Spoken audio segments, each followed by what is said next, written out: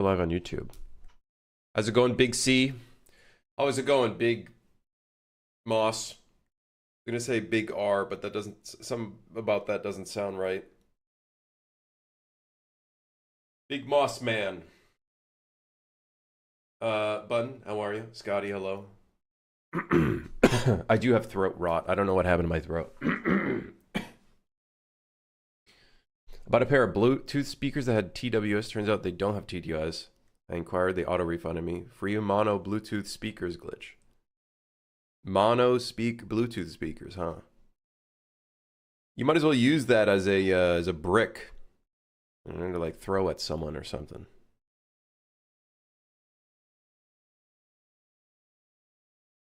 Shit my pants, I did. Huh? Crumpet with the prime. Crumpet, thank you for the prime. Thank you for the prime.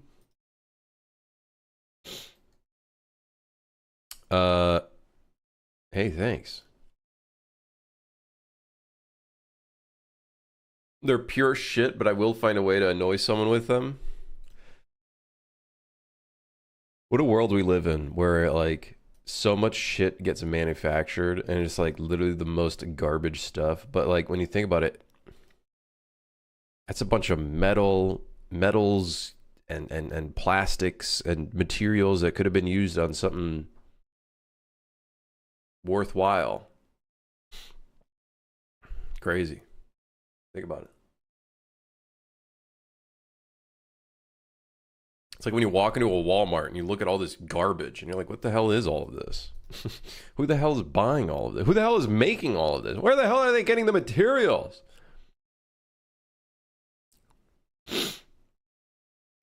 Anyways, yeah, I feel like I'm getting sick. I don't know what's going on.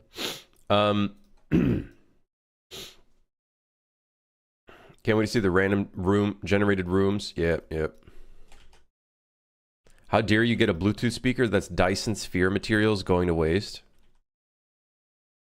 I've been looking around for a new vacuum. We got a vacuum, but I don't know if I like it very much. And then we looked at the Dyson, and I was like, this shit's just overhyped. It's like just yet another brand. It's like the Lamborghini of fucking vacuums.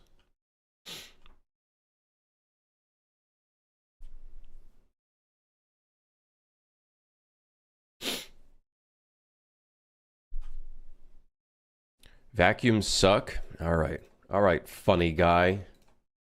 Got a bit of comedy, huh? Put the piece of paper back in your pocket. Listen, you and your jokes need to get in the back. Get off the stage. Boo! Get off the stage.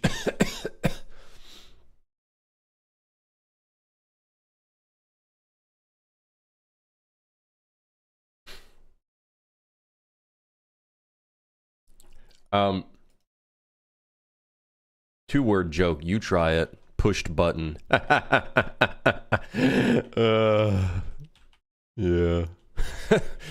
Got him.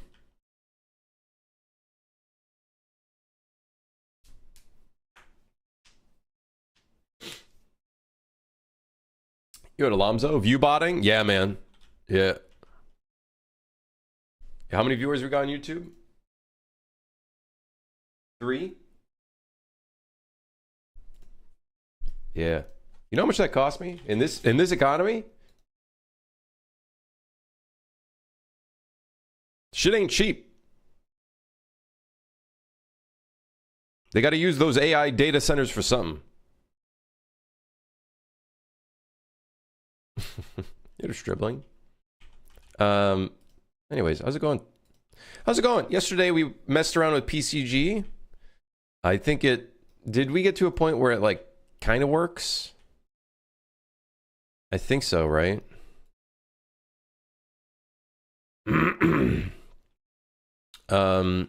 It did open up a new problem, which is that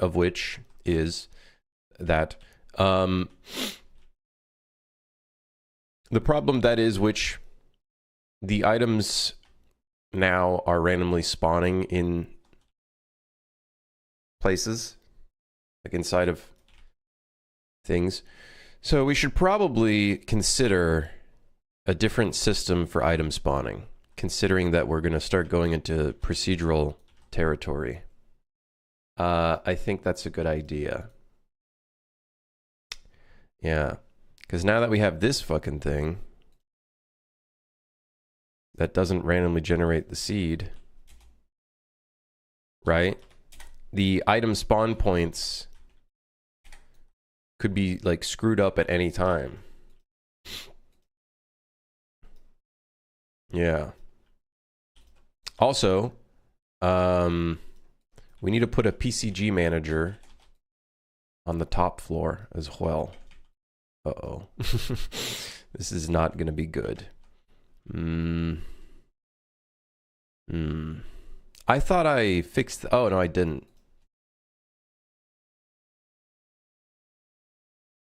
Tags. Gen volume.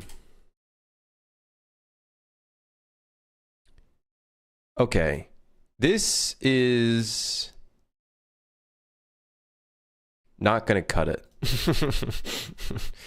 I'm gonna be honest. This is not good.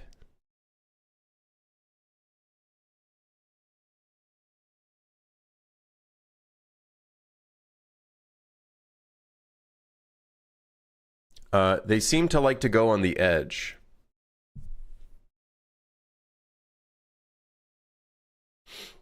Why did the dungeon break? Because it had a breakpoint in the code.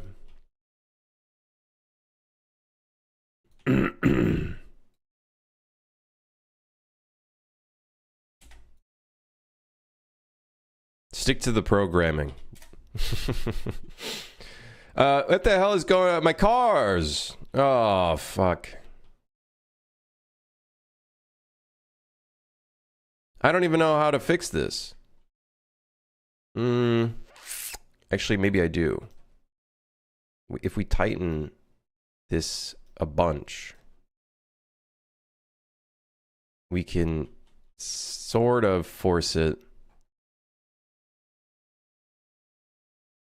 to only be in the middle area.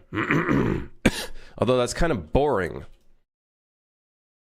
Oh, wait, hold on. What if we take the box, slightly enlargen it, and move it closer to the edge? Yes. Yes.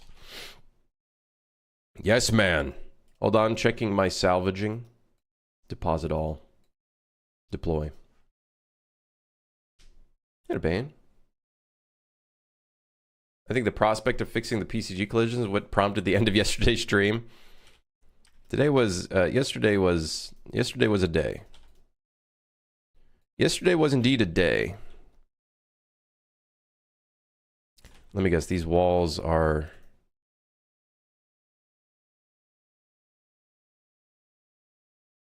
causing problems. And we need to use a volume instead, don't we? Okay, give me the blocking volume.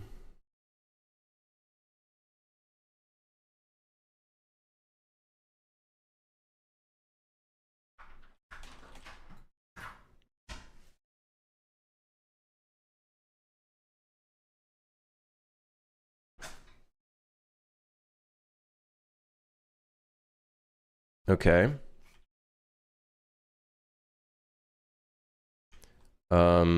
There's a truck in the way. I'm sure the players can figure that out.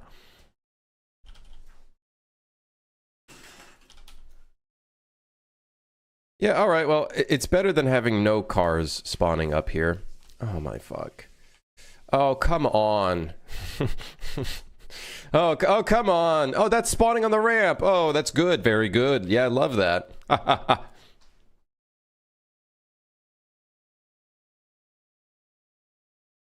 Bit of sound. How's it going, man?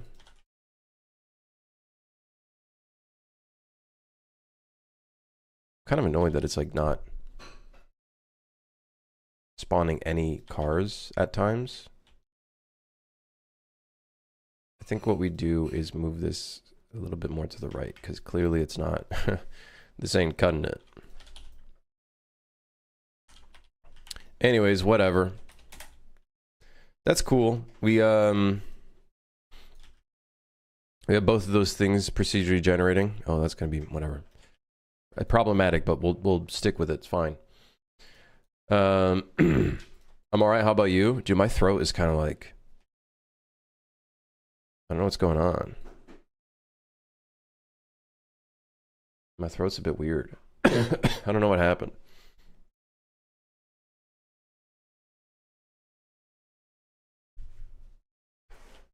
Just rethink of the room as a glitchy train car. Boom, fixed. Yes. Yes, you might be onto something.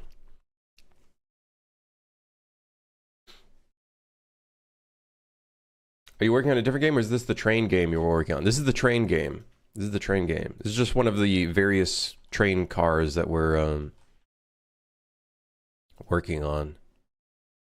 And then recently we did the whole randomly generated one, which is going to need a lot of work still. We're like not done yet with this. We've only just scraped the surface of like what we need to do for this. Like we need to now start figuring out how do we like furnish these interiors. A bunch of other stuff. I also want to figure out making oh right, I wanted to make hallways, tight hallways similar to this.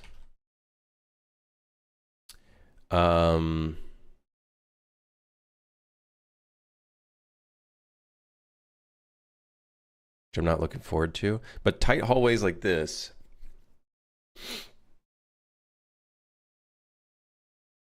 Actually, do I care? I kind of, not really.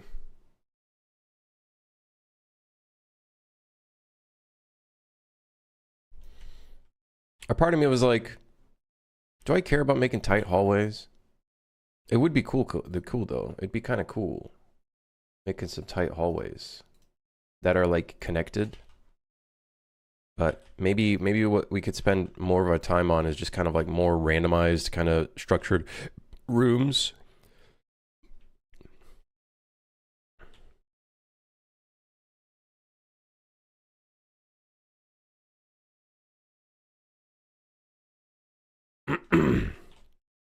One problem I do have with the way that we've procedurally generated this is it's very grid. You know what I mean? Like it's very grid. There's no like randomized elements to it, which is fine, but you know, it's fine for like a version 1, you know, first getting into procedural generation, not knowing how any of this shit works at all. But in the future, it definitely would be cool to figure out how to make it feel a little bit more, I guess, less rigid would be the biggest thing. Making it feel less rigid would be great.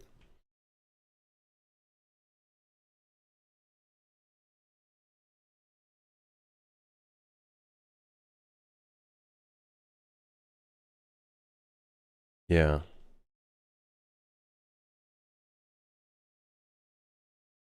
Anyone have any good gnome models on Fab? I'm making a heist level where we steal from gnomes and they chase you.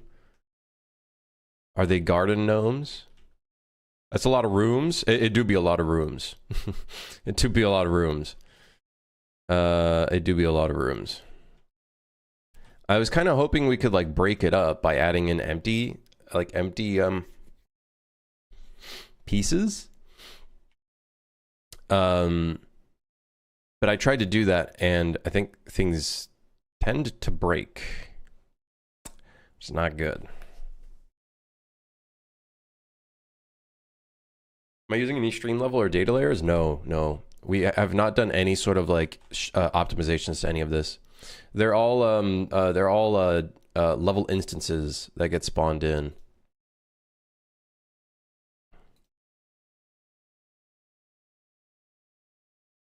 Bunch of level instances.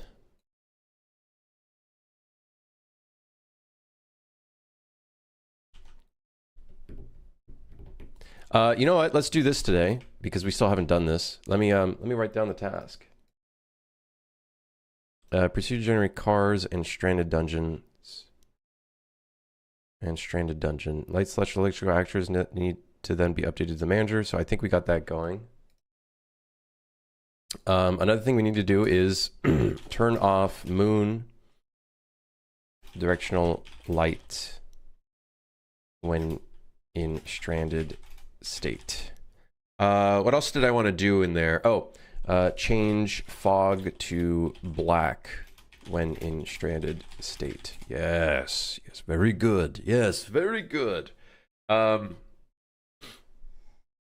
two pieces of the puzzle.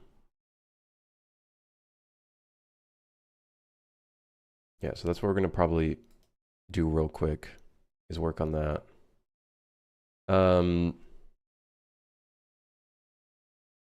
What else do we need to work on? UI shown when a full shift is completed. Okay. Yeah, so that would be like the gameplay loop. Once you complete 3 routes, it would be considered as your shift being completed, basically. You can keep going, or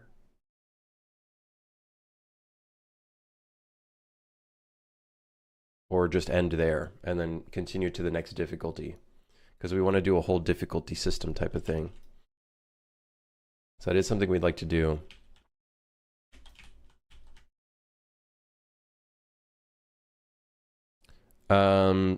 But the thing we need to work on right now is when you're stranded in the tunnel, the moon is still active and we see a bunch of light seep through in here. So we want to change that. Yes. That's the game plan. The plan.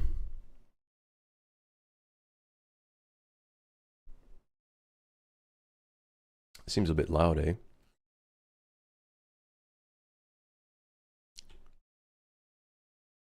So that's what we're gonna do. Why does this you know what I was never mind. Never mind. Something about the way this was UV unwrapped and the way it's stretching all towards this one hole looks really... Yeah, anyways. You know, yeah, yeah, anyways. Yeah. It looks like a butthole, say it. No, it doesn't look like... No, it doesn't look like a butthole. It's just, yeah, it kind of does look like a butthole. It really does. It just looks kind of weird. I actually love... We're gonna keep that. We're keeping that in the game. In fact, I'm going to, on purpose, not modify the UVs. So then that way we can keep that. It looks so weird, dude. Oh my god.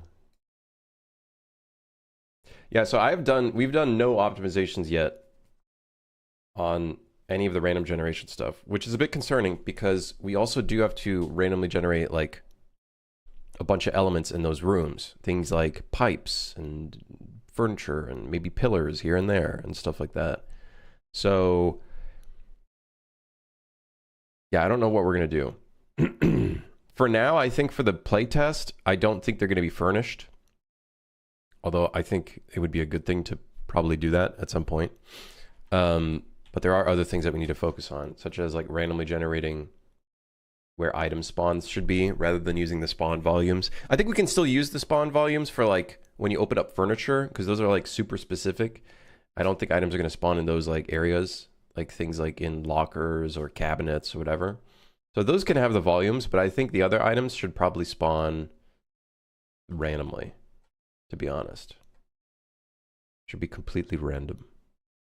The only problem is we just have to determine how do we find all of the valid spots to spawn items, because we've had trouble in the past trying to determine where monsters can spawn, and then they end up trying to spawn in a wall, which is not ideal, of course. So yeah, we do need to figure out like a really good spawning system. And if we find a good spawning system, for one thing, I think we can use it across everything else, like monster spawns and whatever. I think for the random generated dungeon, I feel like it's okay if the monsters literally just spawn in the center of a tile. I really don't think that's a problem. They just spawn at a center of a tile in the randomly generated cards, but I don't know, we just have to change up the system so it works with that. Yep. Okay, so I need to select the sky sphere because this is where we select all of the stuff. Right now, though, it works off of one singular boolean. Boolean is nighttime, which is really annoying. Really, really annoying. So we have to, like, the only thing we really need to modify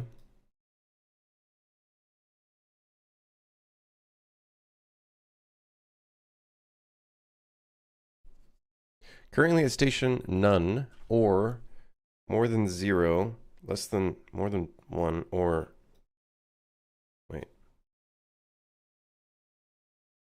So we have the moon phase there, that's fine. Let's set this as a variable as well. Station, current station. I also am going to put these into a category called game state. That way we know where these variables come from.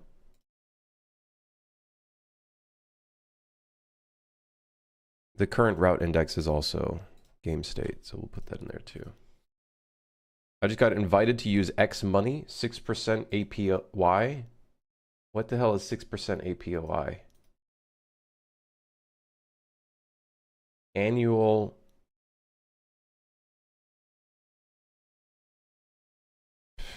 property yield. Game finished yet, Lazy Dev? Or are we adding more scope creep? Motherfucker, I should be asking you that question. Where's your game? Come on. Come on, chop, chop. I had an idea for like a really small game, which was literally like,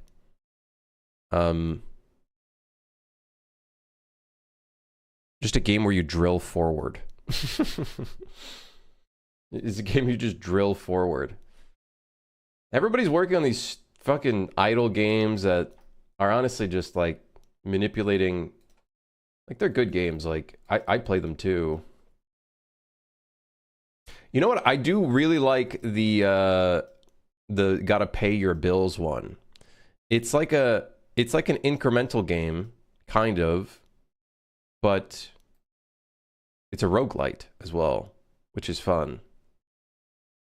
The one where you like beat up piggy banks and shit.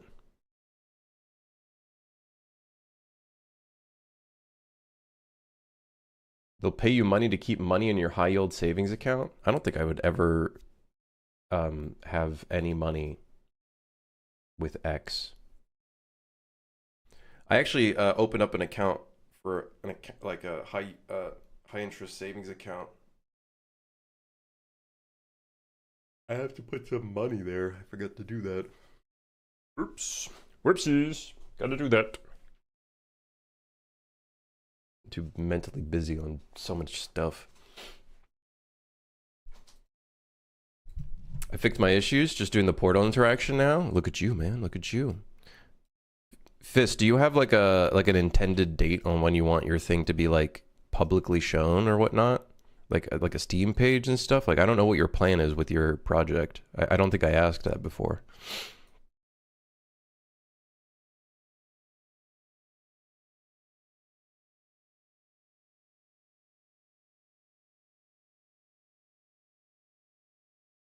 Okay. Fog amount 0.3 or 1. And then we have the light intensity. What's really annoying about this, what's really annoying is we're going to have to basically do an additional select, which is really, really annoying. So I'm thinking at some point we're going to have to change this up because this is just not going to cut it. Especially considering that like some stations we might want like really custom stuff in here.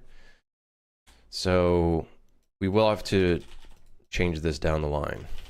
This is a select going into a select going into a select. But at least this should turn off the light, which was my biggest concern because it just looked really weird because everything was like going through stuff. So that's already a good start. The next thing we probably want to do is just change the fog color.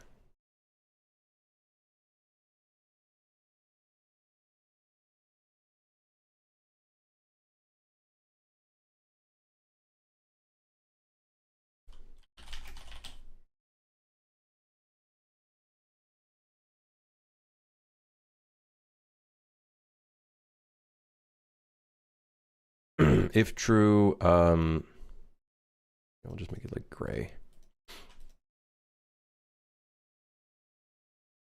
I want it to feel like it's got enough content for all these players to do more than just chop down trees and build endless cabins.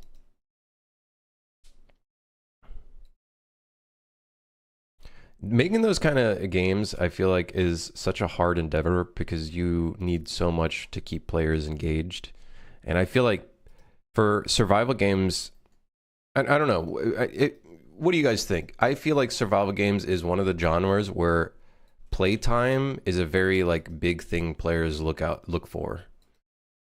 I feel like that's like a huge element. And if your game doesn't have enough of a sandboxy element like Minecraft does, like in the beginning, Minecraft technically didn't have that much content. It was just people were able to create content out of it because, you know, you just build your own shit and whatever, right?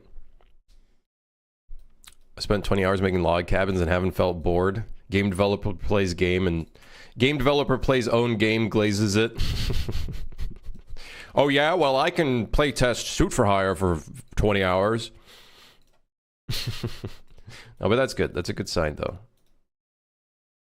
That is a good sign.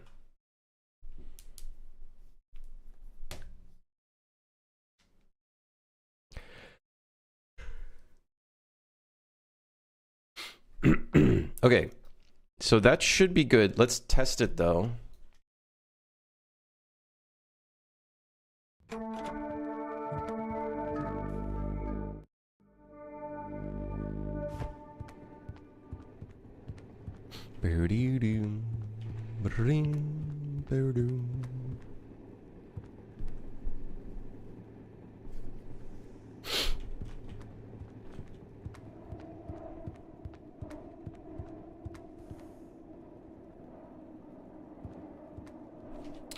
Teleport.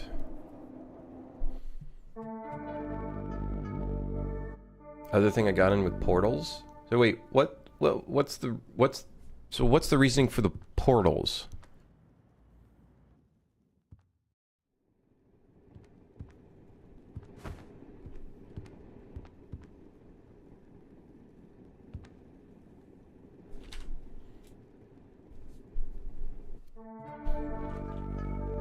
Why are there portals?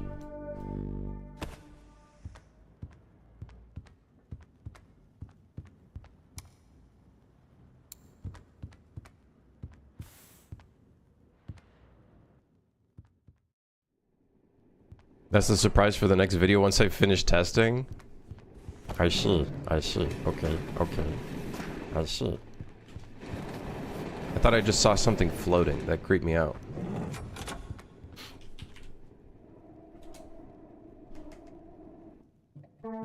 Okay, so now we're stranded. Let's see. There should be no more sunlight. Okay. It's dark. We still have to fix that like little element of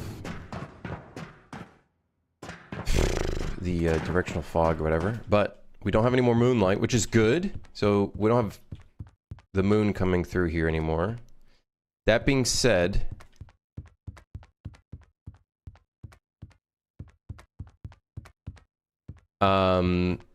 it's not as dark in here as I would have liked it to be.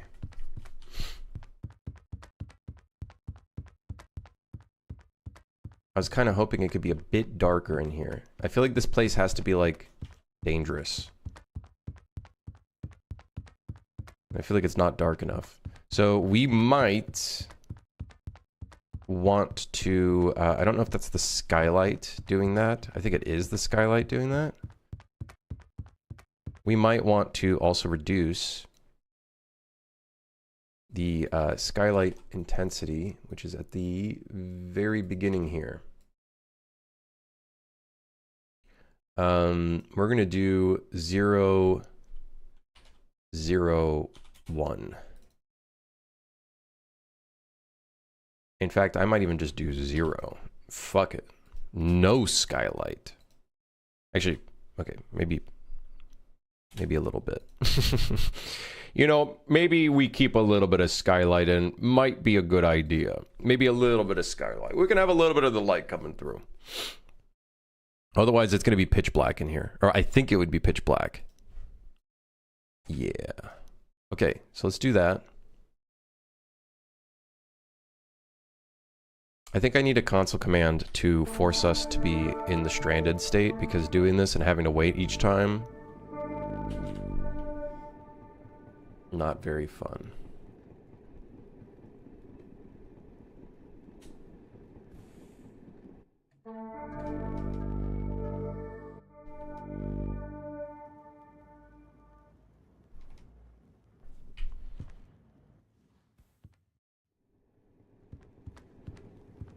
Okay, all right, okay, all right.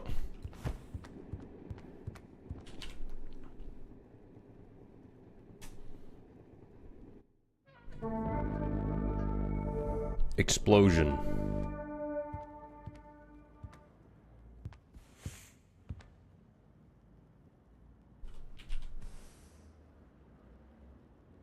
I think this game is coming together. It's got the sauce. It's just...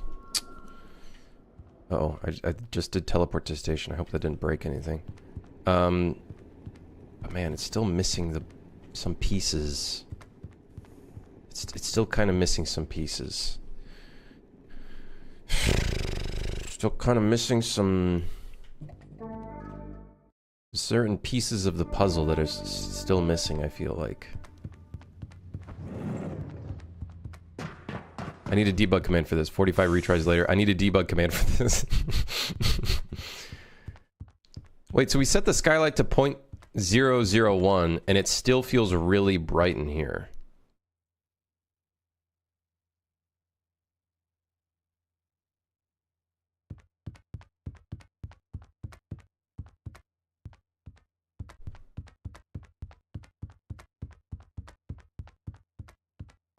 I do really like these kind of like dungeon areas though, man.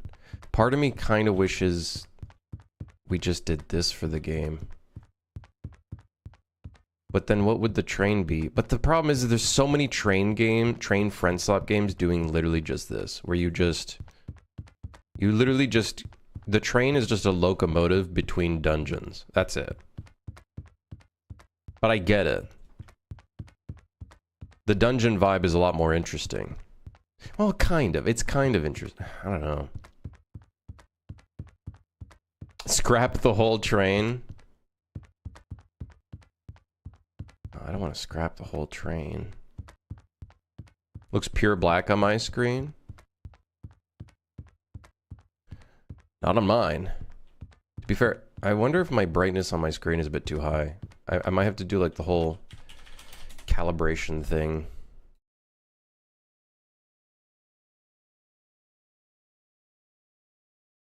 Twitch compression could also be fucking things up, 100%.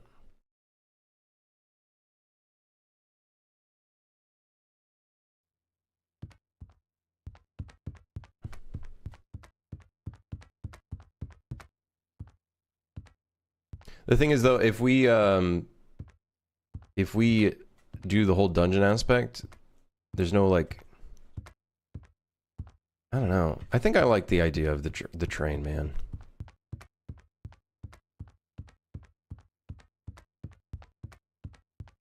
I think you should lean into the monsters being passengers more. Right now, the monsters are only a threat. I think they should also be a part of the train if the lure is staying the same. That is, yeah.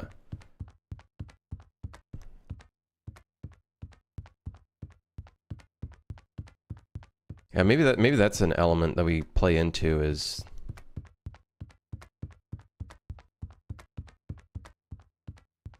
I do think we need more monster variety. I think that's going to help a lot for sure. I'm lost. I don't know where the fuck I'm in the tunnel back rooms.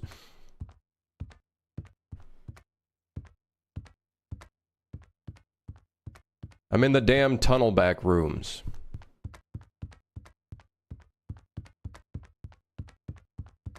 I legit have no idea where the fuck I am.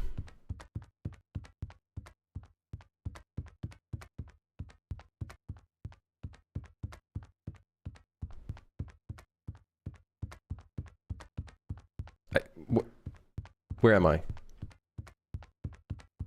I do love how the generator is kind of doing shit like this though. Like this is cool. We have an L shape going into a room. I think that's sick. I think that is that's awesome. Now we just got to figure out how do we like furnish these areas, put like maybe some random in between walls and stuff. And there's like little areas that you got to kind of like, I think that's going to be sweet. Doing things like punching tickets would keep the player occupied and other normal train tasks, interactions with passengers. I really do think we can play a lot more into the whole maintenance tasks thing, for sure. Like, we talked about last stream having the idea where, like, a random C4 bomb could be planted somewhere, and then you gotta, like, go and defuse it. I feel like things like that should happen a lot more on the train. And a lot more often. And then I think another thing that I think would be good. Now, we have the side tasks for that, but I think there should be like a list of... I'm actually lost. Where am I? I think we're about to run out of time. I'm actually... Wait. I'm actually kind of surprised. I'm pretty sure we should have ran out of time. We should have run out of time already. It's been like 5 minutes.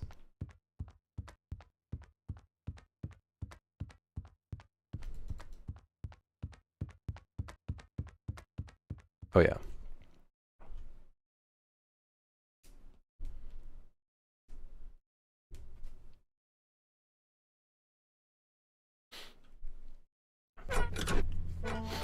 So one thing we do need to do... Do I have a stranded state task in here?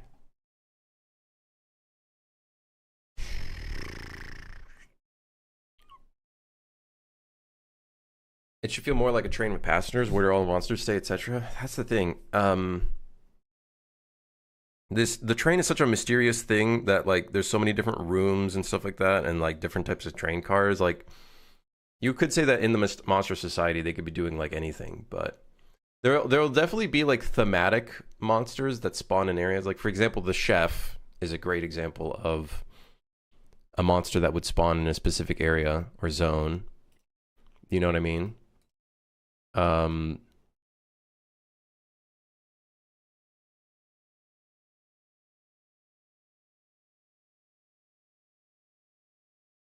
I do think one of our big missing pieces is making the maintenance tasks feel more in your face. A, in your face, and B, a lot more happening.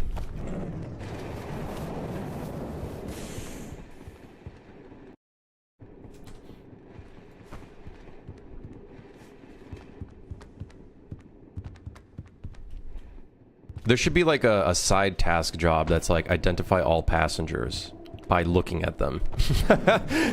And if you identify all of them by looking at them, you get some extra money. What is this car? Which one were we just in? This is the dinner hall car, which I think is going to need some changes because it's too open. Way too open.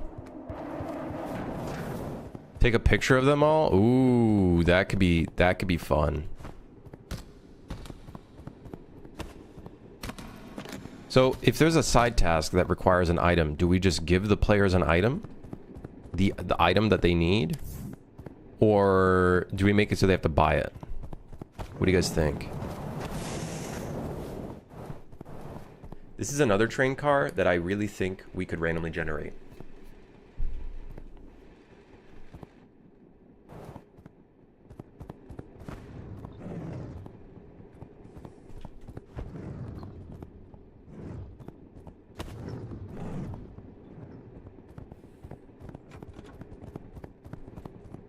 Buying it would be too late? No? What do you mean?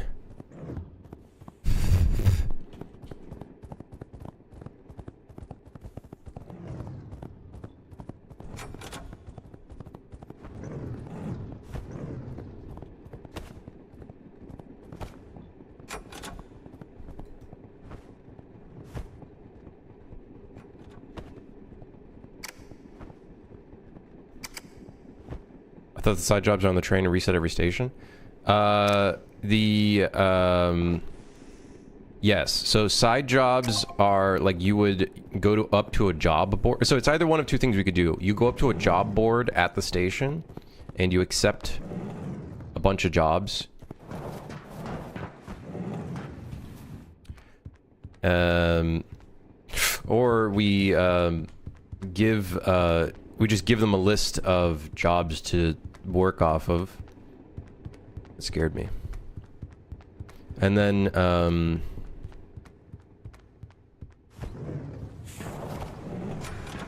yeah, they have to complete them. Well, it could be like...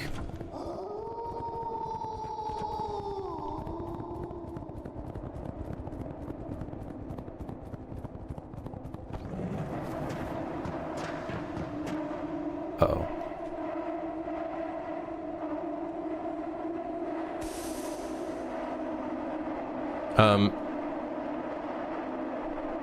Maybe some of them have to be, like, at a certain location. That's where you have to complete them by.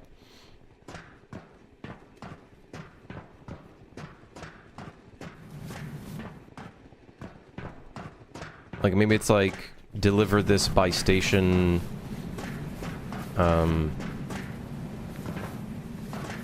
Station 3 or something. Like, it could be something like that.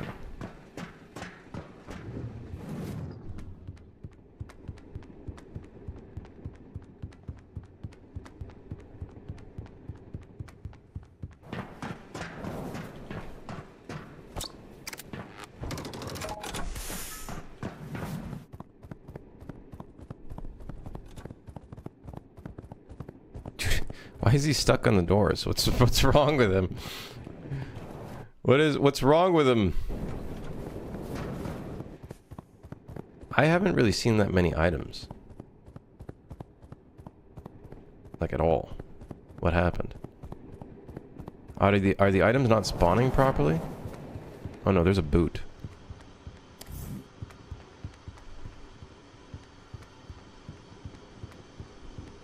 It could be you look beforehand, take the jobs you think you can do, and buy items for them if you need them. Yeah, that could be the thing. We could also do, it's like, the side jobs need to be completed by the end of the, like, quota.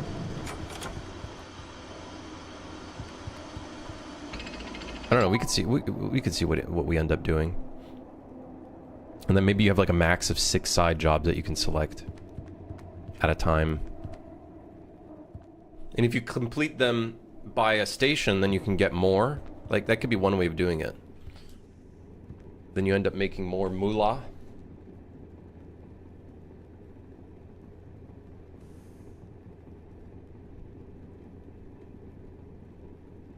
That could be cool.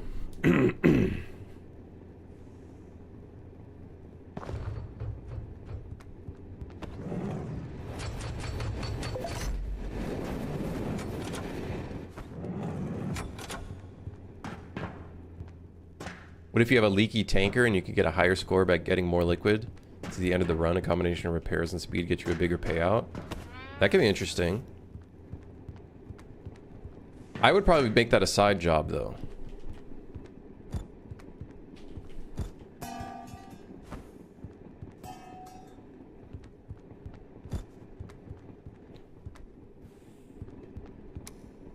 I do think we just need more types of maintenance tasks, and they just need to be more impactful, like doing more to the player. I think that's the plan. Access non-trying to read property, get item is not a U-class, spawn item and volume.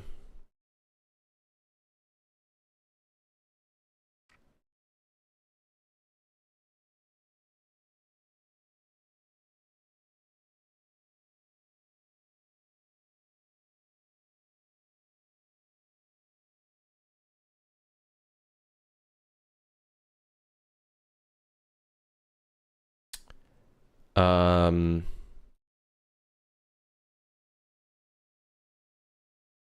there any romance tasks?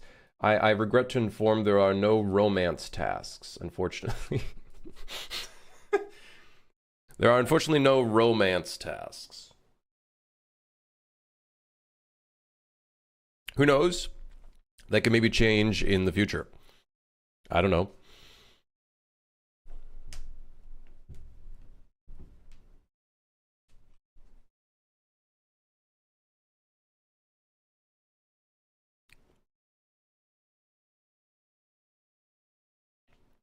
For the generated maze, like train cars, they could be incredibly helpful to have an always spawning task. Has you path out the start to finish. To have an always spawning task that has you path out the start to finish, which on complete spawns a visible path for your teammates.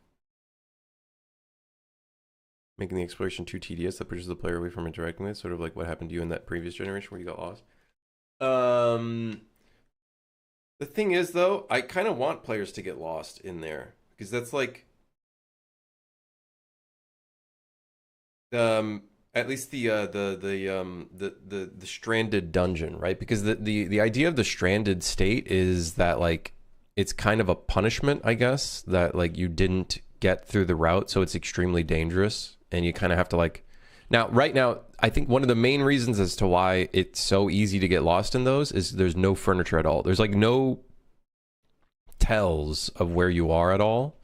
I think once we start like generating pillars and little furniture and stuff in the tunnel, I think that'll help a lot. Yeah, there's no POIs. There's nothing for your brain to attach to currently, so it's like so easy to just get lost. It's like actually going in the back rooms. You know what I mean? Like there's no sort of indicators of things for your brain to attach to. So I think that's easy to get lost in. But I think I do want the players to kind of get lost in there because I think if you get to this point, it's like it's either one of two things. You're being greedy to get more items and you already have the items to fill up the quota, the fuel quota, or B,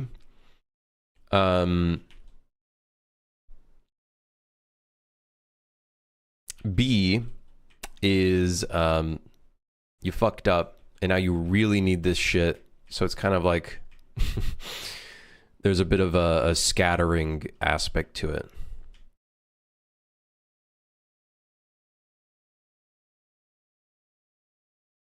which I think is good.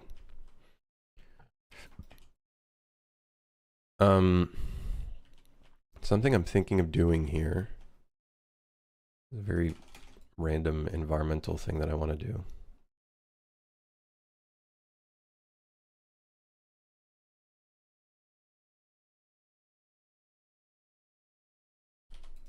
So yeah, I think making the players get lost, I think is, at least to me, kind of part of the shtick of this area.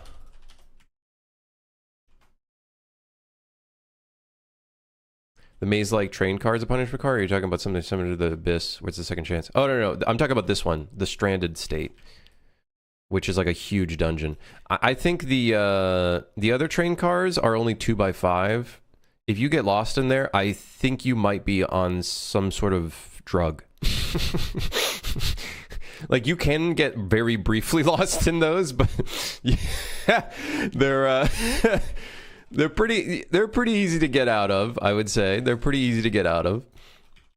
I would argue they're you know,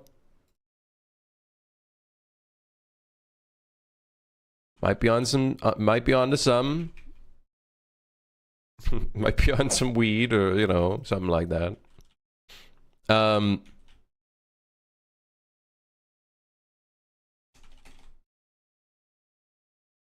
But yeah.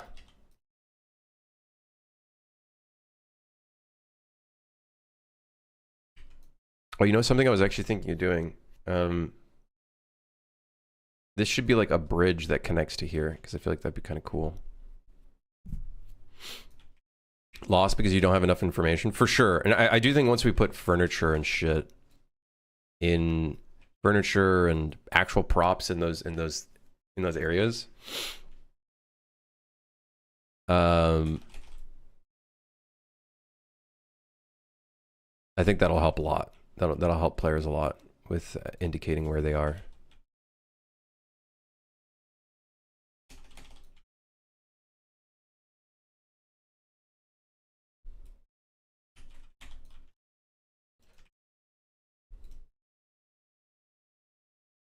I actually don't know why this pathway is in the main level. It's in the persistent level, even though it should be on the game route. It should be on the plains area.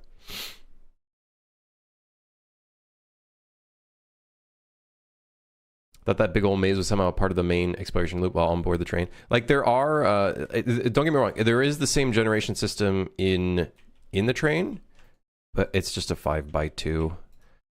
So I feel like you shouldn't get as lost versus, oh shit, how do you unhide in Unreal? Control H? God, why is it Control H?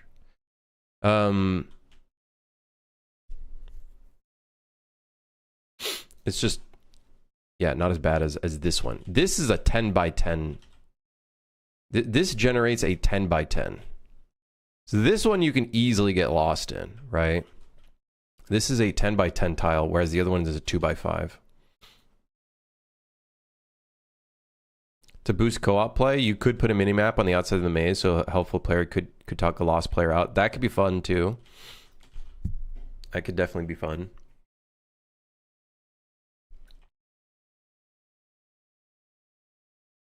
But yeah, I think once we put furniture and all these other elements in here, yeah, I think it will make it a lot easier for players to know where they are. Anyways, this looks cooler now. I think what I want to do at the ends of these hallways, because we're not moving, I think I'm going to put a big plane. Not a plane, like as in like a physical actual plane. I mean like a plane like this, and then I'm going to give it like a pitch black material.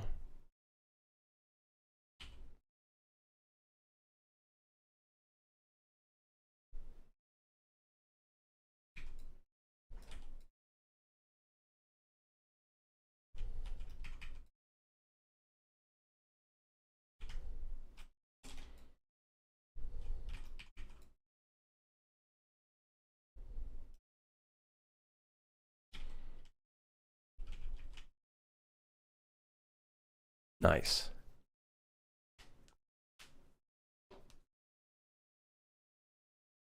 Crim's fall into the backrooms trap of building endless mazes of rooms.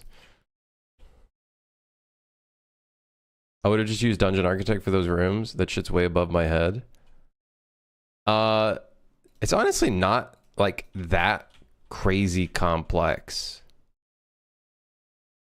It's just a lot of, it is quite a bit of work, don't get me wrong. I think the real challenge is going to be for like putting props on the inside. I think that's going to be more so the challenge, figuring out how to put props on the inside. I really was planning around all of the rooms being like preset areas or preset kind of rooms, and then we can like fill out like different kinds of shapes and whatnot. That was the original idea, which is why I made this specific mesh that we're not using anymore. Where is it? I had this big long one.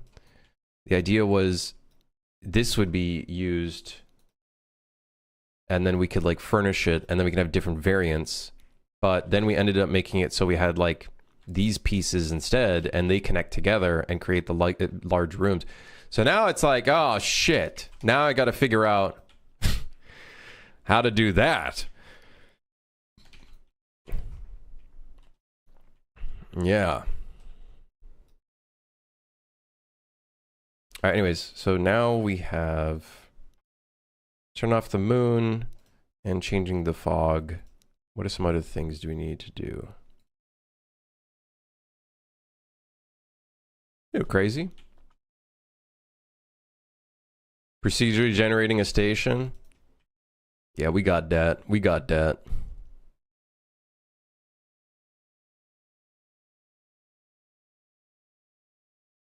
We got that.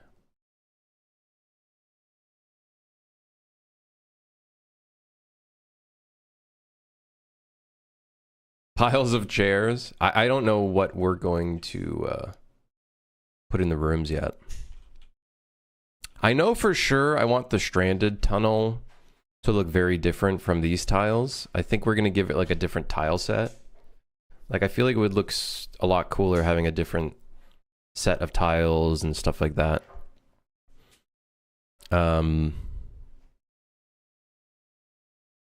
Yeah.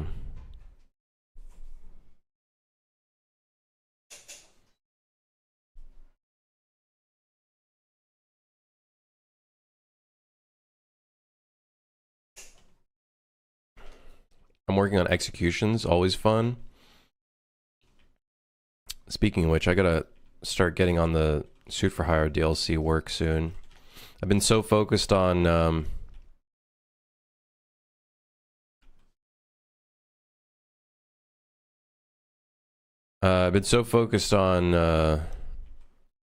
train rot as of late.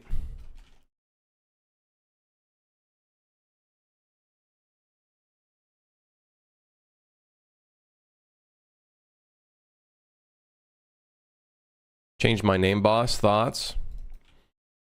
Hey, it's sound. Solid. Can we consider making a passenger compartment that just had passengers sitting on rows of chairs and being just passengers? Like, we could do that, but it's something to keep in mind is, like, technically the players are within a monster society, so they wouldn't be, like, humans.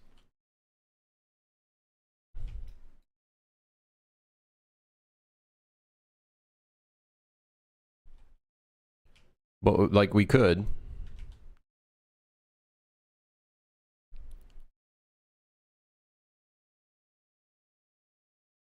We could.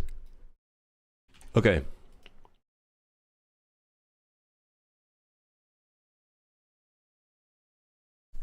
It's a long haul train. They would all have their own bedroom, basically. That's kind of the idea, is that, like, they all have their own little space.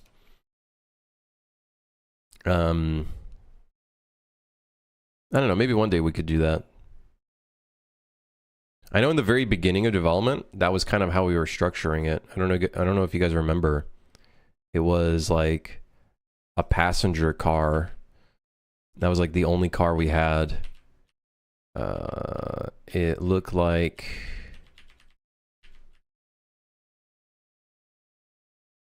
I might have passed it.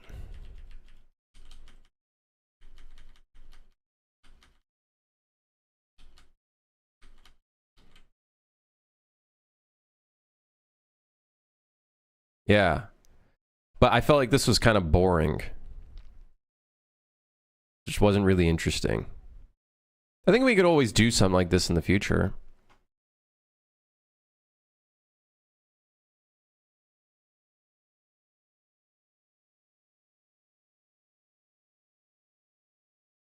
When was that screenshot? That one is November 27th. Uh-oh. Is there going to be a jail cart? There is going to be a prison car. Because I think at some point we want to put like an enemy that like puts you in jail. Where was it? I think there's a list. The prison car. Almost a year, still no playtest.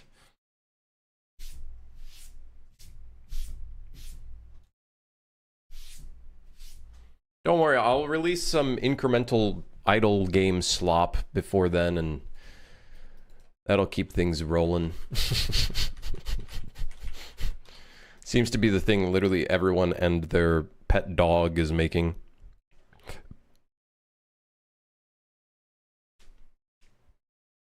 Need a mail car? Ooh, a mail car could be kind of fun.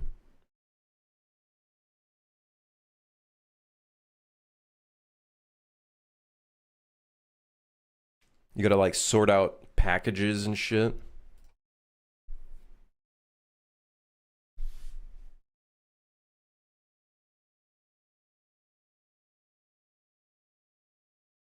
Give me a gun to make.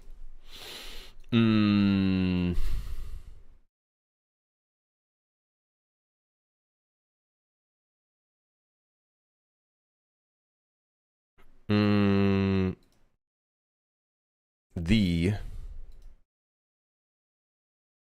trying to think of a ridiculous one.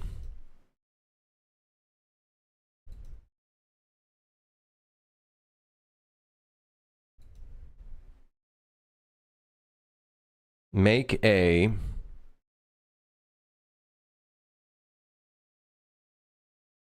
Now, what was that gun called?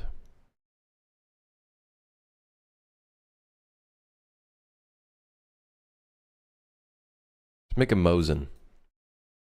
Make a Mosin. Yeah. I don't even know what kind of gun era you want. Do you want, like, modern weapons?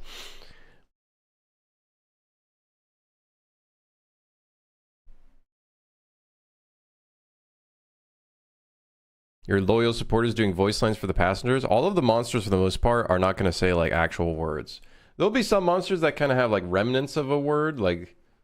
But a lot of it is going to be, like, grumbling and making random sound effects. Because I kind of want it to lean into that kind of, like, cartoony kind of direction.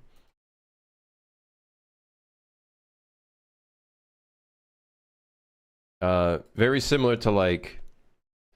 There'll be, like, little remnants of words for when we need to let the player know of something important.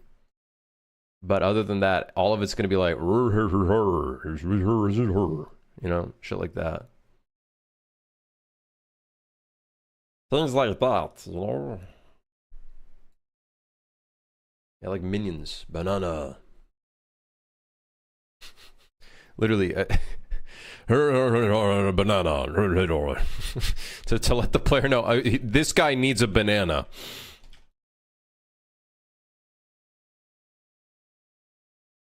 Modern would be better. Okay, how about you make a go ahead and make a what was that gun called that looked like it was like a gun that you'd find in the Alien movies? No, not Alien. Yeah. God, what was it called? It looks so weird. It was a weird looking design. The AUG? I wouldn't say that was the alien looking one. There's a different one.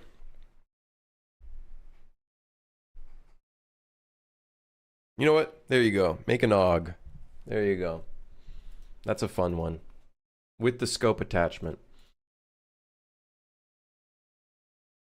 Slap the scope attachment on that bad boy.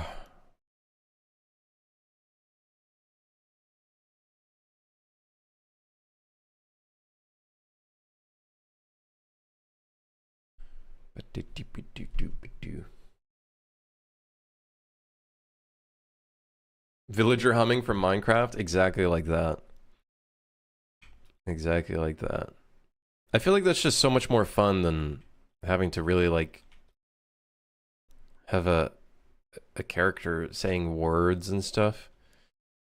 I feel like I much more prefer some sort of, like, styled speech. All right. What's next on the chopping block? Man, I really think the maintenance task is a big one. We do need to generate... We need to figure out how we're going to generate things on the interiors of the tiles.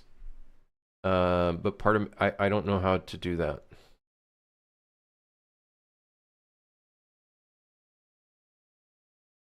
I don't know how we're going to generate stuff on the interiors.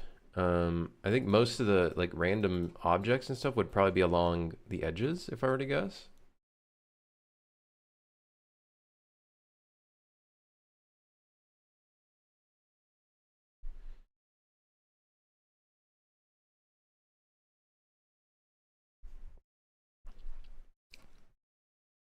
But I think the random generation stuff I'm good on for now.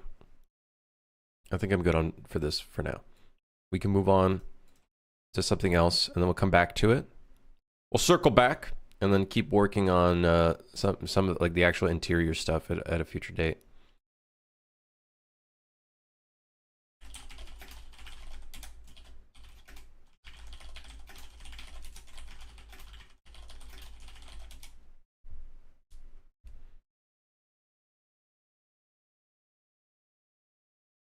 Yeah. Just do it the same way you did the cars and trucks, Krim? Oh, you mean with PCG?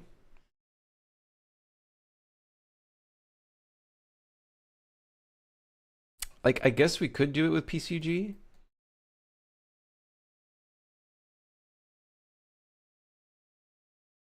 We could.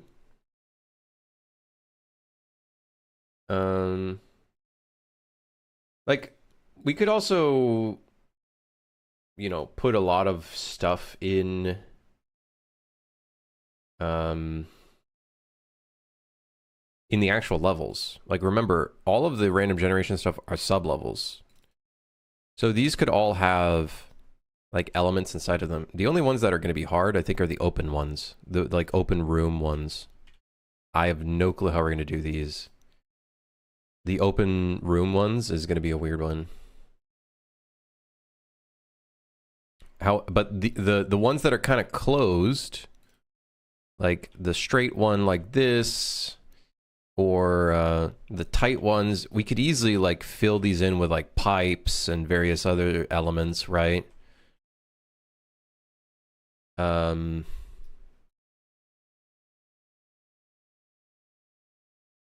How would you even randomly generate pipes? I don't know how you'd go about do that.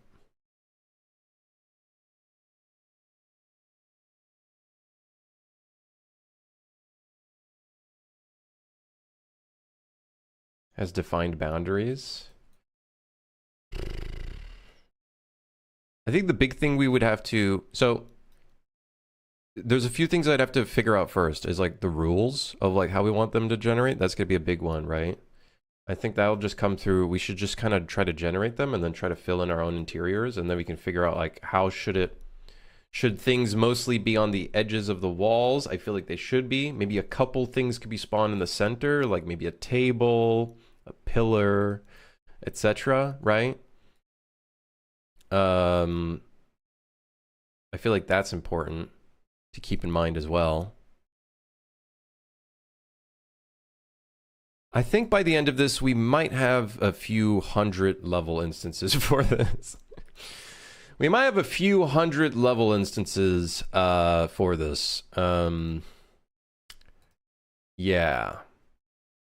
I think we should be prepared to have a few hundred levels just in there. How did I do the random gen sub manager component? This is literally just, it has a chance of destroying it, right? Like a good, like an example for this could be, let's get my pipe models in here.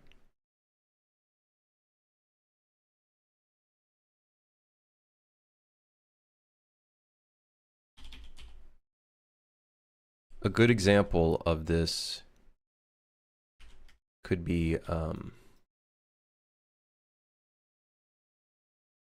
something like this, right? We have a pipe, and we can lay out like a few different areas of where they could be, and then we can give it that the random gen sub manager, give it a chance of deleting itself. We could say 0.5, and then we could just copy, like, make a bunch of different spots where they could be. This could be like one way of doing things, I guess.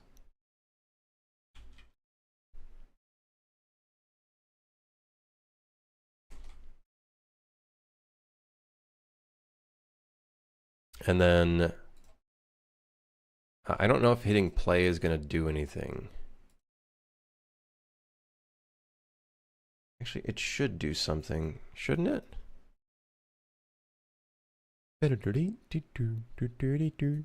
Oh, the run seed is going to dictate if it will despawn. So I could keep playing this, but it's just going to give me the same result. So this could be one way of doing stuff, is like pipes like this. Right?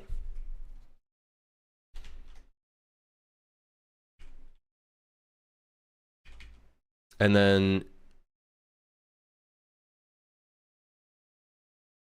Of course, we could add more detail to this, but this is just like an example of like what could happen. And then let's say we copy it and go to a different one here. Let's keep the pipe kind of stuff for the connection stuff. T connection tight. There should be, okay, straight tight.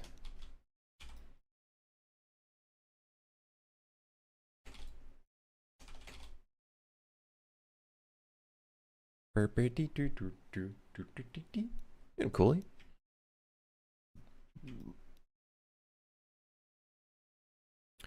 How's the crab today? Is this a wording for something?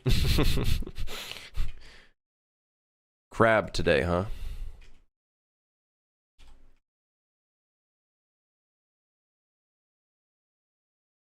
You're probably wondering what this pipe does.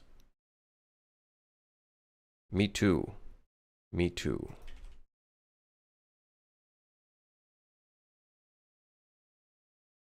Oh, an OSRS?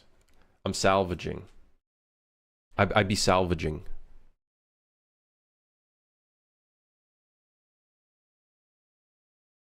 $53 sailing.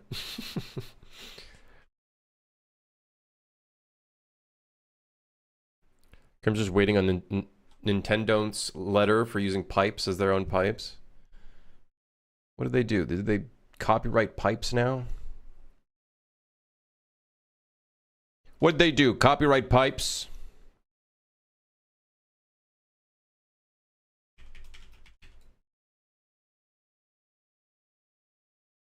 So now there's like different like stuff that we could do, right? There's like different variations. The only problem is that where does that pipe go? We don't know. Nowhere. No one will ever know. So then let's see what that would look like. Let's see if we could generate a car real quick. Rando gen test. I need the one that's not the testing car. Okay, we got one. I'm curious if it'll spawn any of those things, and we can figure it out from there.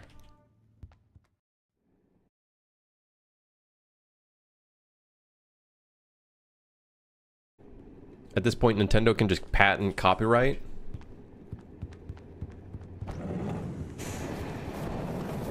Less is more, let the player's imagination fill the invisible. Yeah, in some situations, but... you know, you do need to, put some stuff around.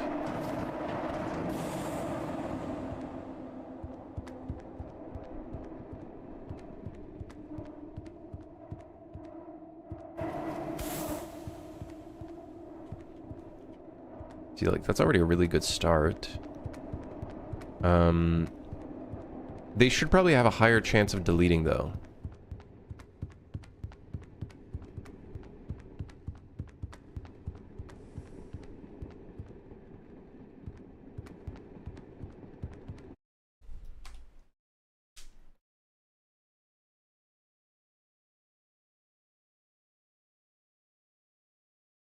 So let's say this has a 0.7 chance of deleting itself. This one's 0.7. And this one could also be like 0.8. And then we should probably also, let's go and copy, I like this one. I like the little curved one.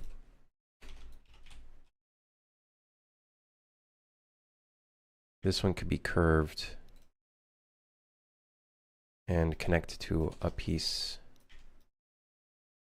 over here.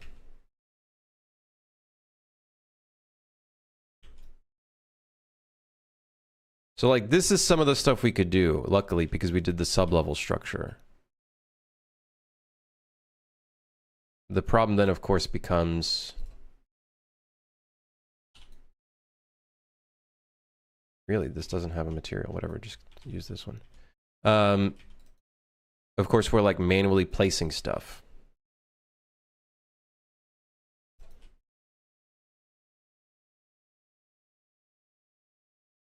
We're like manually placing things.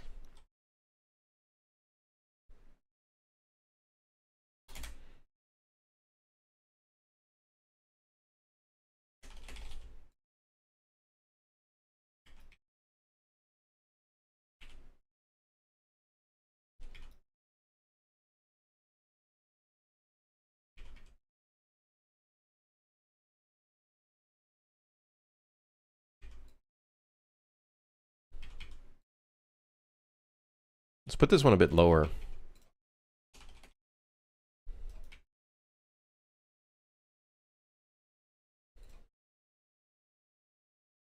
And then this could create some cool like variants. Is doing stuff like this. I think that's cool. But another thing that we're going to figure out is how do we generate tasks in these areas that players have to do? Or do we just make it so these spaces, the cars that have these kind of randomly generated hallways are just for items? I feel like that's kind of boring. They could randomly generate the whole like C4 task stuff. Where there's like a bomb.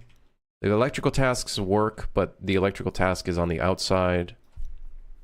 So that's kind of lame in some ways.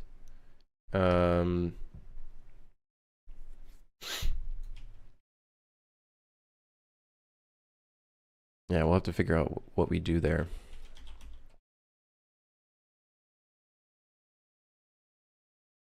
Let's see how it looks now. We'll just get a bunch of rando gen car. Okay, we got it. We got it. We're in. We're in. This is the library? Oh, great. The library needs variants as well. Either one of two things. It needs variants. Like, we make a bunch of different versions of it. Or we do something else to generate the, like, bookshelves. See, this is already great. I think having the little, like, pipes and stuff is a great little switch up.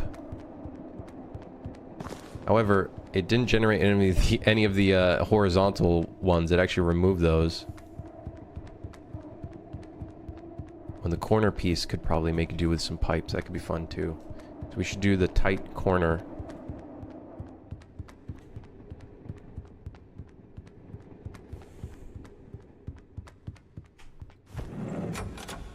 This we also got to figure out. We got to somehow, depending on wherever the first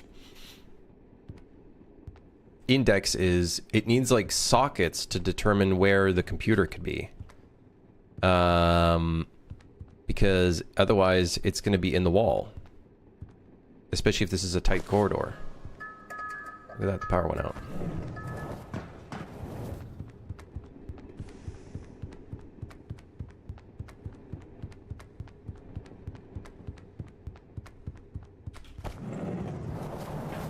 Why are there landmines everywhere? There's literally landmines everywhere. It's riddled with landmines.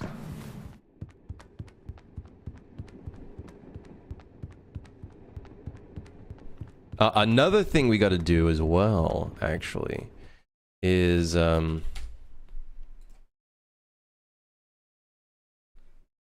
don't have any of our little like indicators that appear. Actually, I don't remember how we did that real quick. I don't know if it's like just its own actor. It doesn't need, I think it is its own actor and it just receives, it does a binding.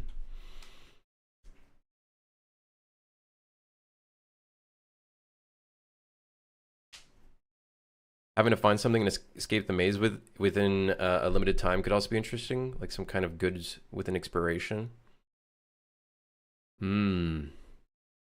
So I do want to reuse the whole maze generation thing in other areas too. One of the monsters would send you into like an endless maze, and you'd have to find your way out of it before a certain time. So that would be like a fun, I think that'd be a really fun element.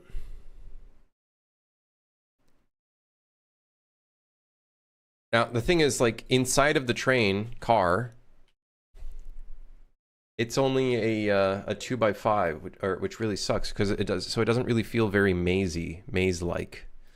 You can't really get lost. It would be interesting having a 3x5 version. Let's see if we can even fit that. Can we even do that? We could fit a 3x5 space. So this is the 2x5, right? This is the 2x5. Can we make it 3x5?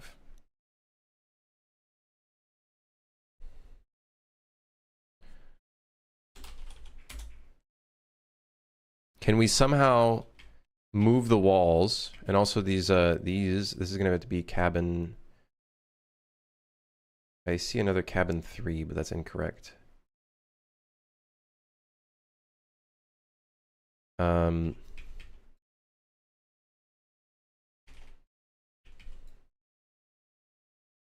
we make a 3x5 one? Sent into the maze dimension where the goo does 3 HP per second tick damage. Yup. Yup. No, an idea in my head that I think would be really interesting is you get put into a maze and then like a battle royale like gas starts closing in. But that's great for you because you can kind of pinpoint where to go as long as you're careful and quick. You can kind of pinpoint where to go towards the center point, which would be where the exit would be. That could be kind of cool.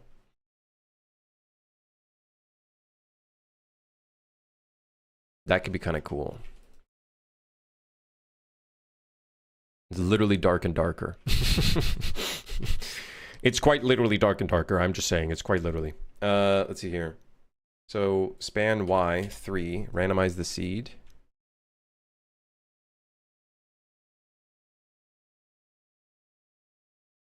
Okay, we want the beginning tile index to be at the center point. Let me look at my thing here. 4, so it'd be index 5. And this one would be, I think, index 9. So now the entry point is there.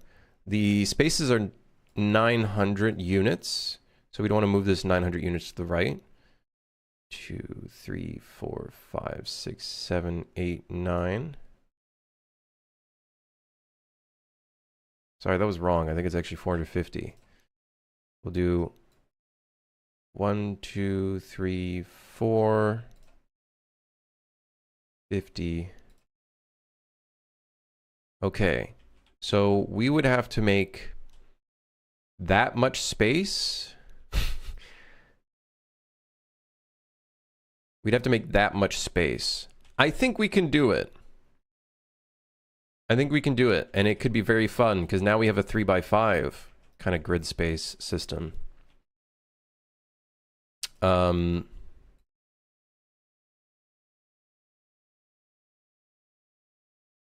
Whoa, this one's getting really close to the edge though. In fact, it's inside of the edge. We can figure that out. Okay, so let's leave that there. So now we can do this. I think funny enough, by the way, I have a corner piece to do this somewhere. It's somewhere in here. Where's the corner piece? Oh, there it is. Thick corner. Wait, hold on. That's the thick corner. Outer wall, thick corner, outer wall only corner. But that's the top side. Do I not have one for the... I guess we just need the bottom. Because I don't think this would have a second floor. I think we would strictly not have a second floor on this one. But then the corner looks like this.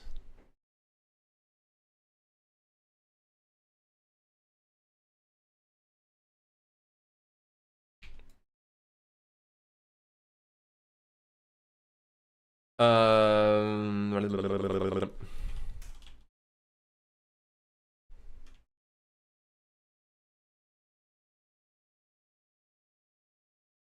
think we're going to need a different train car kind of structure for this.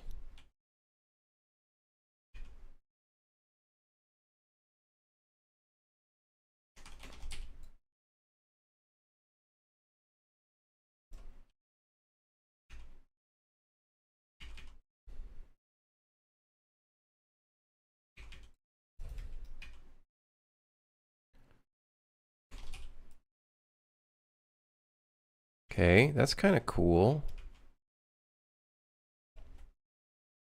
Maybe we put that right on the edge like that. It looks a bit like a castle. Looks a bit like a castle.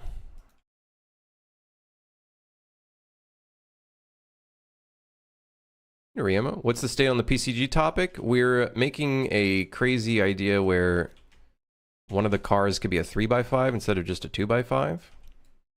So that's what we're currently working on. We're getting a little crazy with it.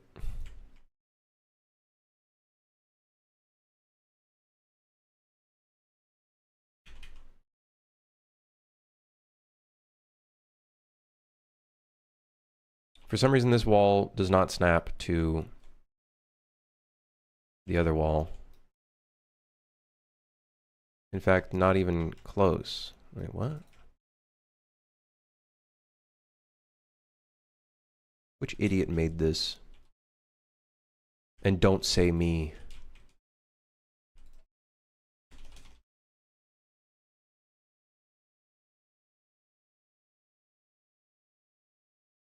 So now we have a bit more space. Now, this is clipping through, but whatever, that's fine. Least of my concerns, honestly. We do need the top roof piece. And luckily, I think we have one. I don't think it's in here, though. I think it's in a different area. Oh, no, we do. Wait, no, we don't. Do we? No. I believe that's in a different folder.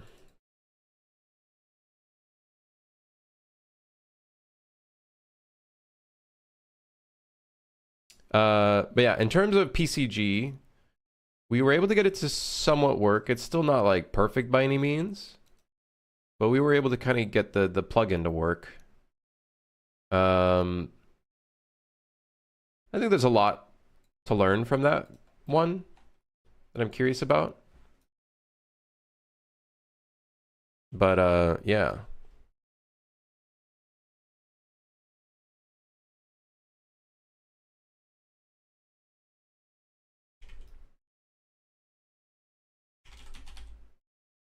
Let me delete these instances before I forget, because it could be so annoying. Uh-oh. Door.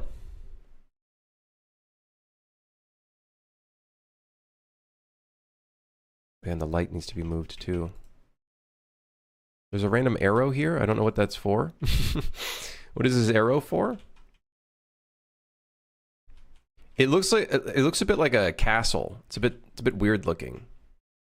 It's cool, but it does look a little bit weird. And I think it looks weird because it's just very different. It's very different looking.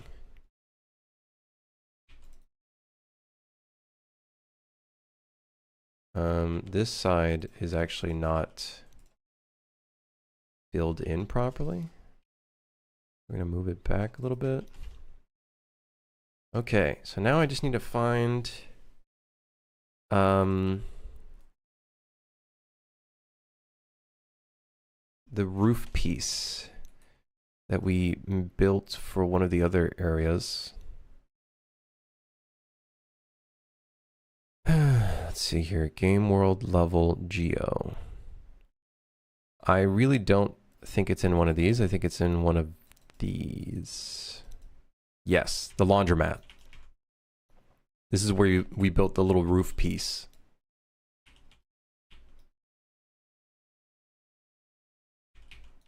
Yes. You just reuse this.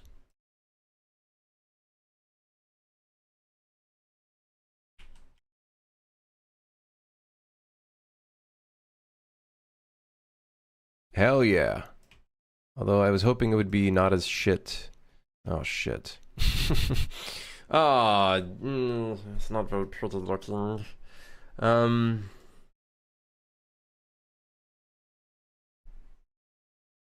Whatever. Just do it for the block out. Just do it for the block out. We could figure out the rest later. If anything, we just use a big cube. You know, fuck it. What was that material called? Train exterior. No panels.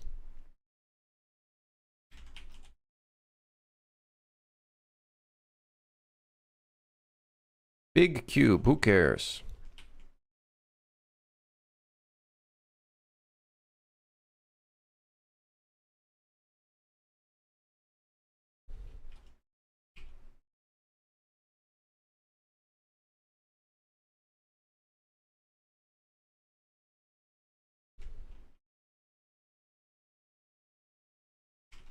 Again, another instance where I need my scaling tool. I just have to fix it so it actually does things correctly. It's not the prettiest thing in the world, but it'll do. I actually don't know why it's clipping so much. Should have maybe thought of that a little bit more. Doesn't really need to be clipping that much.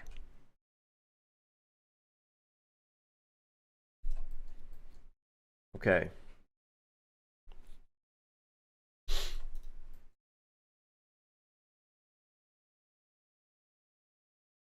I think the next thing we want to do after we do all this fun procedurally generated stuff, I think we need to really start doing the maintenance tasks stuff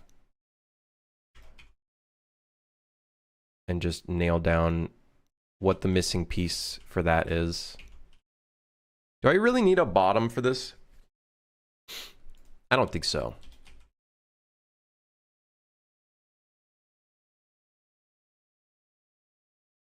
Okay, now let me find the random generation manager, turn off testing, and voila. Now we have a randomly generated car that is very wide. Keep forgetting the button is actually Control H. I don't know why, but it is. Okay, let's add this to the list so that we can start spawning it in. Train, go into the train here. We now have 12 different cars that can spawn in. Great.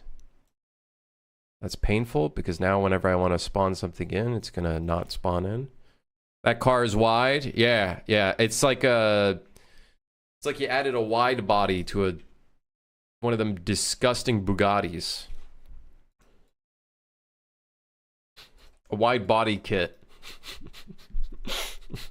Yeah, we slapped a wide body kit on this bad boy.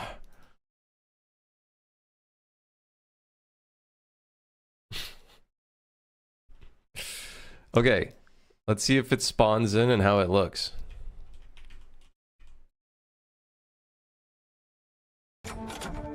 We need to see if the 3x5 spawns in. Okay, nope. Time for pain.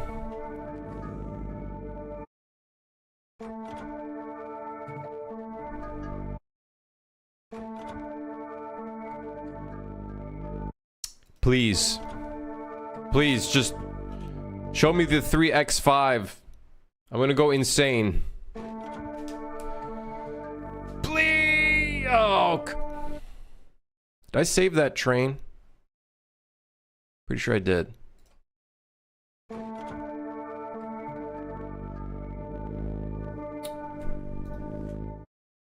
Come on. Just one time. There it is. Alright, it's at the back of the train, but that's fine. Does it look stupid? No, it looks a bit... Actually, it's smaller than the... Uh-oh. Well, you can't access... If there were catwalks on the side of this thing, well, let's just say you wouldn't be able to access it.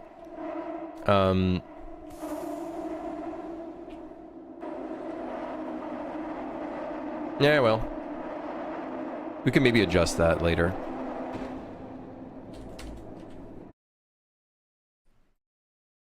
I think the train's gonna need nuclear power soon. For all we know, maybe it is powered by nuclear. It's like Back to the Future. You know how you start like feeding a random like thing bananas and shit? Yeah, that's what this is. We don't know what kind of power source it is. It's just, it looks like a normal furnace. Well, who knows? It's in like the far back. Wait, is this the randomly generated? Oh, yeah. These are the randomly generated cars. It's a bomb.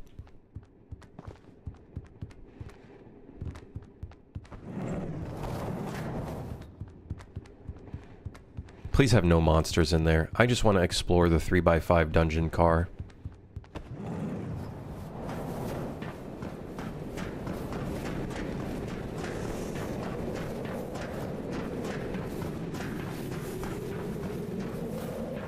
That has apparently run out of power.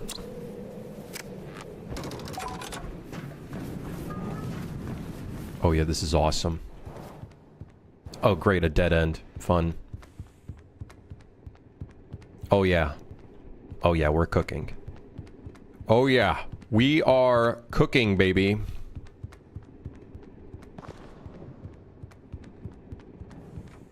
Something just opened the door. Oh, yeah. Have I figured out how to replicate the PCG? Not yet. It works, but it only spawns it locally. So if we had any actors, I don't know if they'd be replicated actors. Okay, I think this is cool. I love the 3x5. I think the 3x5 adds a bit of another layer of... It's like an onion, right? It's got layers. It adds another layer. Here's what I'm thinking to do with this corner piece. I think we should put some pipes in the corner piece.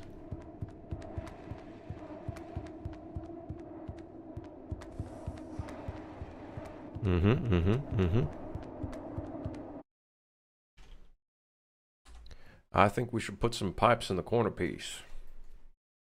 So we replicate the PCG by just letting the client receive the seed, and then it just spawns their own version of it. That's good for that's fine for static meshes, but once we start going into actors with like cars where you have to like open up the car and stuff like that, like find a key and then open up the trunk to like gain access to items, that might be problematic. Like I don't think that those actors will be replicated, but maybe they will, maybe they won't. I don't know. We'll see. If anything, maybe we make it so the little cars that you can open up with the trunk is a different system, and then we just make all of the other static mesh stuff use PCG, and then that's fine. I don't know. I don't know. We're gonna have to find out how we end up doing that. But I don't know. Okay, what I wanted to do is add some more pipes to the corner tight pieces. So let's do this. I'm gonna slap a straight piece in. I'm gonna do this, then that way they're like snapping. And then corner tight.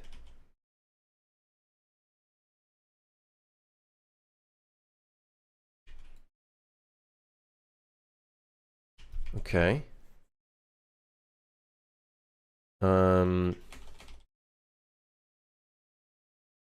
I wanted to see where the pipes come from so I could add a little bit of continuity. I think that would be fun. And then we have the straight tight in here. Oh wait, no. The T connection tight. I think already adding pipes is like already, it already shows like this has a lot of promise. We just have to figure out how do we make like variants and stuff like that without having to create 5 gajillion levels. Ideally, it would be good if we don't have to create 5 gajillion levels. That would be extremely beneficial.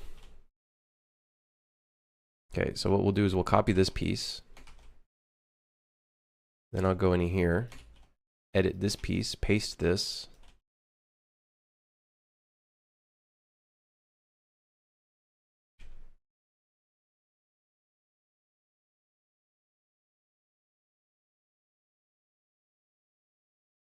So now we at least have a pipe piece that's connected. But what if this corner piece, so that connects with the straight piece, which is fun. But what if this corner is somewhere else? Say right over here.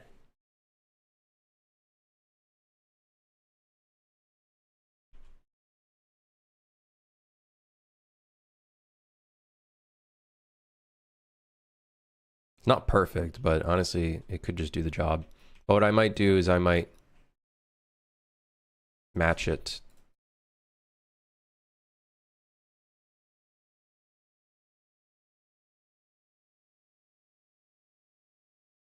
Like that.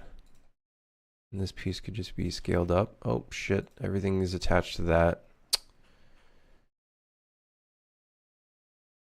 No, damn it.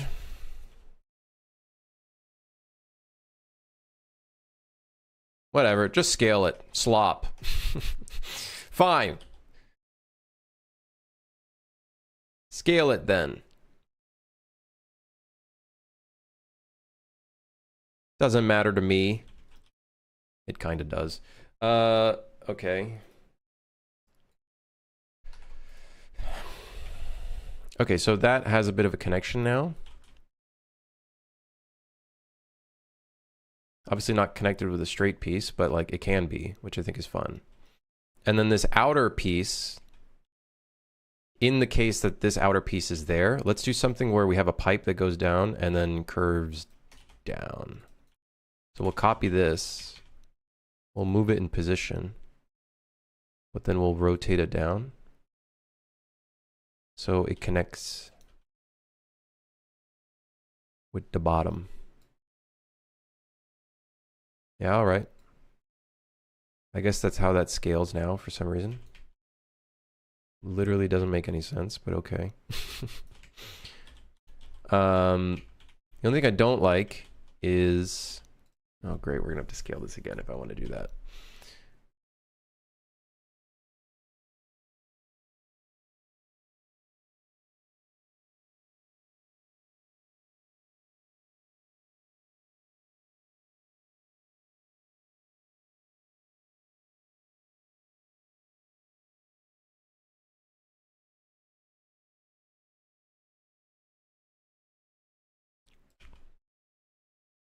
I have no clue how that did that, but okay. These pieces are all kinds of whack.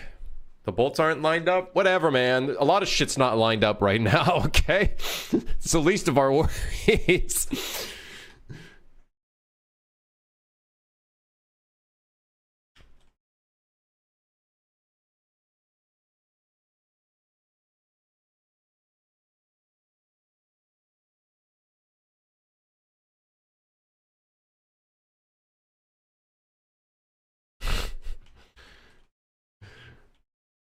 Maybe I should make a thing that generates pipes for us. Maybe that's a good idea. I should get something that generates pipes for us, rather than me having to hand place them like this.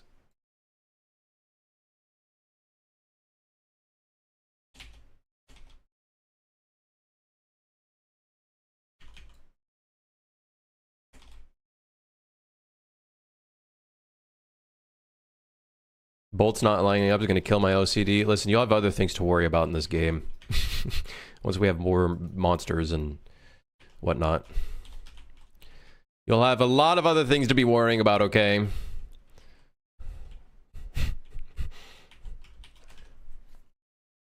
Oh, you know what would be fun? There should be a chance where a pipe runs across and you have to jump over it. Yes! Video games! We're video gaming!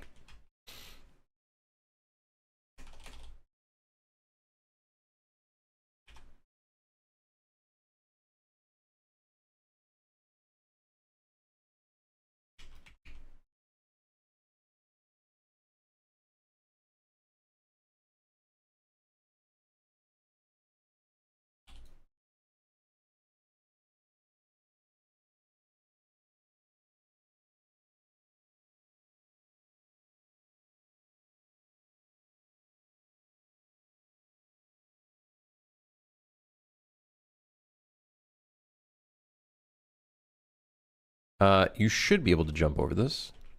Actually, you know what? Just to add a little bit of variance, let's get the curve small in here.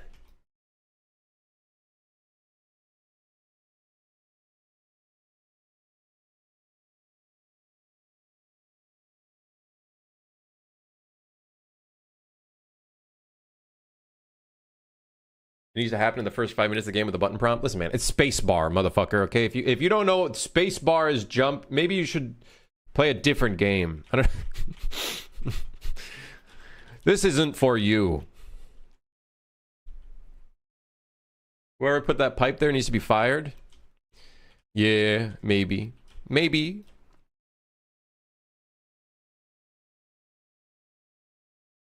Now, I know it looks crazy. However, you have to remember, all of these have a like 50% chance of despawning.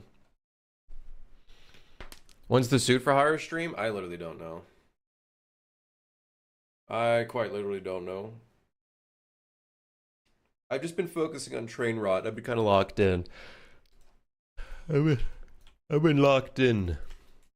Okay, so now we can delete these because I was just using that for the level instances. Now, let's see if we can spawn either a 3x5 or normal room.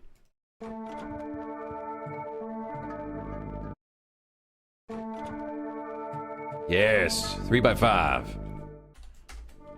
Locked in, salvaging. I'm locked in and salvaging. You can do both. Pipes breaking with the train integrity would be cool with like gas leaks. We need to put some maintenance tasks for in some of those tunnels because we currently have none. Aw, we don't have the one we have to jump over. Yes! And a landmine!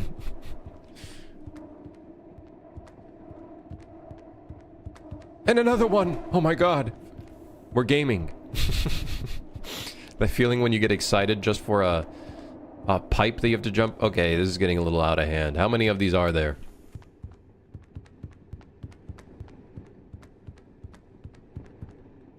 Grim, can you show your taskbar? No.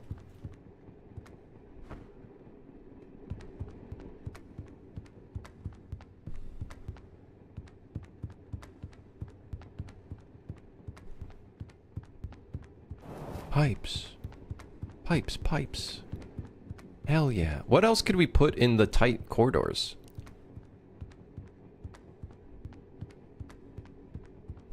Is 7 alts at Rune Dragons? Okay, listen, I don't got that kind of shit going on. I just have Spotify open, Notion, PureRef, Unreal, Writer, OBS, whatever other shit we got going on. The obstacles should probably have less chance of the stuff on the walls. I agree. I think it should be like a 80% chance of deleting itself. Let me find that corner piece.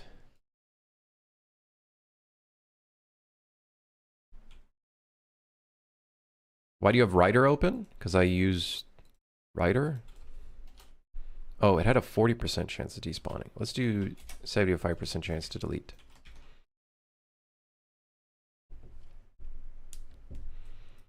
We should have a pipe that makes it so you have to like crouch underneath it. What do you guys think? Yes, like right here. Actually, wait, but then how do monsters get through it?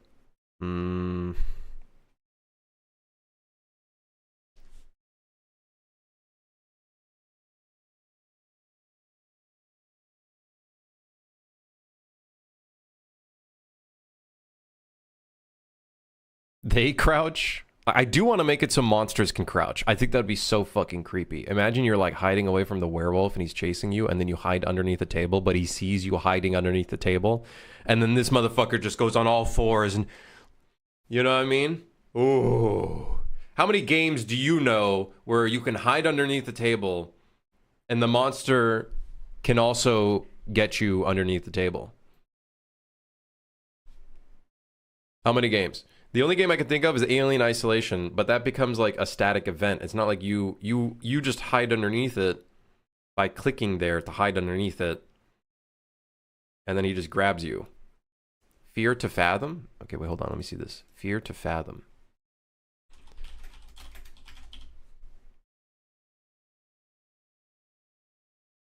Where's the game? It's just a bunch of DLCs. Wait, no, is this the right one?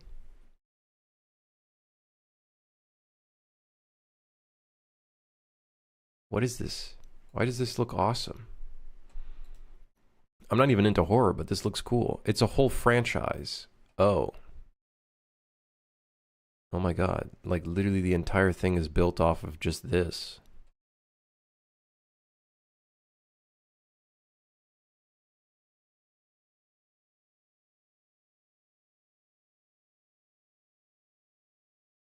They're short stories, kind of, based on real stories. What the hell?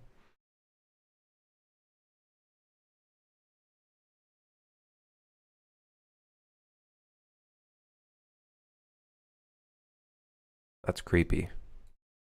Dude, it has an art style to it, but it still feels... Jeez. Very well done. Holy moly. You should take some pointers. Point these. Balls.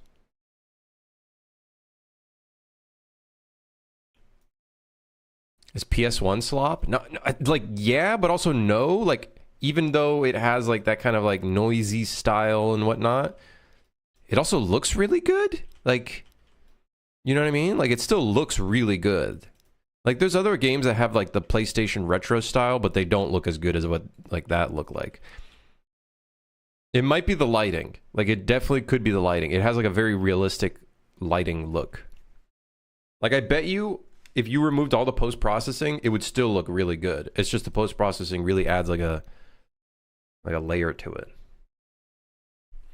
It adds a layer to it, like onions. Dude, I really want to make it so there's like a section you have to crouch under. But then we just have to make it so the monsters need to crouch. Or some of the monsters can crouch.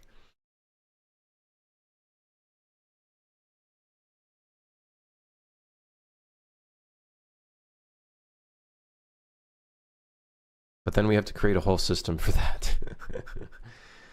Yippee! The other monsters could break it and just break through the damn fucking pipe. Is this a Roblox game? Yeah. Yeah. Yeah. Yes. Yeah, something like that. Yeah, Roblox or something.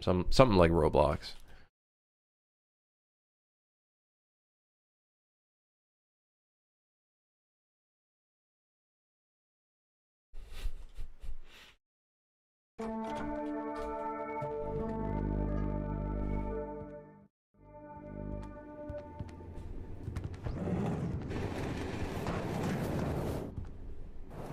Is this a randomly generated car, or is this one of the prefix? Oh no, it is.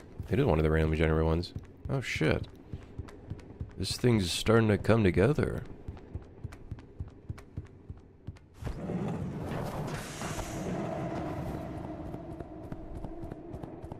Wait, was that the 3x5 one?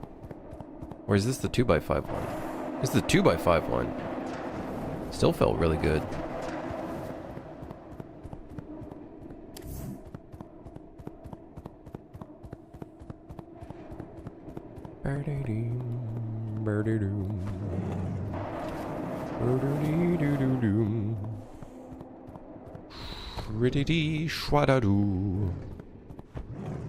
These rooms need furniture. Honestly, what we should probably do is furnish the interior of this place, and then we could use all of those, reuse all the meshes for like the actual dungeons, and then that could help quite a bit, I think.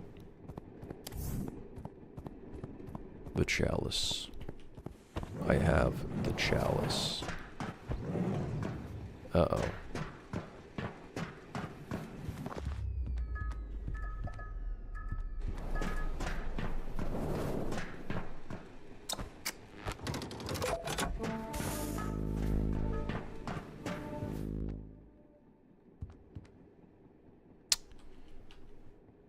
Uh-oh. The ambient music your own, or are you licensing something? Spotify. Just playing a little bit of Minecraft jams. No, that's not in-game. No, this is not in-game. Do not be fooled.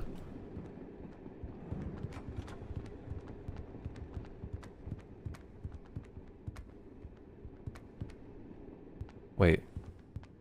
Uh-oh.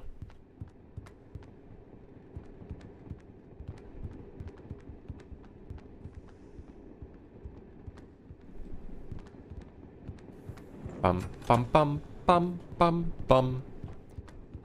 It's gonna be interesting figuring out how do we furnish these rooms. Like, what kind of furniture can we do in these rooms?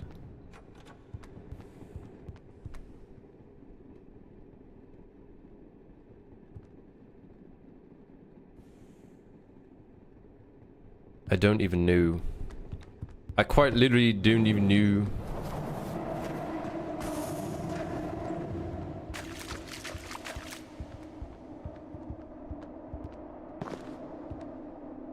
He's in the power room. Get him out of the power room.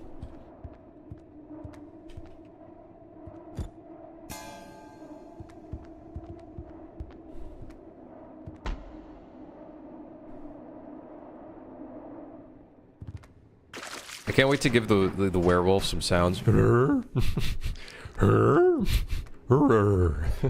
Like some stupid sound effects. He's gonna have to sound creepy though, so I don't know what we're gonna do to him. Mine. There are landmines everywhere. Why? There's 5 million in this damn car.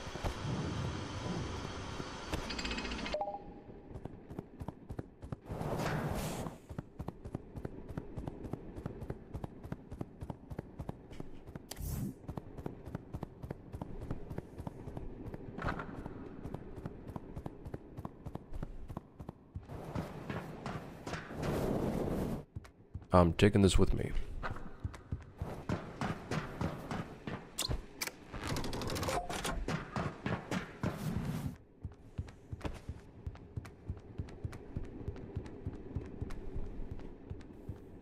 How are you handling NPC targeting players? So I think there's still some intricate like changes we need to make to it, but it is just targeting the first player that they see or spot. And if they de-aggro, like the player runs far enough away that they're in like caution state, that'll immediately aggro or to the next player, I think, whoever they spot, basically.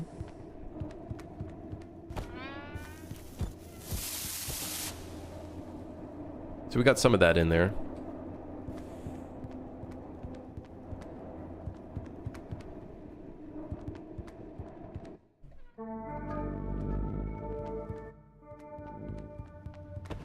$27 dues.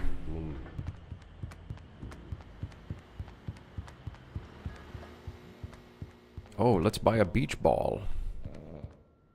We should make it so the beach ball can do something with monsters. That'd be kind of fun.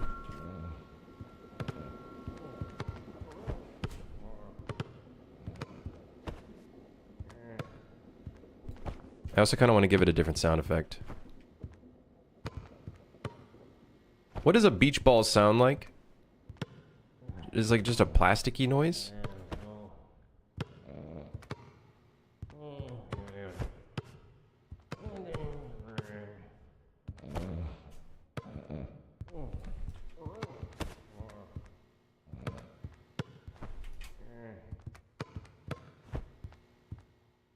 Definitely doesn't sound like a basketball, huh? That's what we're currently using for the sound effect.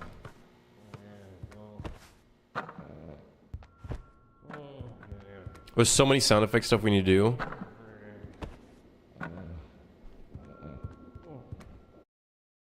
It's gonna be a whole other task. Ooh, so many little sound effects we need to do. Okay. Cool.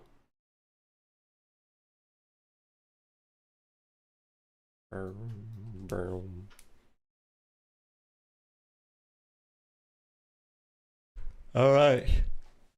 We got ourselves a 3x5.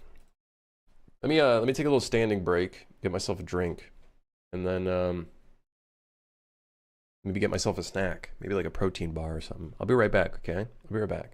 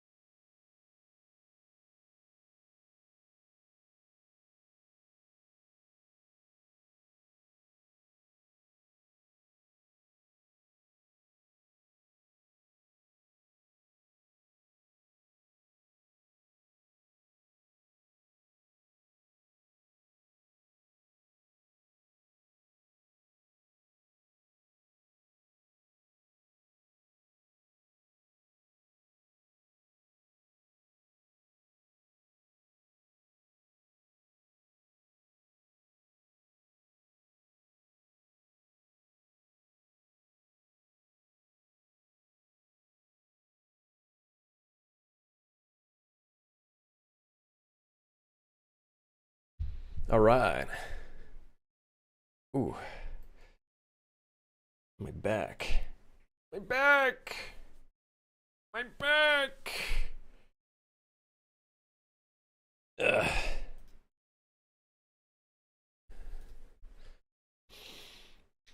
You know, Twiggy, back from vacation.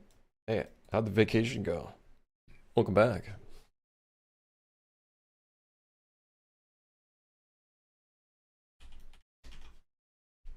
I got myself a protein bar.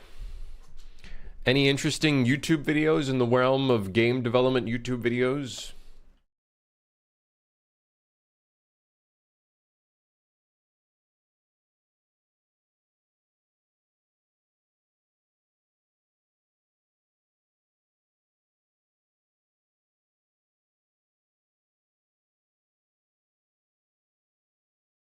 GTA 7 extended look.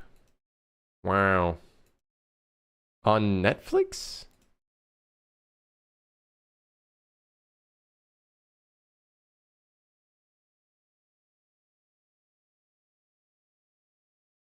What? They're posting, so they posted a trailer for a trailer, and it's going to be on Netflix. What the fuck? Okay, okay, Netflix, how much did you pay?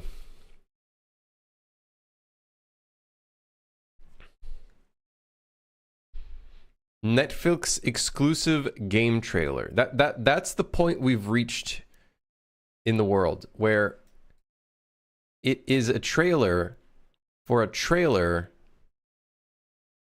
that's going to be posted on Netflix.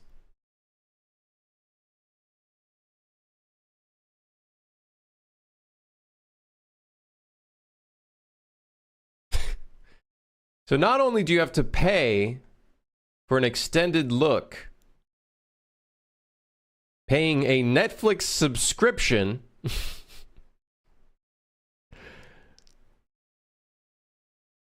what?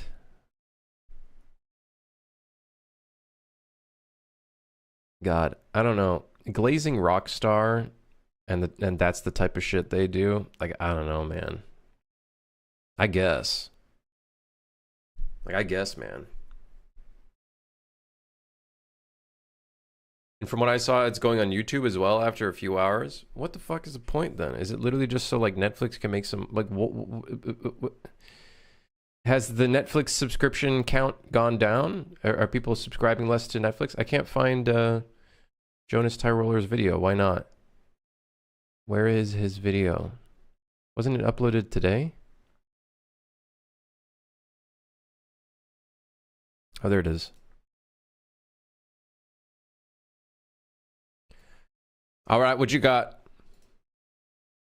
It's on YouTube 6 hours later.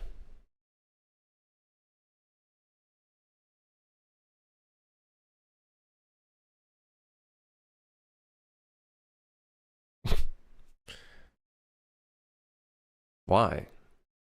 So literally Netflix just paid Rockstar to say, hey, put your shit on our thing. People are so crazy about GTA 6 that they can't even wait 6 hours. Real. We're making a new game, but spoiler, we also made some old mistakes. After making so many games, we really should have known better. So we're also canceling our new game. Oh my god, I'm so excited to announce that we're making and canceling our game. This is the game we've been working on for half a year now. And it's gone. This is not the first time this happened either. I've been documenting my entire game dev journey here on YouTube ever since 2018. That's 8 years ago. I made this game in game school with two of my friends in 2019, did quite well. The first game I showed myself work on online was Ovusnova, which I eventually cancelled. There's Willy Snell, which was a solo venture of mine. It did okay. And a similar thing happened when we spent several months thinking that Thronefall was meant to be a card game. It was definitely not. That several months we're never getting back. And then, of course, Paul and I teamed up again to make Thronefall, which came out recently, 2024. Wait, that's not that recently, actually. So now I'm in the fortunate position that I'm full-time indie game dev and I'm creating a new Unity project, about to repeat an unfortunate mistake that we've already made at least once in the past. Wait, do I even remember how to make a game at this point? Also, I got some expectations We gotta make something good.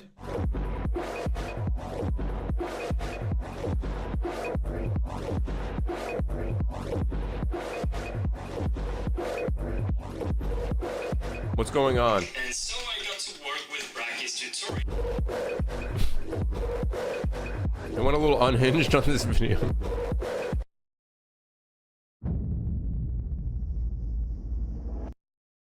So we're making games in a team of 2 again. I'm once again teaming up with Paul. And one thing we really like doing is starting with a strong fantasy. Gladiators in an arena, battlebots. One thing that we're also doing this time, I guess to raise the stakes a bit, is we're going online multiplayer. Which is notoriously difficult, making a lot of developers shy away from it for good reason, of course. We had some game ideas in mind and all of them required a character controller of some sort, so I got to work on making a multiplayer character controller. The game ideas we had were very fantasy first, so as mentioned, the gladiators or maybe some vehicular combat stuff. It wasn't really fully fleshed out yet, because for online multiplayer games you really gotta put in some upfront tech work before you can even really get to prototyping. For the online multiplayer framework we decided to go with Photon Quantum, which I'm happy to talk about in a more nerdy video another time. So while working on the movement controller, we very quickly realized that this was already quite fun by itself. Just jumping around on the little test boxes we had together, even without exploding cars racing around. So we kind of saw an opportunity to maybe make a little bit of a smaller game, because this is our first multiplayer game, and making a very big, beefy, chunky multiplayer game is the first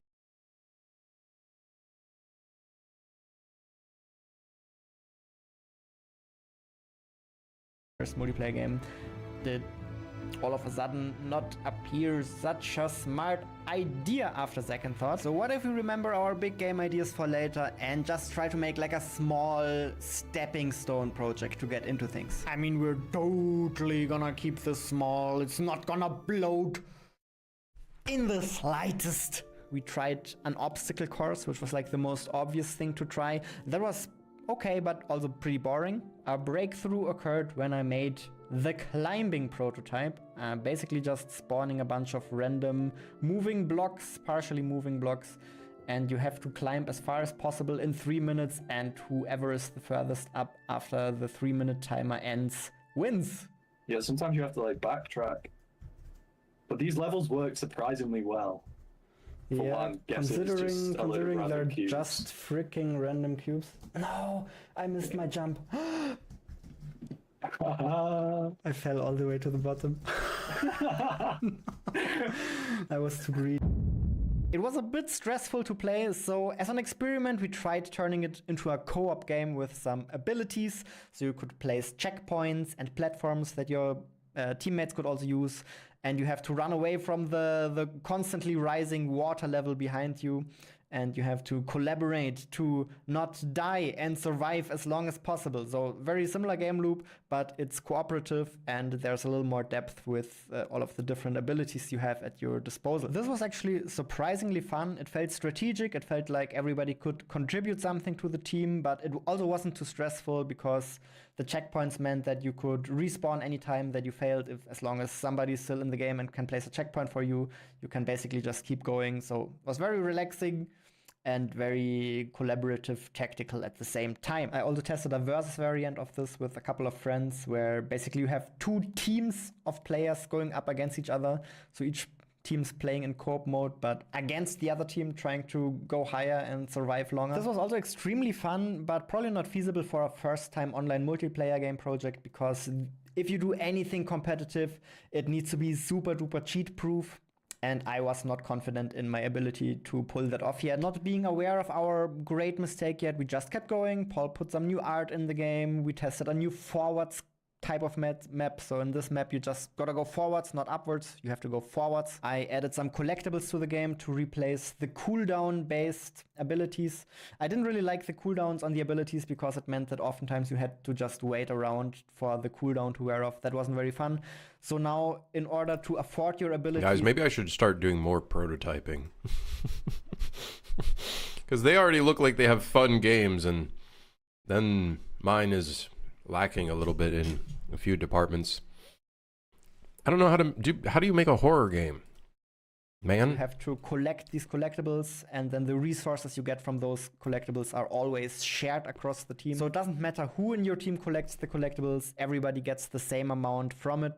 This also means that you don't necessarily have to be a front runner. You don't have to climb at the tippy top. You can also be a little further behind and just collect stuff for your team, which was like another play style this added to the game. Another mistake that I think we made during this phase is that very often we played it with the exactly same group. It was just Paul, our community manager Sasha, and I. And the three of us, we had a blast playing the game in this phase. Like, we really dug it. What we didn't realize is that it was a bit more tricky for other players because the game's not actually that intuitive. The rules need some explaining, and also the skill gap is actually a problem. If players with different skill amounts play the game, then some players can tend to feel a little useless. So there were problems that we didn't notice during that phase. Or I even kind of think we knew about those problems, but decided to strategically ignore them, we will fix it later kind of thing.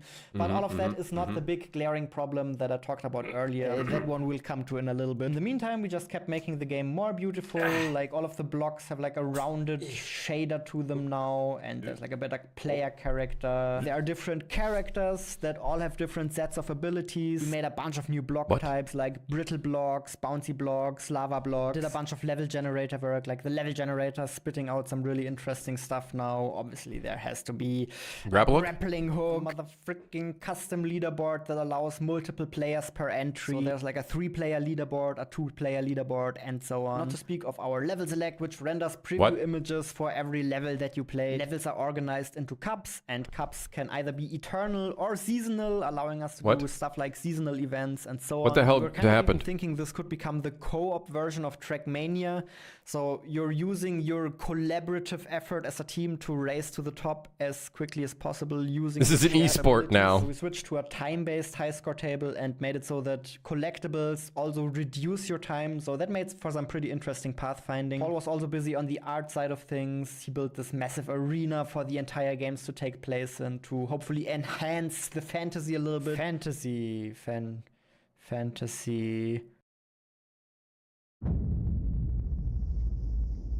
Mom, I don't want to be an astronaut. I want to be a dodo on blocks in an arena above water. No worries, Timmy. I got just the game for you.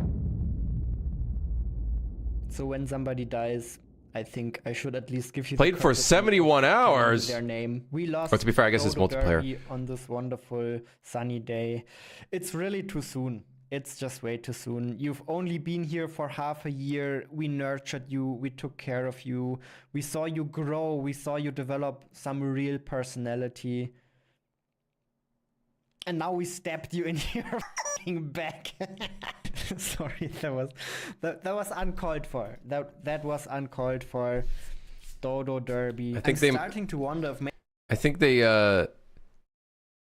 overscoped. I feel like their first few iterations of just jumping on spinning blocks and some other like elements could have been fun on its own. Why does it need a leaderboard and maybe the most difficult thing about making games or any creative, I think it blew out of proportion. Just simply sticking to your own advice. One thing we really like doing is starting with a strong fantasy.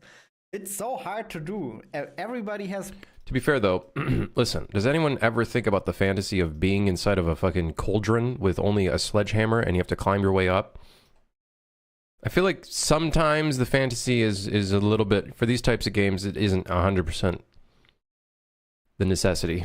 Pretty good advice on how to I had a dream about that stuff, but I do? Okay, sorry. Once you're in the weeds, it's surprisingly difficult. When Paul and I made our last big indie game, Thronefall, we spent way too much time prototyping random game ideas that weren't backed by a proper fantasy. That was our biggest learning from the Thronefall prototyping phase, was to always start with a fantasy because the results you get are so much more interesting and appealing. The moment we decided we were gonna make a minimalist kingdom management game, everything started clicking into place so much better. And I think the difference is with a fantasy, you know which feeling you're chasing. You know how it's supposed to feel like. like. And even more so, the player also knows how it's supposed to feel like, so it's easier to market and sell later on. In Thronefall, we made another fantasy-related mistake, namely that we decided to make it a deck building card game. Would you like to be the ruler of an epic kingdom?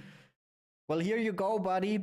So if you have a cool fantasy and you know how it's supposed to feel like, but you're not delivering on that, then that is also a problem. My game Oversnova from 8 years ago, I had to cancel for a very similar reason. It was also fantasy related.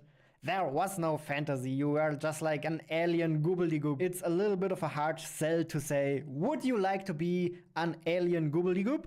I have the game for you. And then on top of that, the same as with Dodo Derby, the rules were too confusing. Confusing rules plus bad or non-existent fantasy is a bad combination. So we knew all of that, and yet we decided to make a game about dodos on blocks, on flying blocks. The story we were telling ourselves was that for the first time in Grizzly Games history, we were making a gameplay first game. Like, the gameplay is so solid, it's gonna carry this game. And we're just gonna slap some cute skin, like with the dodos, essentially on top of it. Now, slowly but surely, the realization hit us that the gameplay had problems that were not trivial to resolve. For example, the game is not very I think I know what the problem is. In the beginning, they were making a peak equivalent, and then they started adding abilities, and then they changed up the entire design for some reason, and then they put it in an arena. I don't know. Explanatory at all. It's just... I think they had an intention, but they must have. I bet you they were probably playing peak.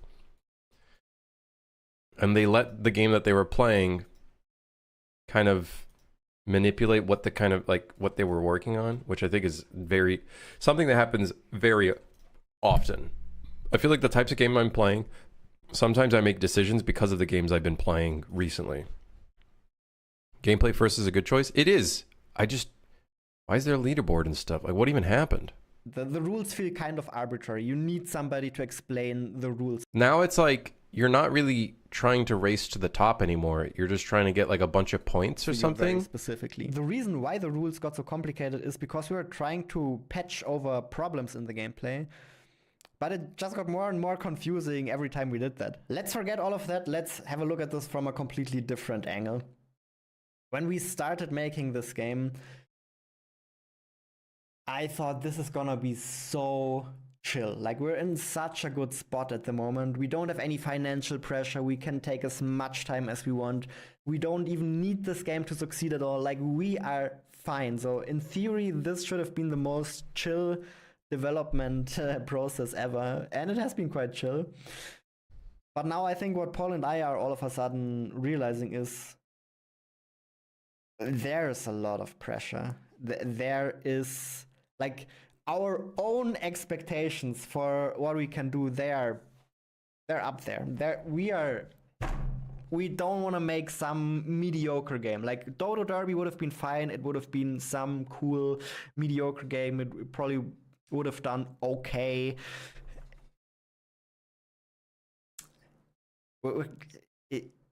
We're not content with that. Not every game we make needs to be a viral super hit. You know, you win some, you lose some. But we want to know during development, we want to feel like that there's a chance. There's a small glimmer of hope that the game's gonna do really, really well. I don't know, dude. It suddenly looked like they just started going in so many directions with like the whole Trackmania thing and whatnot. It's like, dude, I feel like if they just stuck with... I don't know, the first iteration to me looked like fun. This iteration right here, just work your way up. That's the fantasy, is just working your way up. Accomplishing, like, if it was randomly generated, I feel like that becomes interesting because it's like you're fighting, you're trying to defeat the randomly generated, this kind of randomly generated thing. And then suddenly, like, they changed it into like this thing where you pick up gems. It just wasn't rather than just working your way up. Scrapped everything. We went back to the... Have you ever heard of Only Up? Yeah, but like, what's really funny is time and time again we see different games just with like a different coat of paint and slightly different mechanics, and the concept still becomes Just go up. I think it could always still work. When they added the competitor board, it turned bad. I don't know what happened after that point. I think they didn't know what they wanted the game to be after that point. Because they had such a strong idea here, which is just work your way up, jump up, right? I think the checkpoints was a cool idea, like adding in checkpoints and stuff. It was a lot more of like a rage game, you know, falling and failing, but...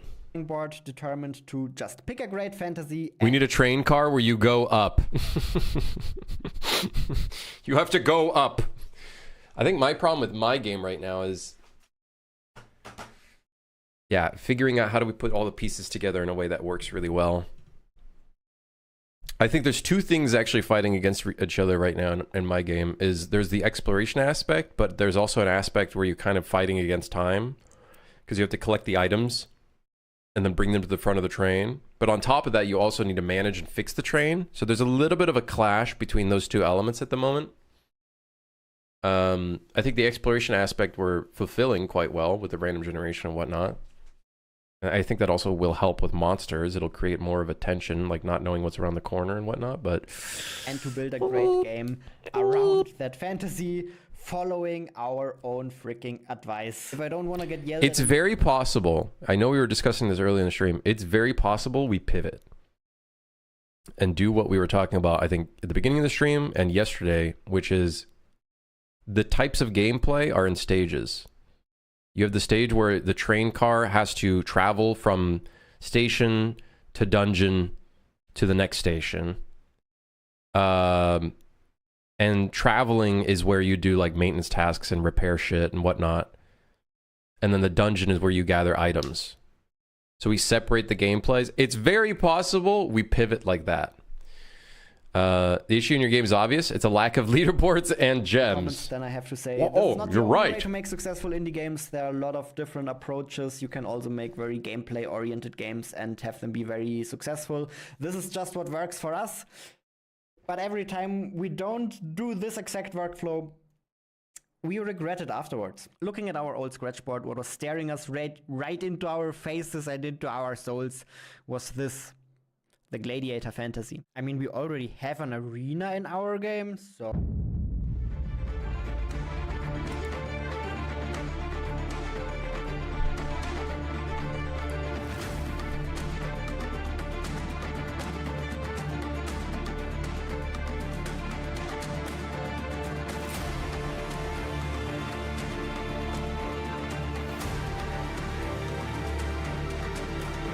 The Thronefall flashbacks are definitely real.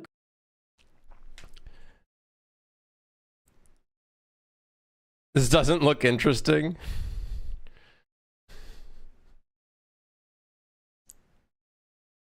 Swapping gameplay modes feels similar to what's discussed in the GMTK video on mixing genres.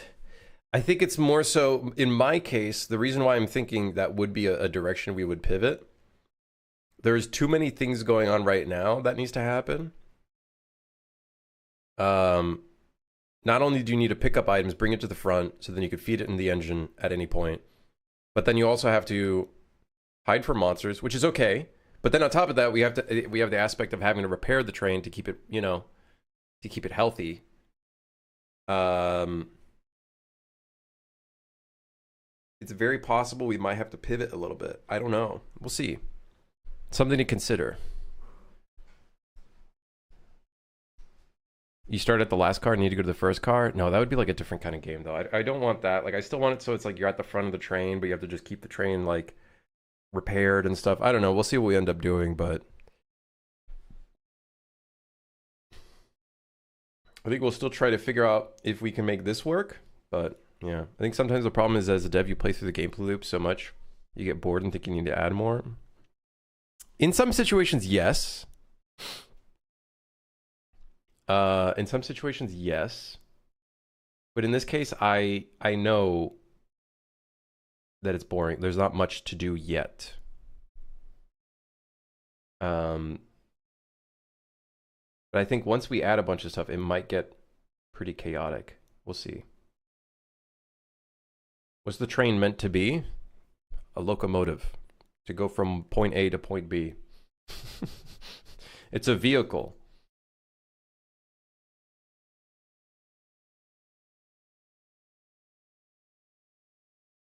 It's all changed?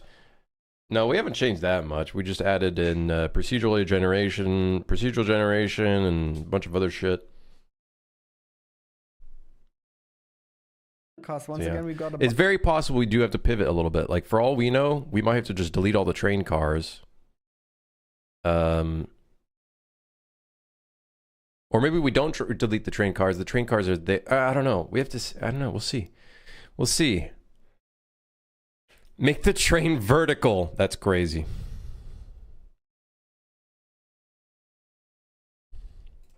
bunch of beans fighting against each other. That's not necessarily a bad thing. It just means we got a bunch of experience with this kind of crap already. So this, by the way, is a very quick prototype. This took like 1 or 2 days to make with the systems we already had. And Paul and I pretty much agreed that the magic was back. We scoured Steam for Gladiator games, and what we found definitely shocked / surprised us, because we kind of found nothing that was really serving the fantasy properly and doing it justice. There are like a bunch of 2D indie games. There are also a bunch of physics simulation combat games, which is also not what we want to do. We Who Are About to Die gets close in terms of fantasy, but in terms of gameplay we want to do some things quite differently, and also doesn't seem to have multiplayer. Do you think you'll start the C4 DLC this month or later? Probably next month, but I do want to kind of like put some more focus on it again. We found some freaking free real estate. There's always a chance we could be wrong. Let's hope we're not wrong. But this looks very, very promising. Now here's maybe the harshest thing about... There could be something there from this idea. A game called Tears of Metal came out very recently. It's doing well. Wait, the art style for this looks fucking crazy. Wait, what the fuck? What the fuck? Wait, hello?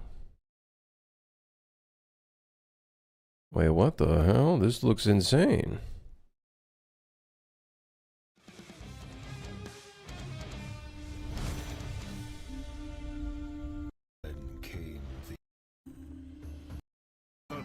The Scottish Dynasty Warriors game. It does kind of look like it. It does look the part.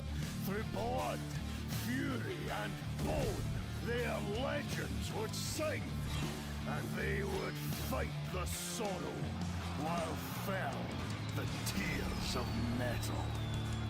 Name drop. all of this. Looks cool. You will never know. We will never know what could have been with Dodo Derby. Every decision for something is also a decision against something. It's sad about all of, like, I'm sad for all of the games that are not made, but like a different game is now being made instead that would not have been made otherwise. We don't know what could have happened. We don't know. We will never find out. But we will find out about another thing that we would not have found out about if we had gone for that other thing. What? Still, it's sort of a hard pill to swallow. We will never know. What did he say? What did he say? We're making a freaking Gladiator game. Let's go! The 6 to 9 months that we spent on Dodo Derby, they're not really lost. We developed a lot of new skills during that time. Paul is starting to become a genuinely good 3D artist, single-handedly doing 3D models, animation, texturing. At the same time, I learned how to make online multiplayer games in a way that doesn't even really feel like it's slowing me down during development. It was a bit difficult to wrap my head around. Sometimes we get criticized for making it appear as if everything was super simple. No, it's not. It's actually difficult to learn these things. It requires time and effort. But I feel very well prepared now for whatever multiplayer game we'll want to make in the future. But I think this is where we say goodbye to this specific Unity project. We just scrapped our Gladiator game. Open a new one, and we will start from scratch.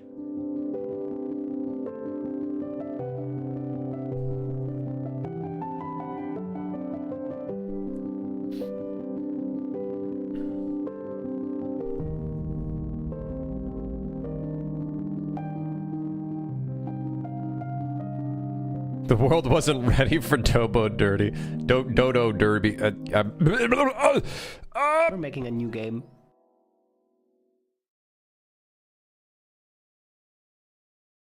I can't speak anymore. Dodo Derby. The name was fire, though.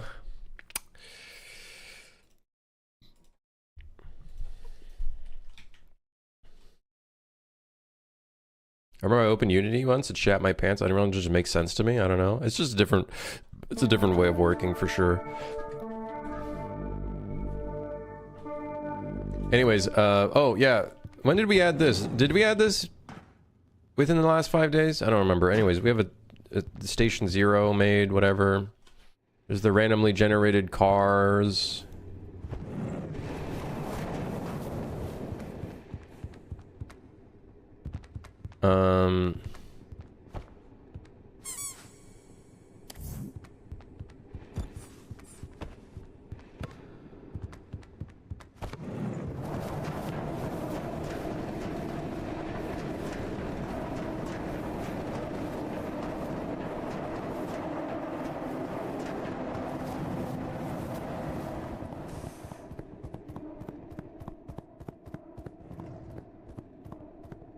I still think we have some core, like, design problems with this game, man.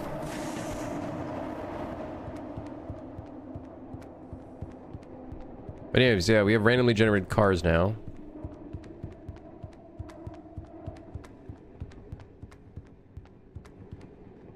You won't fully know until you playtest. Yeah. At the same time, I can already tell like what the pitfalls are gonna be.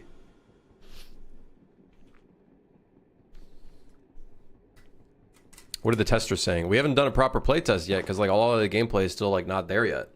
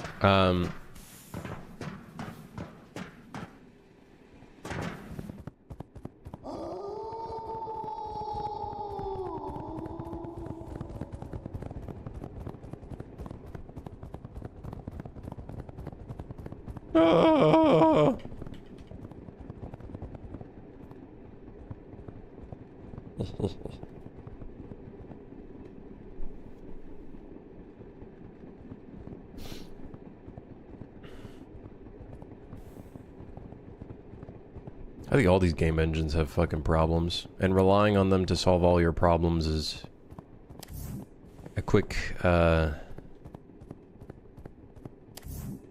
death. No, it's not quick death, slow death. 'Cause I'm annoyed with Unreal a lot of times these days, especially the decisions they're making for future versions. Not that I care too much about future versions, but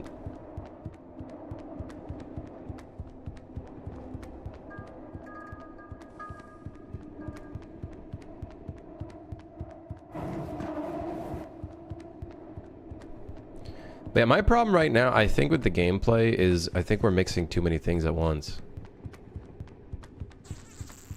And I think it becomes overwhelming. And I feel like some stuff clashes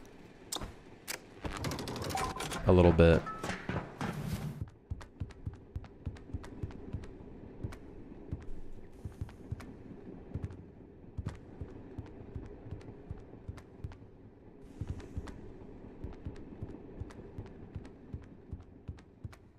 I think that's my worry right now.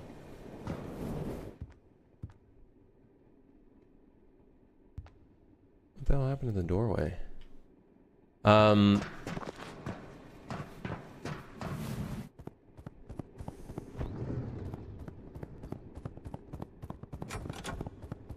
This guy's stuck in the doorway.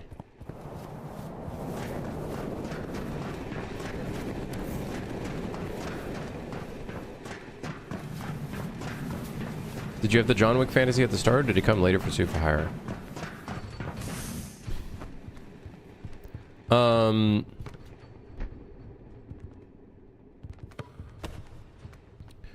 It started out a lot like just an arcadey shooting game, and then it became more, I guess, simulator, not simulator, but it got more grounded elements that were not as arcadey. It still contained that arcadey vision, but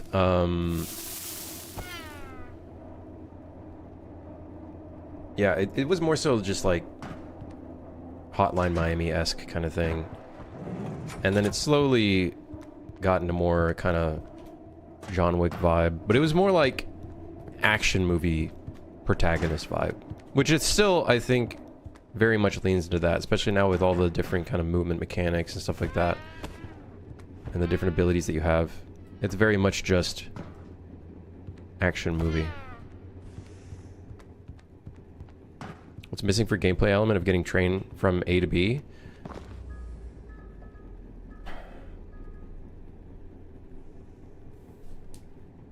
I think... I don't know.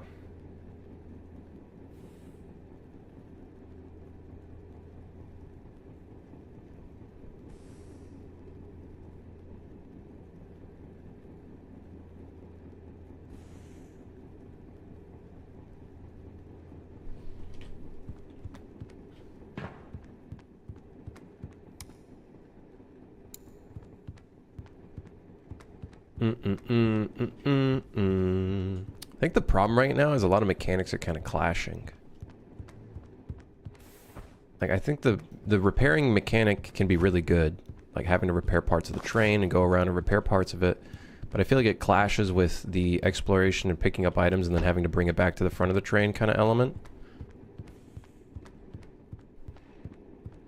Is there some kind of hub area? It could just be train goes from station to station? Oh, that's literally what it happens right now, so... Right now in the route, and then we'd end up at the station, which is that little line there. So you can see we go from station to station.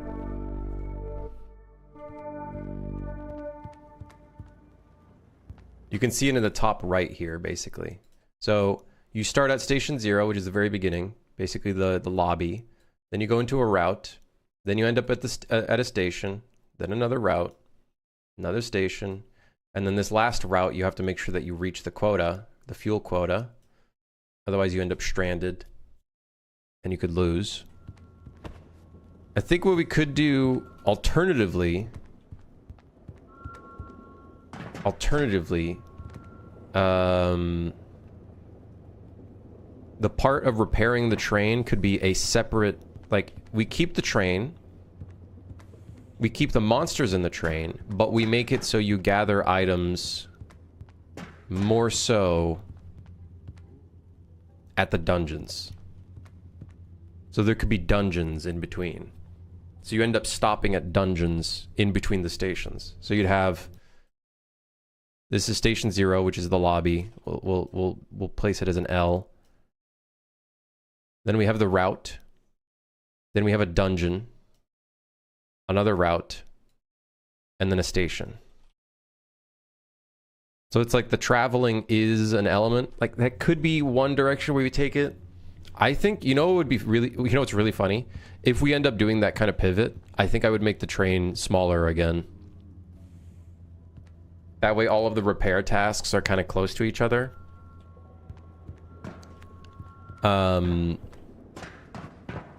That could be one way that we pivot. And that way the players just have to focus on one thing at each stage of the game.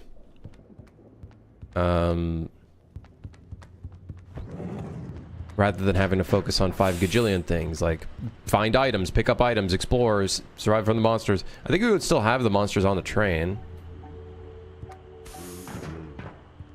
I think each element would constantly have the threat of monsters.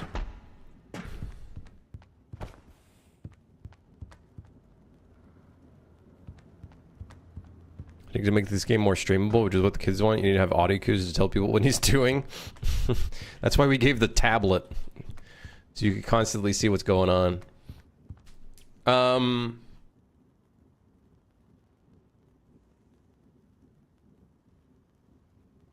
Elements have to interplay, otherwise it feels cobbled together. That's why I'm thinking we separate the elements. We separate the gameplay stages. I don't know. Well, that is on the table. If we ever have to switch to that, if we ever like, well, we have a bunch of the pieces together. I think if need be to separate them, then we could definitely do it. It is going to suck though, because I think what we would end up doing is make the train smaller again. We would make the train small again. So then that way doing the maintenance tasks isn't as, well, maybe they don't need to be smaller. Actually, no. I think we would keep the size. Now that I think about it. Never mind. No, we would keep the size. Because then dealing with monsters with the small trains sucked.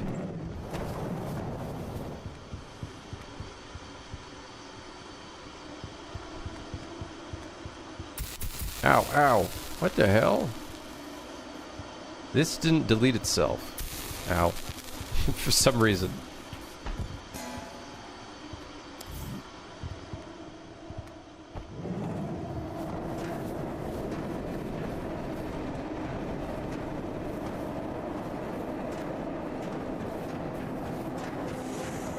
What would be the motivation to do the dungeons? You'd still... So, the game would still be the same concept of you have to fuel up the train. So, the in-between areas would be... So, basically... Oh my god. Kind of spooked me. You spooked me a little bit there, brother. Oh,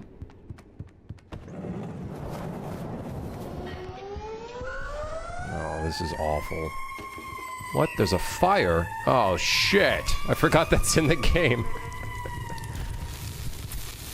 I forgot that was in the game. Oh yeah, we put the statuses too. I forgot about that too. Help! Help!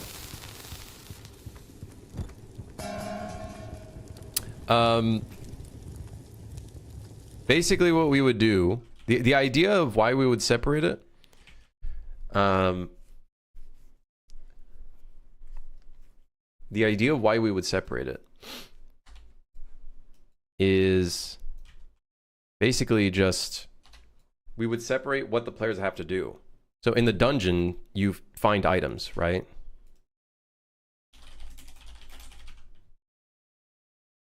You find items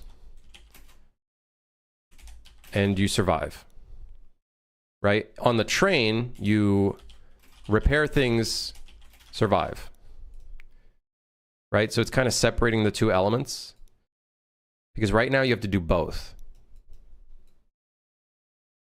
You technically have to do both right now, which I think gets pretty chaotic.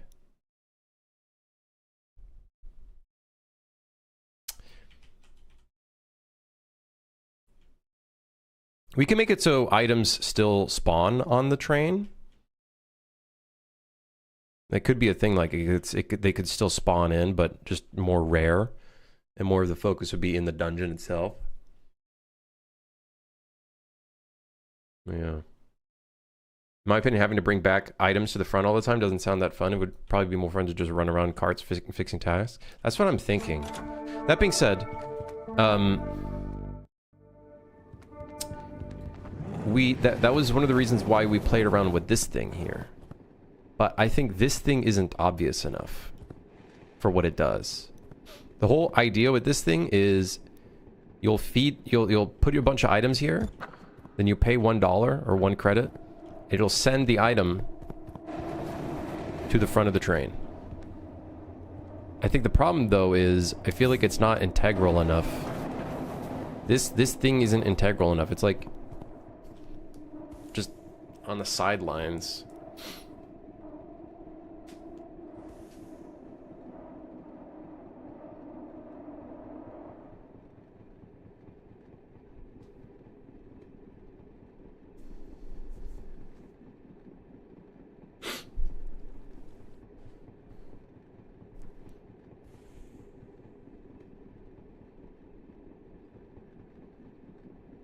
After you bought an upgrade, you're much more likely to notice it? Maybe. Maybe. Problem is just the train can't be too linear. That's the thing. How do we break up the linearity of a train?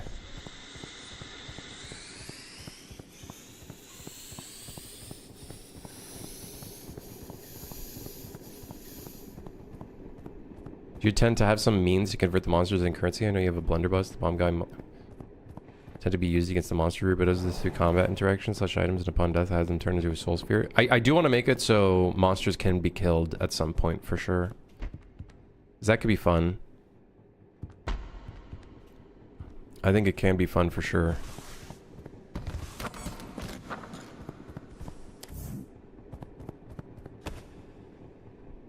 Vertically?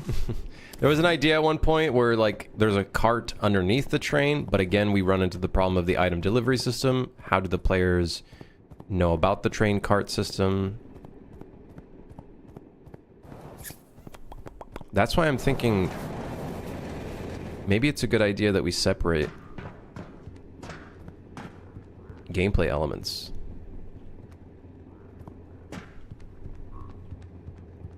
You start pivoting to dungeon, the game starts becoming less about trains and loses uniqueness. It would still have the trains. It's just the item gathering would be more so in the dungeon areas where you get off the train.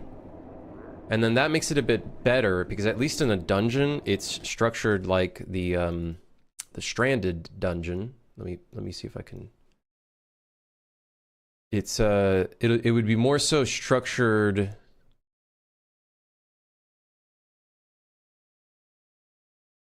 like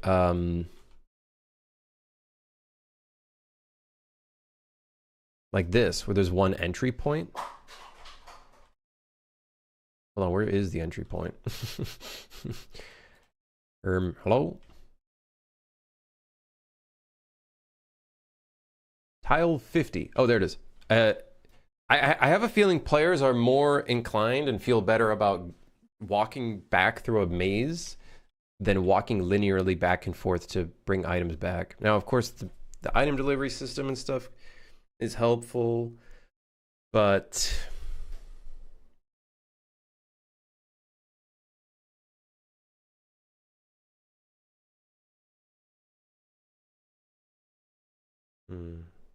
Grim, if you were forced to eat Dunkin' Donuts, Crumble, or Domino's for the rest of your life, which one would you pick and why? Dude, just none. None. They're all disgusting.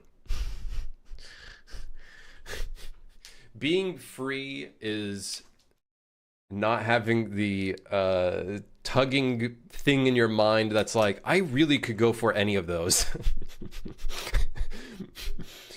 But I guess Dunkin'. No, not Dunkin'. I thought that was Krispy Kreme in my head. No, none of them. Mid-track, not a dungeon station. I don't know if I would do something mid-track because it's like we don't. That's why I do the whole transitioning thing because it's so much easier because the train is technically not moving.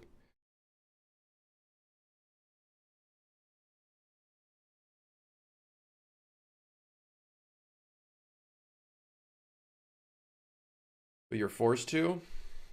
I don't know, man. I think I just starve.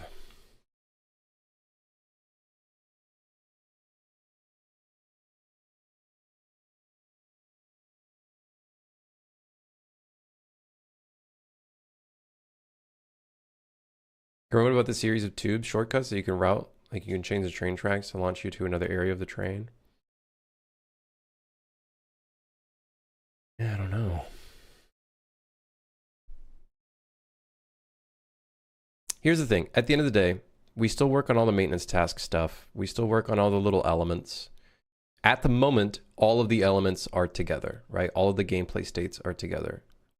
From there, we can determine how playtesters feel from there. And then if we need to, we can make that pivot of separating the aspect of repair the train and get items to feed the train. We could separate them into two separate parts, which I think could be good. Day-night cycle when it comes to attacking the monsters.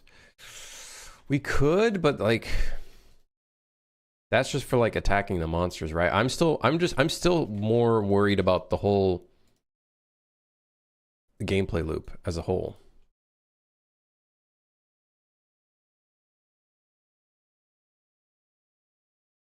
Just move the placement of the item delivery deposits and make the players climb out of a rooftop patch and jump, allowing the train to pass them by underneath and land at the back of the train.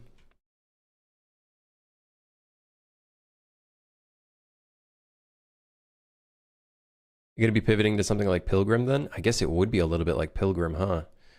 You definitely need to build more stuff to do off the train then, because just getting items is going to become stale real fast. Well, obviously there'll still be monsters within the dungeon areas,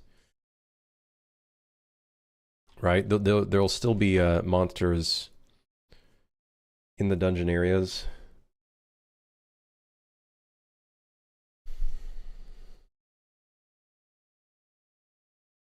Yeah, I think a solution could be we make the deposit area, the deposit thing, a lot more obvious and more in the player's face. That way they can easily just like be like, oh, deposit this item in here real quick.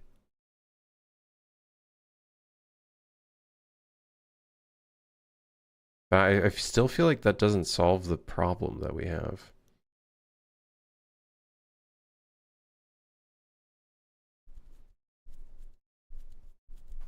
It's been like a thing I've been thinking about for the past few months, is like something just doesn't feel right about the gameplay loop and the way it's structured.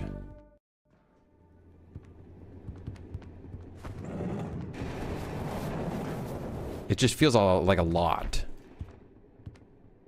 Feels like and even then it's not even that much. You just have to repair parts of the train periodically and whatnot.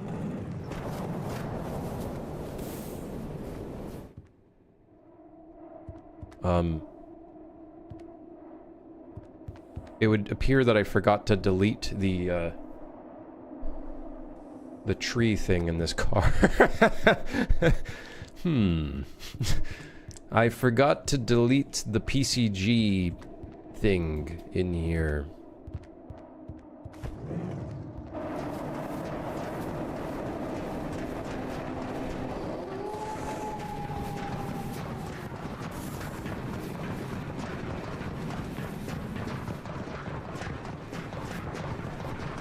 Go away!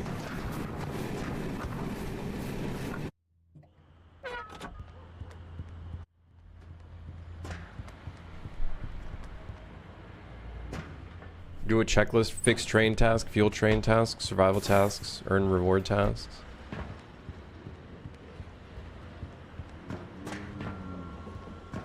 Maybe make repairs mostly optional. I feel like the whole repairing thing is kind of part of the tension, though, is keeping the health of your train up, right?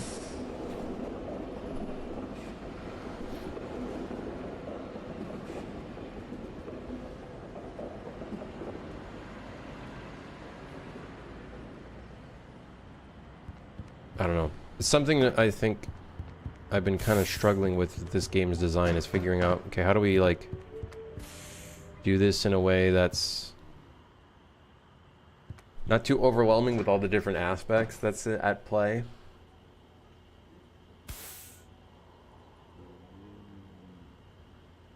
What if you add random events during the journey between stations that force the train to stop, requiring the player to get off and figure out what's causing the problem? I want to avoid having the players get off the train unless it's a specific like these kind of things, because God, it would be we'd have to do a lot of like collision stuff and whatnot that could be like really challenging from a tech standpoint, at least.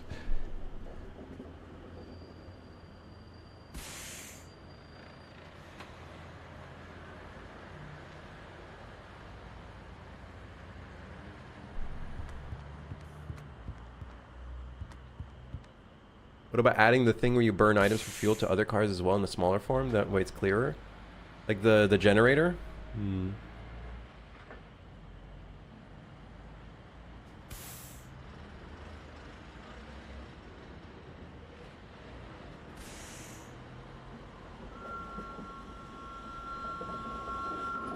We are going to add more train cars as you progress, but I want to be careful with not adding too many. Because remember, we still have a problem right now where you have to run from one end of the train to the next.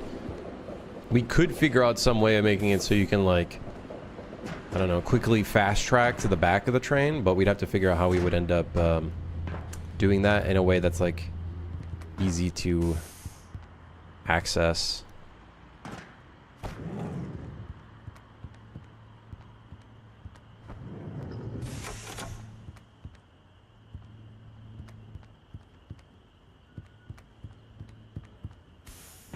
Yeah.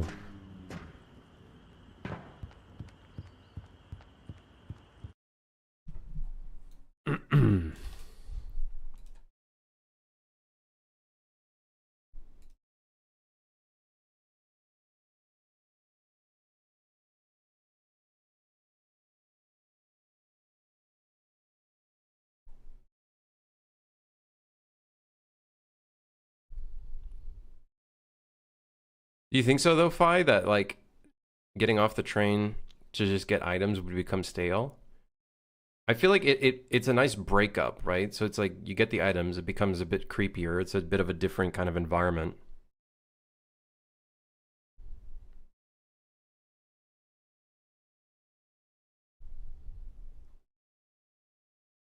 Oh, I'm just reading back.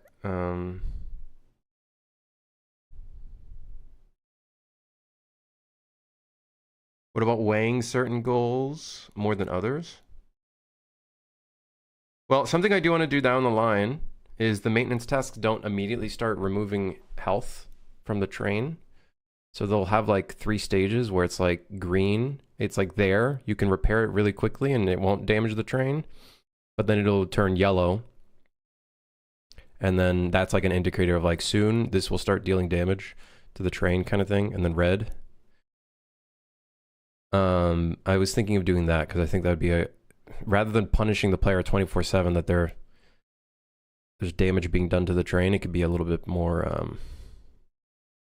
more structured, rewarding players that are quick. I would beware of scope creep. A polished, simple gameplay loop that shipped is always better than never shipping. Yeah, but a shitty gameplay loop that ships early is worse than anything that could happen, because good luck pivoting from that now that the brand is attached to that thing. And luckily we have the finances to experiment and adjust where needed. So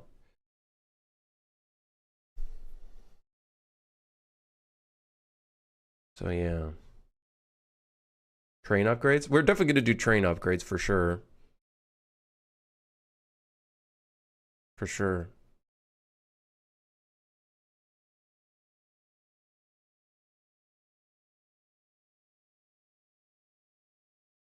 I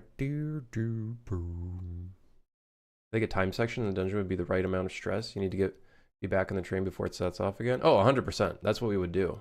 Similar to getting stranded. So when you get stranded and you're in that little dungeon area, there's like 5 minutes.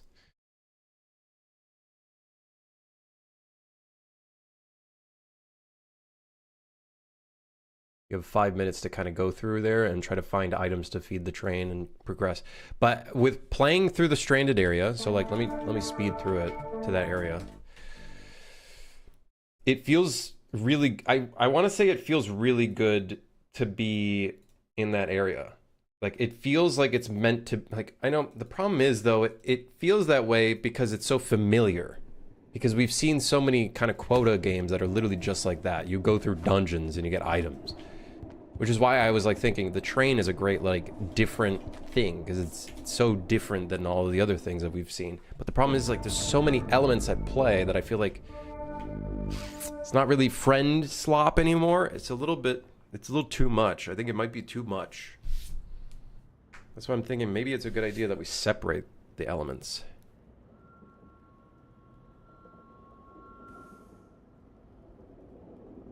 We would still have the train and repairing parts of it. And we could still have items scattered around, but just more rare. And then it'd be more so the gameplay is focused on repairing the train. It's like going from Among Us style gameplay to like get the items, then come back, and then I don't know. There's got to be some solution there to A, make it not as overwhelming, B, still feel good, C, communicate it to the player easily. And I guess by doing the whole dungeon thing, like I say dungeon very loosely, right? It's not dungeon in the aspect of like a dungeon. It's like an area that you can go and pick up some items. It could be literally like any sort of little tiny area that like is like a stop. Could be that big 10 by 10 thing. It could be some fucking gas station. You know, I don't know. Who knows? Yeah. Maybe been brought up first time watching. How about a repair companion? Might be outside scope, where you just maintain the companion / parts and send it out to repair the different train cars. I think that could be a cool like upgrade or something that you could purchase. Definitely something you could purchase. And something that we also have is we have the power tool. So like this will be another cool little neat thing that players will be able to use, which is like it'll instantly repair things as long as you're just there, and then it just repairs things. So that'll be like a cool way of like quickly going around repairing stuff. It'll probably have like a battery or something.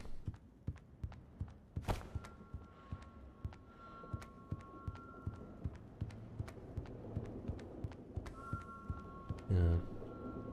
Saw a loop on / around the train, some random events and such that break up the static loop. Yeah.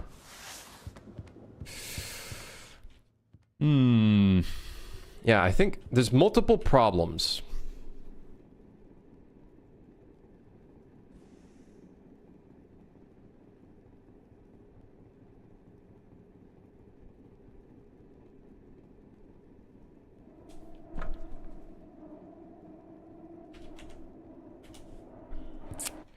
One thing that's still annoying is like having to travel to the front of the train and dropping off the items. I think we do need to make the item delivery system more obvious. That it's like a thing that you can... Maybe we change the design of it. Maybe instead of it being a tube that's up here and it sucks things up, maybe it's like a tube that's on the bottom here and you just drag... You put items in and it just sucks it up.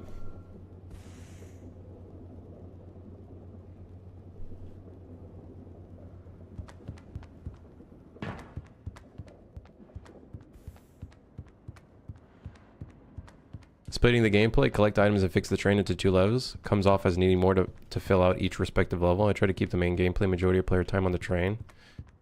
The train is this game's thing. I know. That's why I want to try to like keep it. But I'm trying to come up with like, if we do need to pivot, because we can't come up with a solution because I'm stupid. Yeah, I like the strain concept, but as a second chance mechanic, yeah.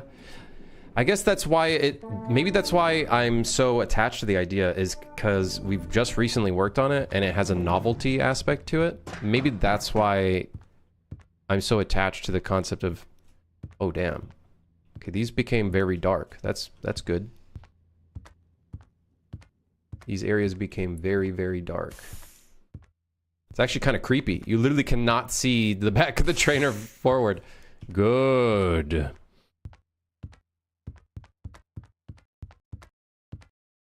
Yes, very good.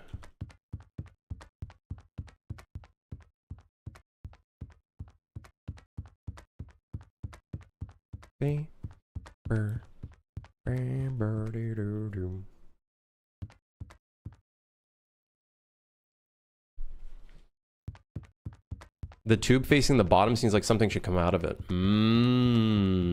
That is true. I think we should redesign the item delivery system. At least the ones where you deposit the goods. I'm already lost. Help. Help me. Okay, I'm not lost anymore. I'm here. I'm back. What's the train doing in the first place? The players are basically employees of a gigantic megacorp that is in like a monster society. And we are tasked to keep it running.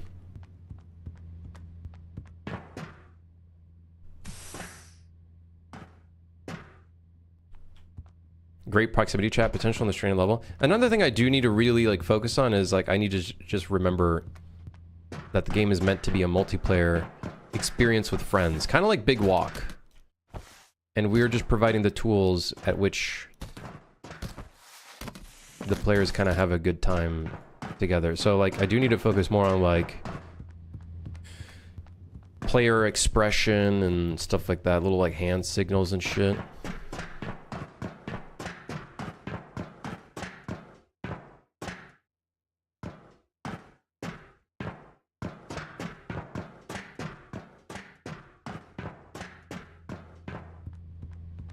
Can you also just make it so the item delivery goes straight into the engine? That would also fix it for solo players. Otherwise, they still have to walk back to the front. So the idea why I'm making it like this is so that you can choose if you want to put it, burn it, or sell it.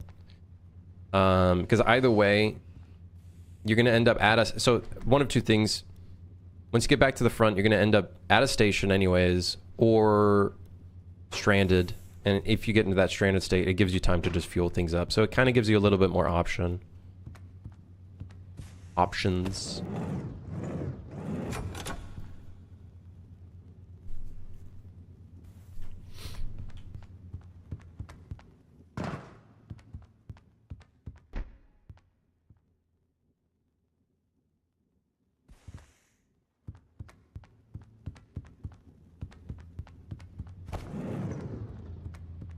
wonder if monsters are still walking around. I actually don't know if they despawn or not.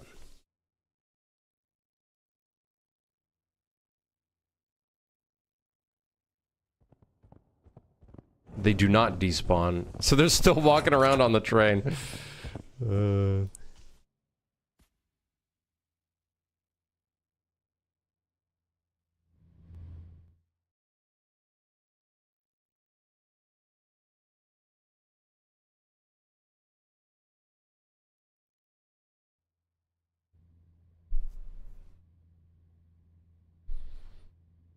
The great thing about this stranded event is you can still go through the train. Nothing's gonna break because we're obviously stopped, but you can still go through the train and find items on the train that were there. But then you also have the dungeon. Or whatever you want to call this. The tunnels. Which I do want to give a different visual look. I think this really needs like a different visual look. It needs to be unique. It needs to have, like, pits that you can fall into and die. Lethal Company, literally. We're just making Lethal Company dungeon.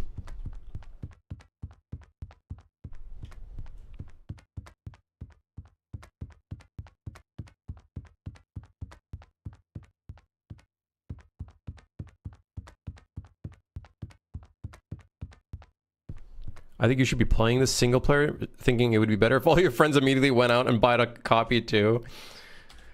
That's the thing. I would not doubt Lethal Company single player, probably kind of just, it's a very different experience. I would imagine, I think Repo is also similar in that respect, where it's like a very different experience. So I just have to kind of consider, okay, playing this single player, we're not going to get an actual representation of what this is going to be like in multiplayer.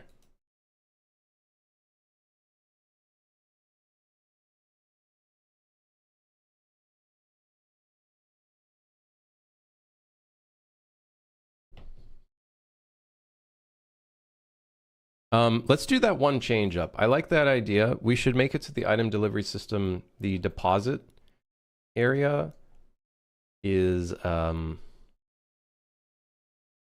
something that you actually like put items into. I think that would be a good language change up. I think that would be a good change. I got it. Dark Souls style invasions and other players can control a monster. What the hell? What the hell? Okay, that's scope creep. All right, that is scope creep. Guys, come out. I think a PvP mode would be fun in the future, but let's first focus on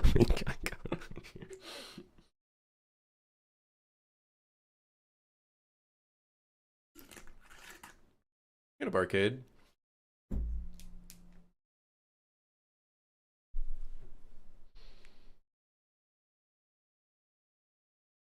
I remember seeing this pipe system somewhere where you open like a glass cabinet, put the thing. Yeah, you're talking about like the shit they used to have in like grocery stores and stuff.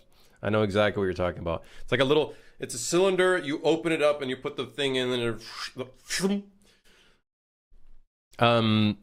In this case, because of how big our items are, we wouldn't want like a glass cabinet kind of thing, I think.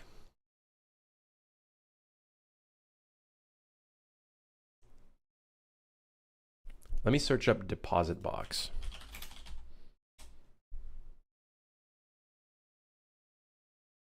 Large deposit box.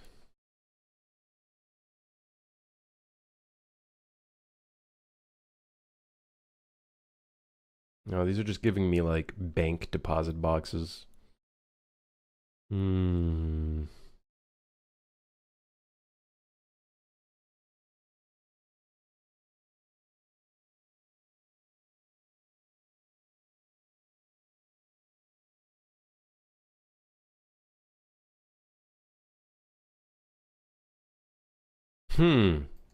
What if...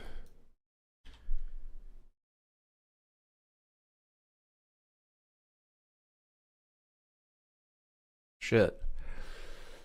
I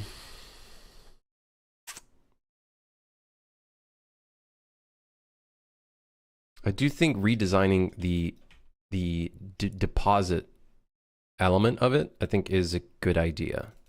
Let me see which cabin can we do. Changing this up a little bit. This one, we'll use this one as a base.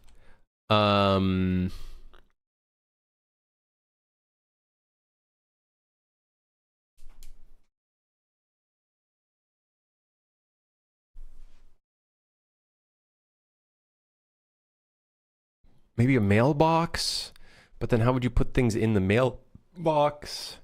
Maybe you click E on it and you just deposit items into it, but then that would be weird, and that kind of loses the physics aspect of it all. Even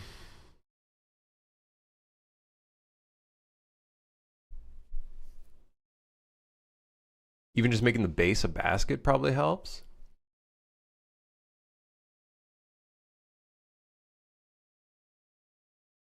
Try large package delivery box. Large package delivery box. Isn't that just gonna give me boxes? Oh, something like, oh, okay. I see what you're saying.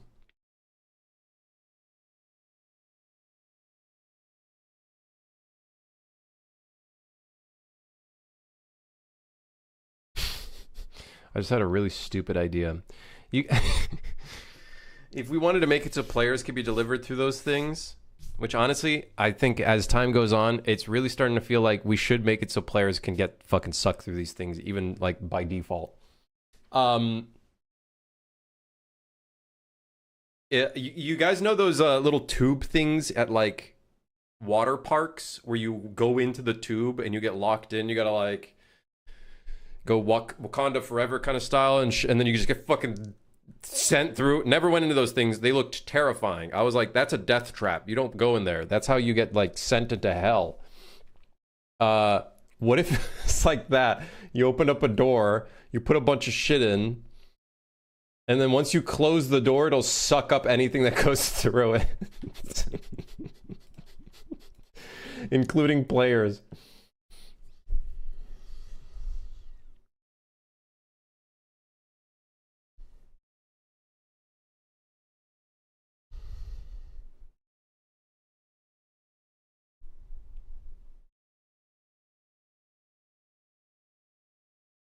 And then that would also add fast travel, which I don't think is a bad thing. I don't think it's a bad thing, necessarily. I think we need it. I think the game needs it, like, as a base. At first I was thinking it should be like an upgrade. And maybe it could be an upgrade. Maybe the item delivery system as a whole is an upgrade. It literally only brings you to the first train car. It just brings you to the front. Yeah, I know. I've seen these before. And then you pay first, and then the instant you close the door, Or maybe not. Maybe you just close the door whenever. Or maybe we don't even make a door. Maybe we don't even make a door. Who gives a fuck about a door? Open up Blender. Open Blender now. Open Blender now.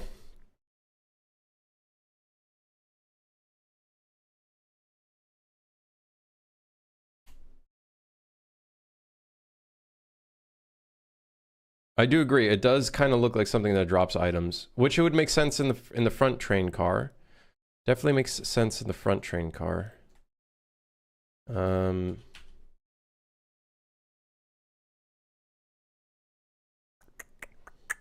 Oh, where did I put this? Item delivery system. Here it is.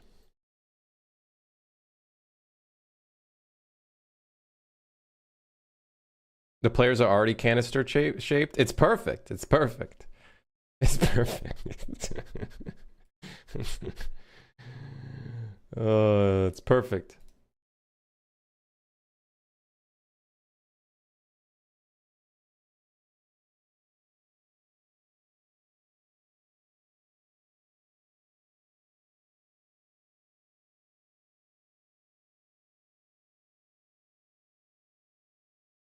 Needs a delay, otherwise there is a delay. So every time you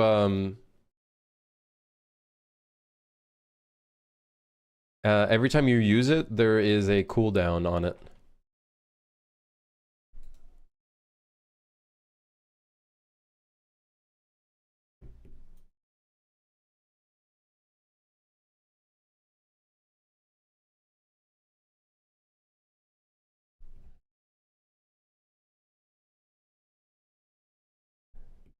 I think it'd be so funny if in some of the train cars we put a little spot where you could accidentally, like, if you're a player going through it, there's a chance where you get stuck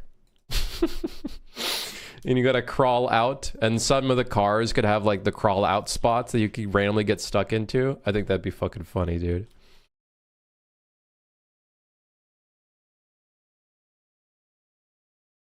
It just goes you know, you hear like a little squeeze noise, and then you're like stuck in a random pipe somewhere.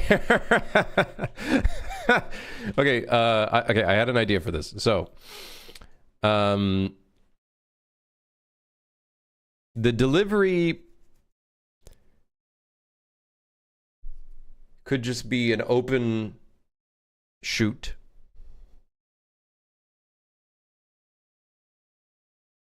You could have to spend time manually pumping up the pressure. That, I feel like, you're already paying 1 credit. I think if you didn't pay 1 credit, then I would make it so you'd have to like do a thing to... I think what we should do is, that would be a maintenance task. I think is like, you have to pump up the pressure so that these can be used again. Otherwise, they're unusable until you pump up the pressure. That's probably what I would do. We would use the maintenance task system for that, I think.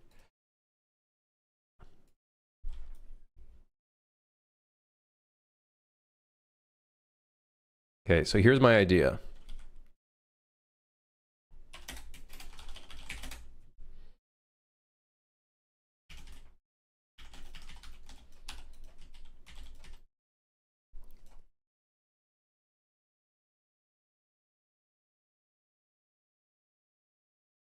Hold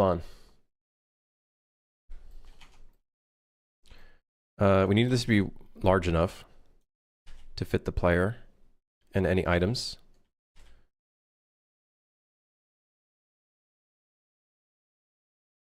Let me move this somewhere else. And then we're going to do a little bit of this.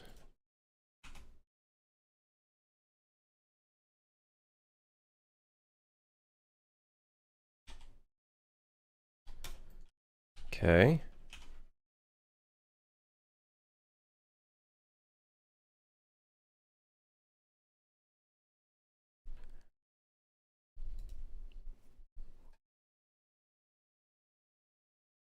Yeah, I like that idea for a maintenance task. You gotta like pump it up.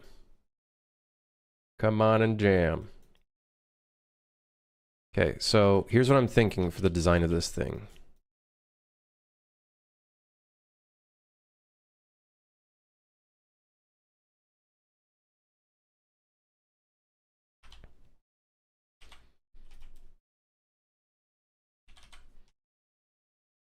Something like this.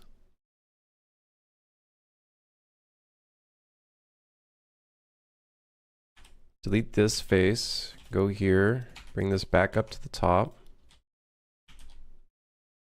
Whoa!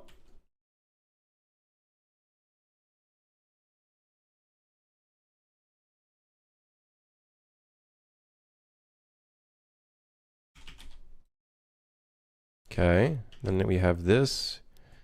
We could extrude it up. And then maybe it's like a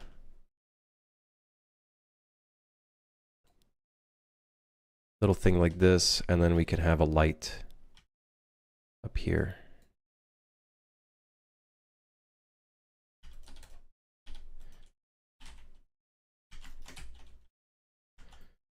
Okay.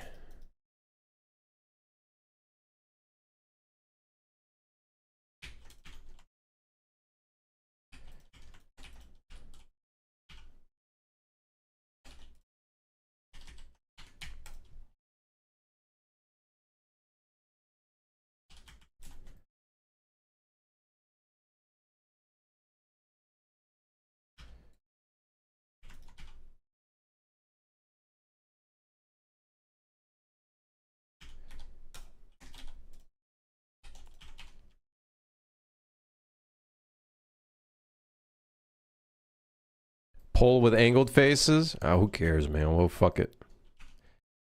Fuck it.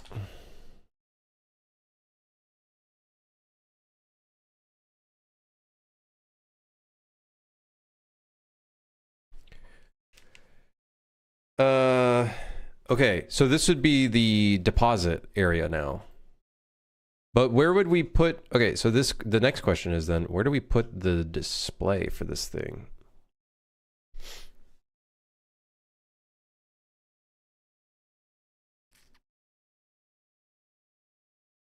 Big items only signage to prompt the teammate to urge another inside.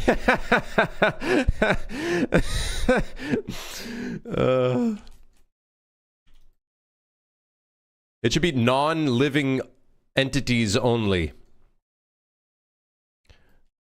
Non-organics only.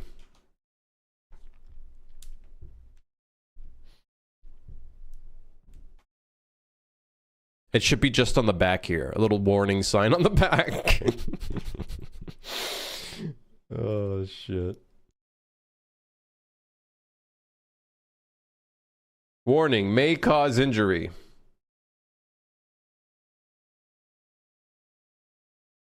So now I'm just wondering, where do we put the display, the computer?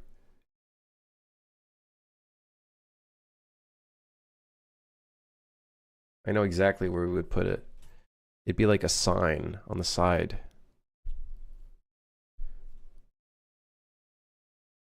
And then we'd give it a small delay. We'd give it a small delay before it sends things, so you have time to walk in it.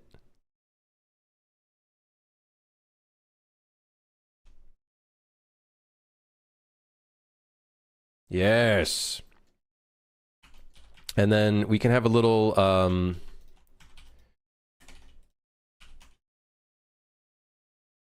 can have a screen that closes it up, goes, and then you get sucked out. That would be so sick. Now, where does the screen come from? I guess from the bottom, huh? From here, huh?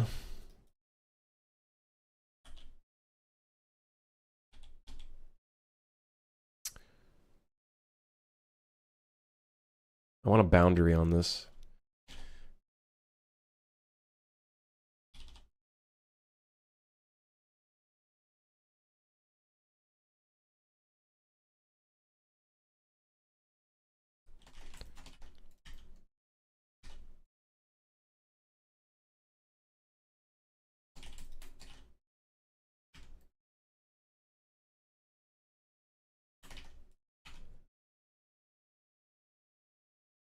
Ooh, that feels too thin.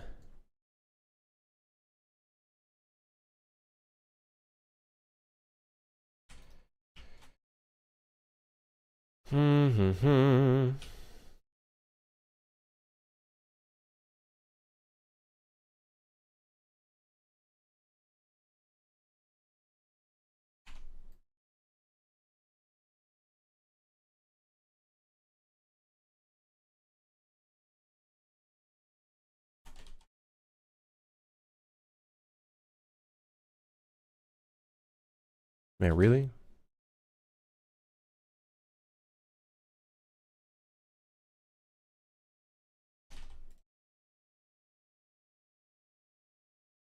What the?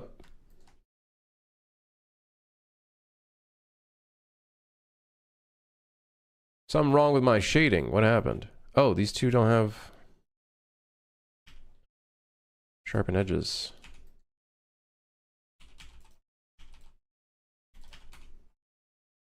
Okay, that's fine. How am I going to handle camera clipping, or am I just going to teleport? I think you're just going to get... I think we're going to do some sort of animation of some sort to get it all going.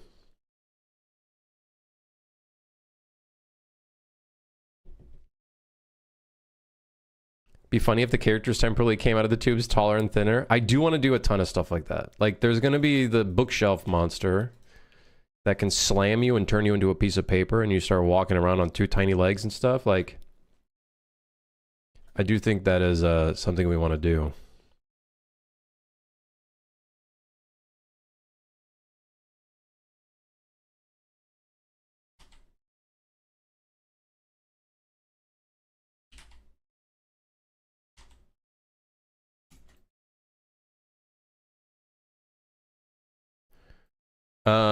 Okay. So this will be the main material. And then let's do pitch black. Would be another material.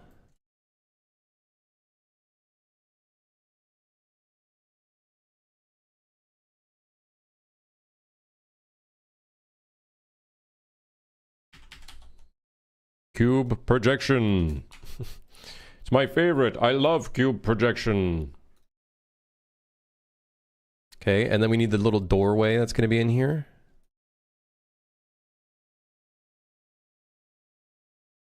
What the hell?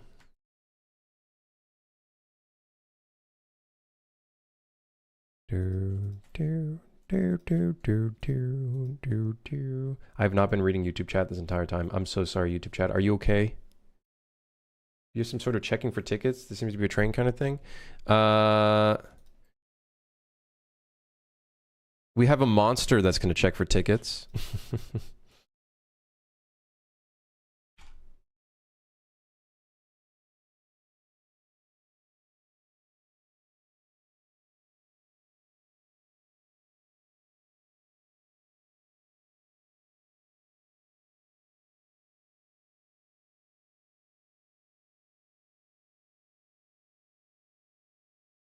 I think I'll just do this piece. Duplicate. Close enough. And then extrude. And then this piece can be separated. And then we can just do that. And then it'll just go whoop. I think we just scale it up, I think.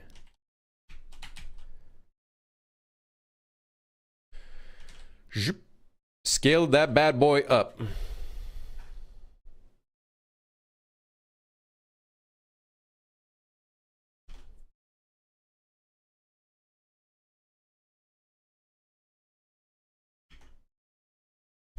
Hello there, it is me once again asking you for a small loan of $1 million.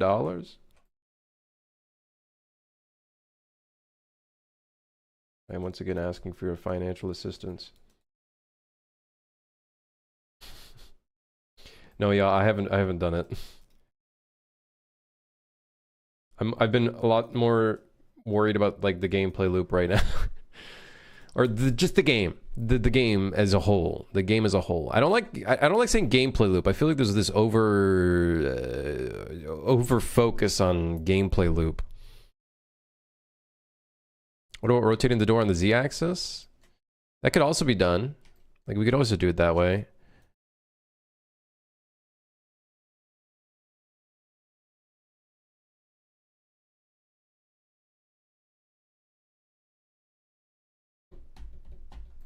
Like, definitely could do it that way. Actually, you know what? We are going to do it that way. As a matter of fact, you are correct.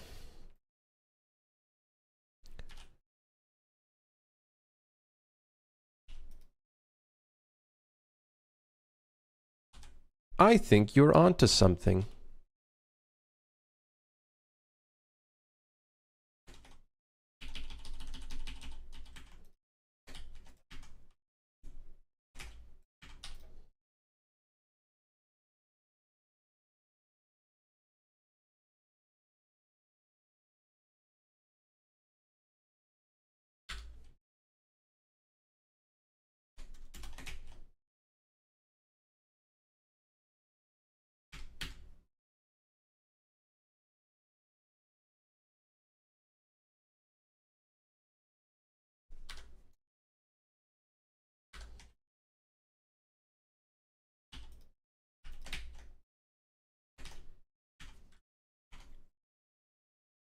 Yeah, I think you're onto something.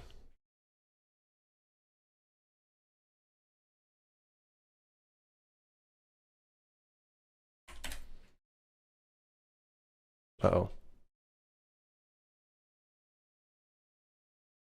How do I rotate this back to 0?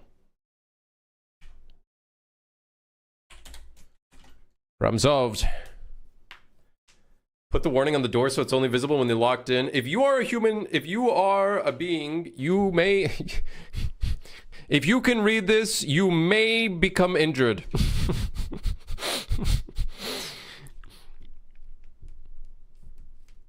I'm sure players will really appreciate all the scope creep you added. I'm getting real mad.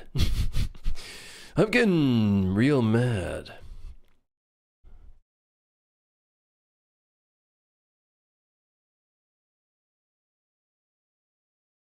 And if not, repaired players get ejected or something. There was the idea earlier. We literally we were talking about it. We could definitely have a maintenance task to like repair the pressure of it and stuff. And then there was one idea of there's a chance where you end up getting spit out into a random car somewhere else.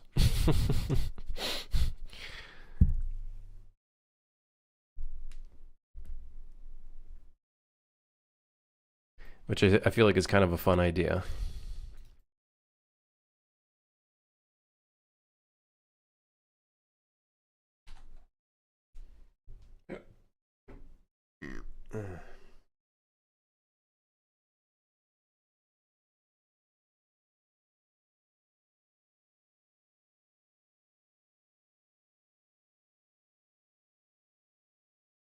Hold on, I'm checking my email.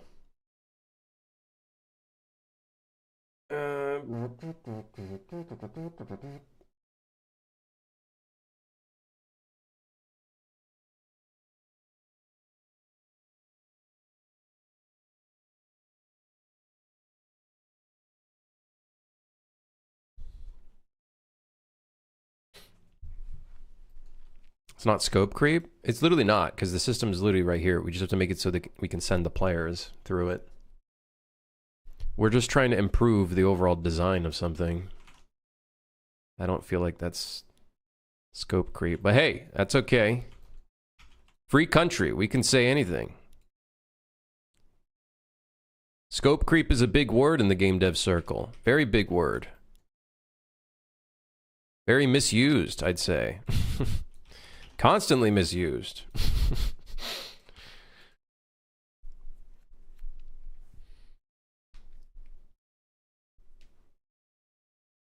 Game designers, when you go beyond just literally one small fucking mechanic, which is just clicking on things. What the hell? That's scope creep.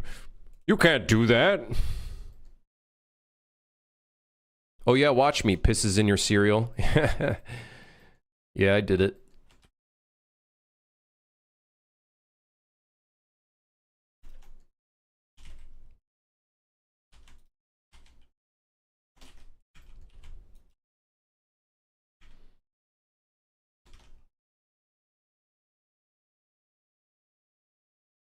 All right.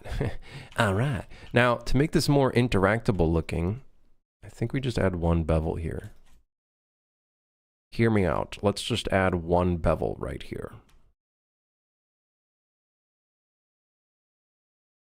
it'll make it feel more interactable.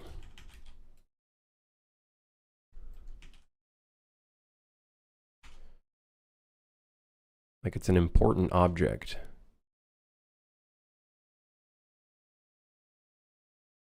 Why is this shit tilted?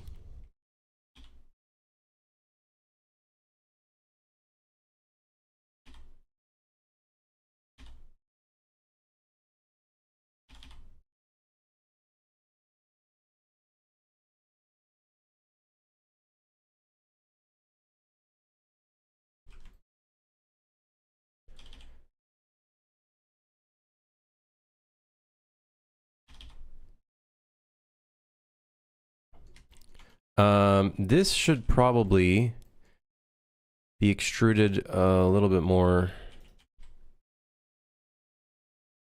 this way. Did this thing not get rotated correctly? Because, like, I don't know why that's...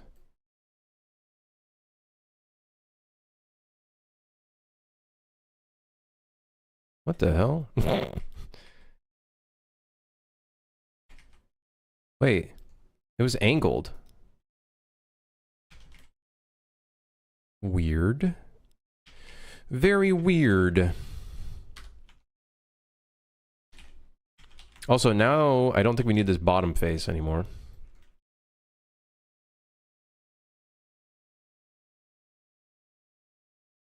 We just need this face, which for some reason was deleted.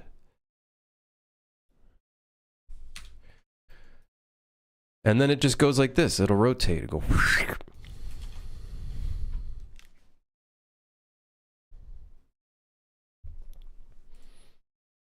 Okay, so now let's this will be the IDS tube door, and then this is the IDS tube body. So let's make it so this exports, and then let's make this export. And then we'll export both of these. And then we'll find the folder. And then we'll go here and import these bad boys in here.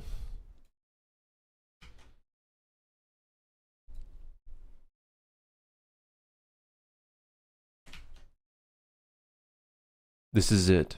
This is the improvement we've all been waiting for. I guess we'll make it glass, although I don't want to make it glass. Actually, I'm not making it glass. Actually, I take it back. I'm not making it glass. As a matter of fact, actually, I will not be making it glass. Painted, hotspot painted, metal orange. Oh, soft orange. I should probably fix the texture for this. I missed the glass version already. There's no glass. It was never even there to begin with. How can you miss something that wasn't even there?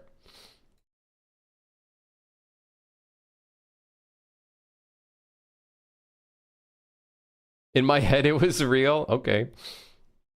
Listen, if we can make it so the whole sucking up thing isn't a real thing, as in like they actually, you can see the items and the player gets sucked up into like a thing, then maybe we could do it. But I think it's easier to do it this way because then we can just fake it.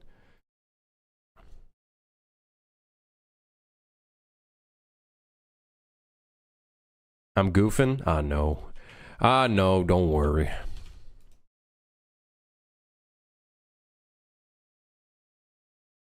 Or are you? Oh, yeah? Whatever. We don't have a hotspot for this. It's fine. Pitch black for the inside of that area and the inside there. We also need a light at the top. Oopsies. I done goofed. Do I have any emissives here? Light.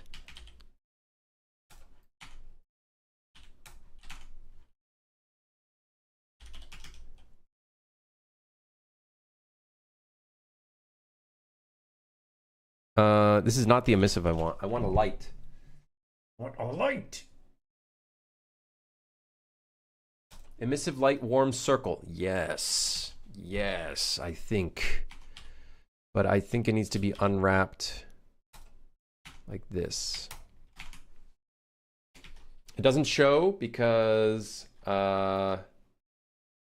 it needs a thing. It needs a thing for it. Okay, so now we'll delete these static meshes. We'll keep this one. And then let's put in the tube.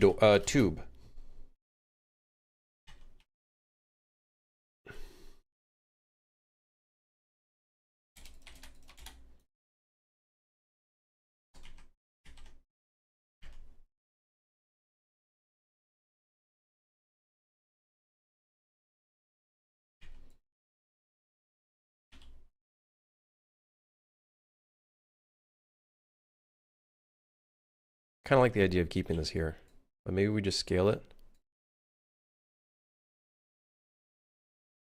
Yes, man. And then we have a decal.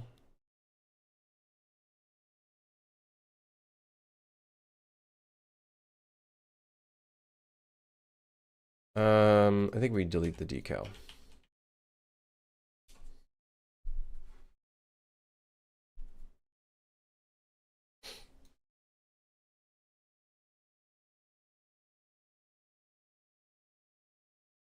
And then the usable panel, we're gonna want to move it here.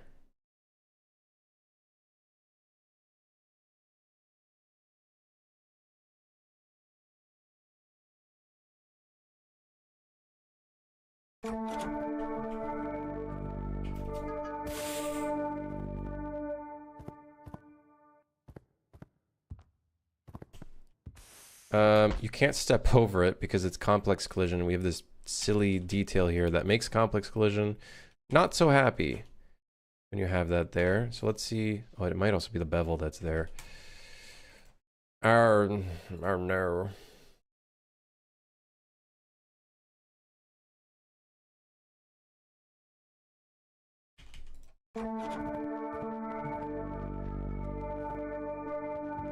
Add an invisible ramp. God, that's so annoying though. I gotta add a ramp. Crim spending 80% of the stream doing micro adjustments.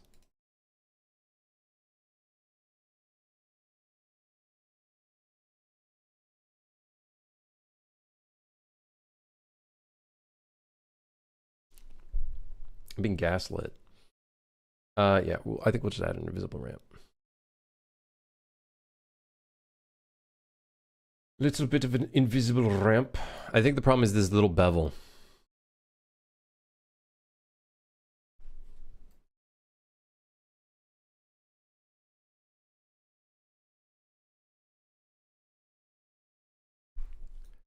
Okay, so I don't know if I can even do a blocking volume in here.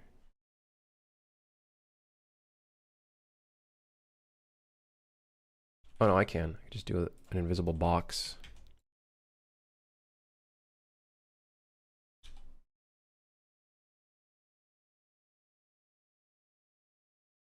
Don't need a blocking volume when you got yourself a little box here. You see? Don't need any of that when you got one of these.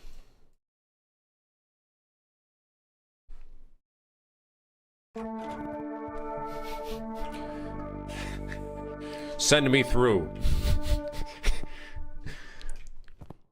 Send me through. I'm going in. Send me through.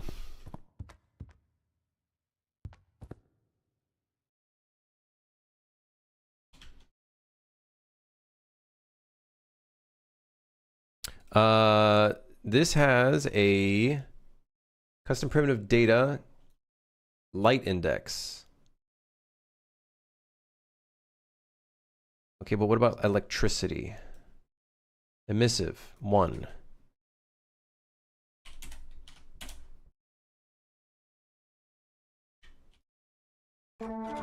Okay, this should work. Why are you not working?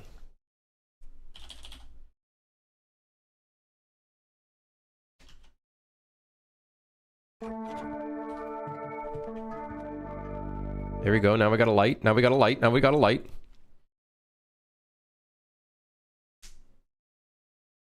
Guys, I just got a 1 out of 3,000 drop again. Yes, dude. Yes.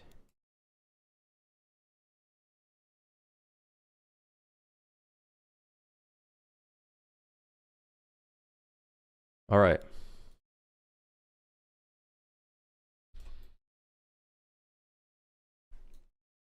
Now we need a door.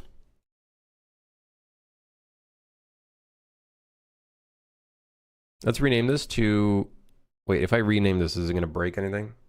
No, I don't think so. Tube base. Let's get a door, the door in here. Tube door.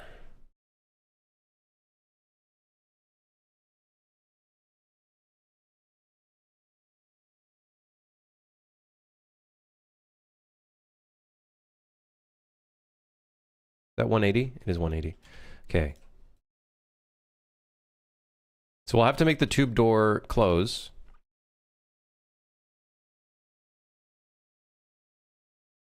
Let me get a spotlight in here.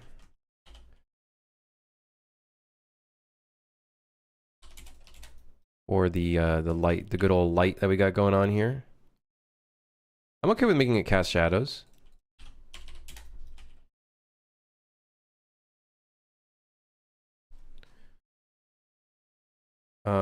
Let's give it a source radius of 8, maybe 12, maybe 16.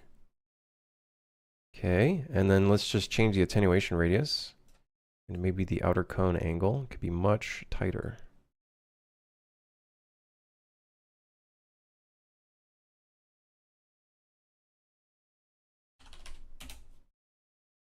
Yes, man.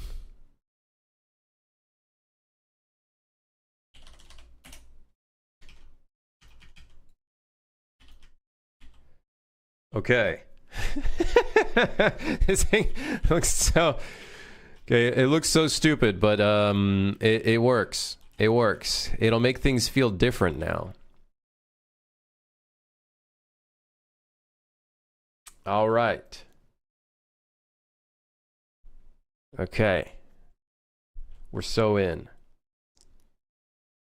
And by in, I mean in the pneumatic tube that's about to send me to hell. There should be a 1% chance this fucker just spits you out of the train.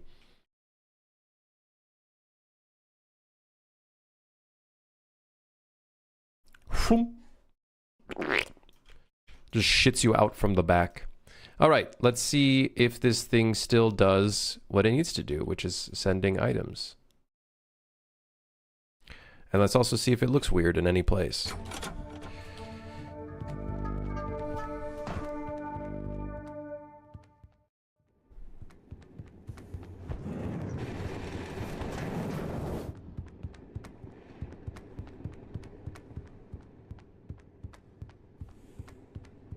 There's something so magical about seeing red pipes just in the hallways.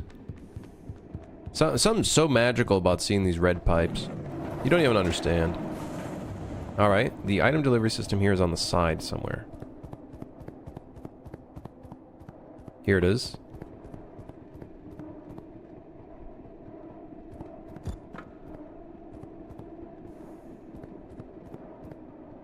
Oh yeah.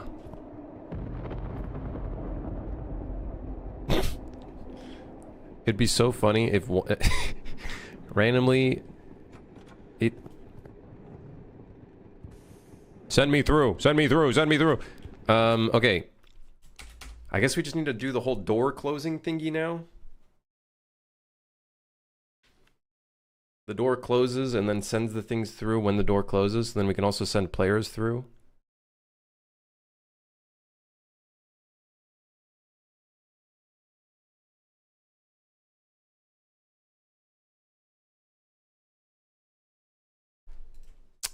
Okay, so now it's so pretty. I gotta say, the light feels really good. Like the little directional light with the volumetric fog. Just make the floor pressure sensitive to trigger the door and fire it off. I don't want to do that because then you can't put multiple items in here. What if it randomly spawned an enemy when you open the door? That would be funny as hell. And definitely something I would want to do. That is great. Hell yes. I also want to make it so you can send monsters through it. Like the little bomb guys. And then send landmines and shit. We should be able to send stuff like that through the pneumatic, through the tube, the item delivery system. Although I don't think it's an item anymore. It's kind of just a literally anything delivery system.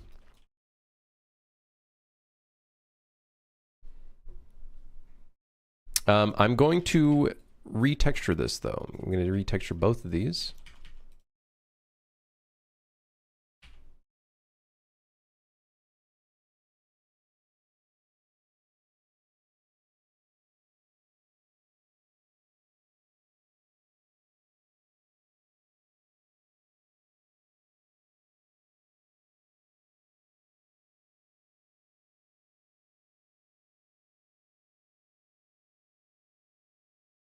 Find face normal deviation?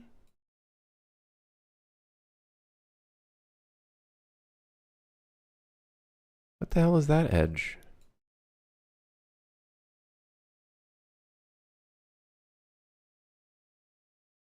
Whatever. Actually no, not whatever. What is this? Let's do this. And then generate again. This one's fine. I guess if you want to go through in single players, you'd have to arm it and then get it in time. That's the idea. So I'm going to make it so the door engages at the very beginning. We'll do like a curve. It'll slowly close and then it'll quickly close. So it gives you a couple seconds to push the button and then jump in.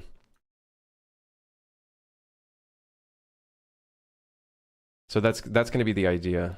It's not going to be like instantaneous. That's why we kind of had the door idea.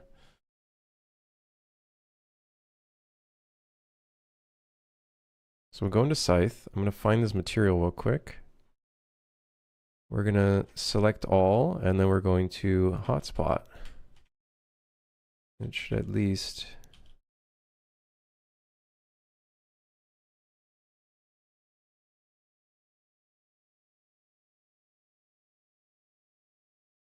Okay, that is not at all what I did. I don't know what that was, but that was not at all. Oh, great. It's cutting through the entire thing. Oh, that's really annoying. Okay, what if we do this? And then we select all and then do that.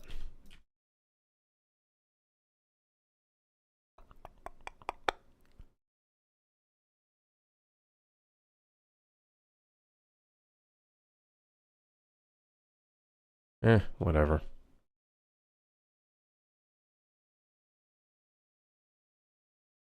Let's just fix this one, because this one's like really gnarly.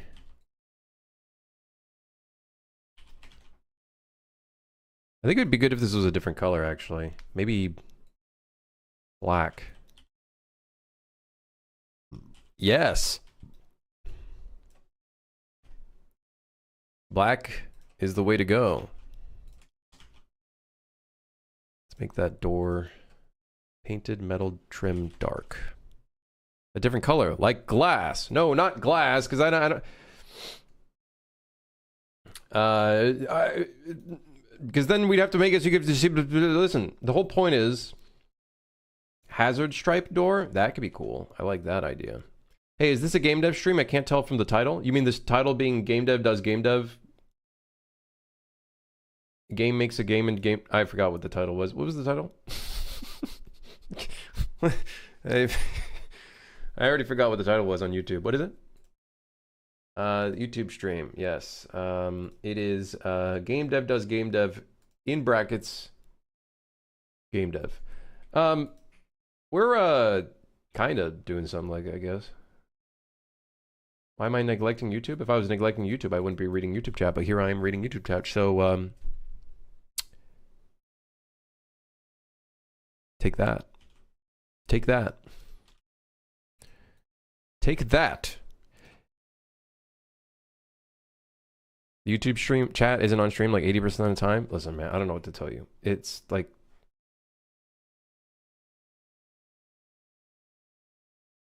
I don't know what to tell you. It just sometimes it just doesn't work. It's not my fault. Not my fault. You YouTube chat.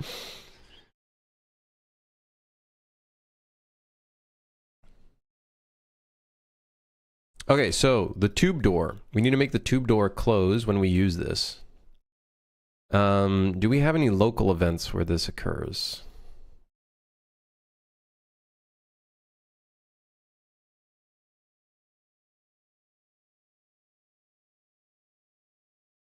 The personnel or object pipe, otherwise the poop chute. Oh my god.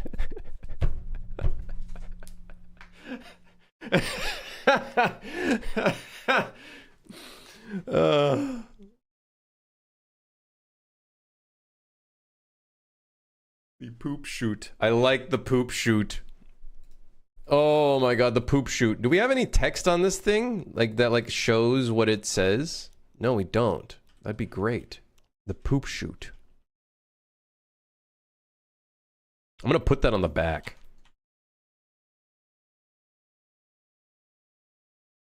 That's gonna be the text on the back.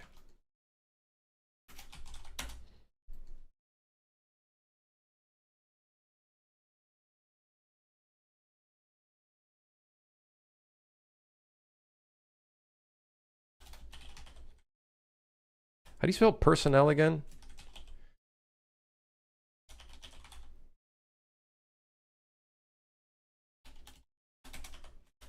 I can't. Oh. Personnel or object pipe. Can we, is there a different word for the or here? Personnel.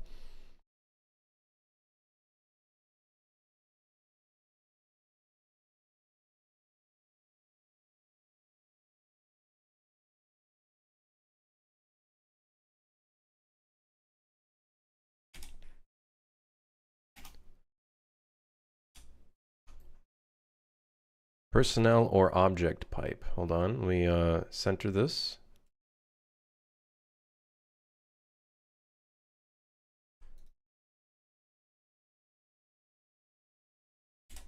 And then how can I curve a text?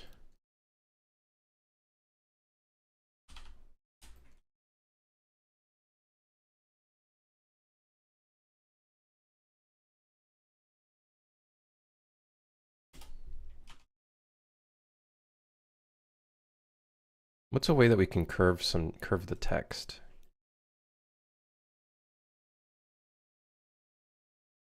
A lattice? That's psychotic. Having to manually do this?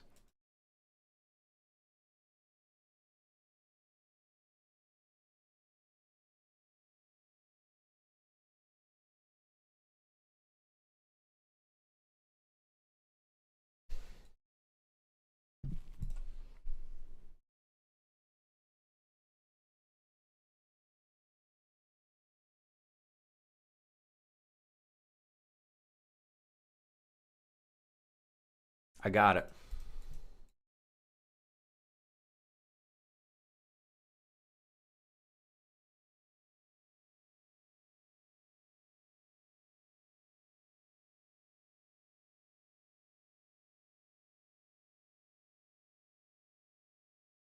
What?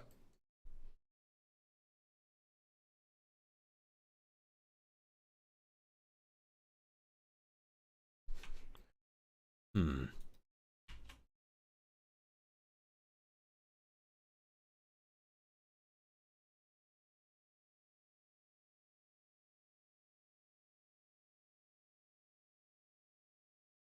We're like almost there.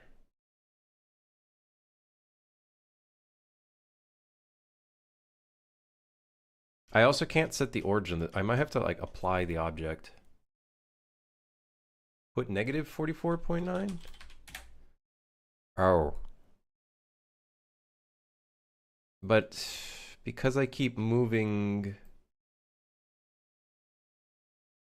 the stuff.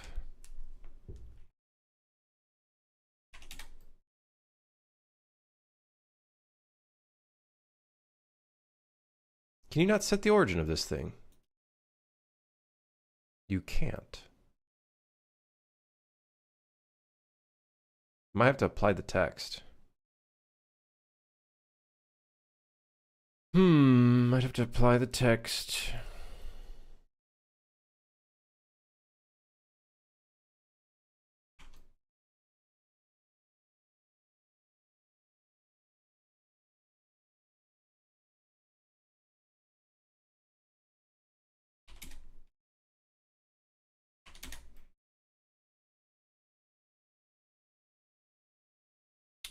Let's just apply it.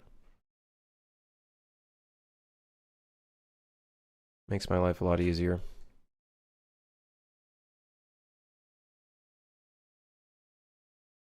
And then we'll do the thing that we did earlier, which was simple deform.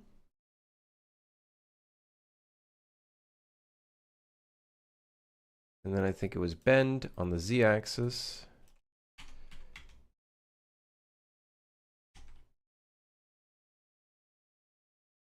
And now we just got to figure out how to do this properly.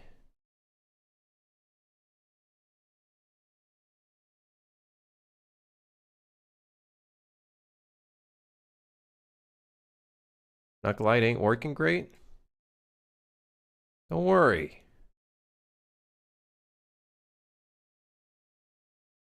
Got to figure out how it works.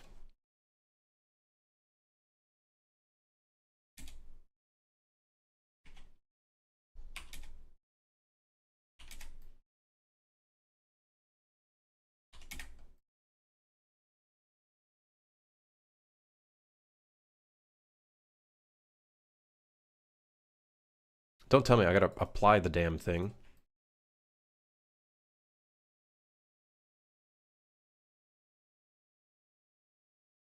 Because this looks like it's the right curvature.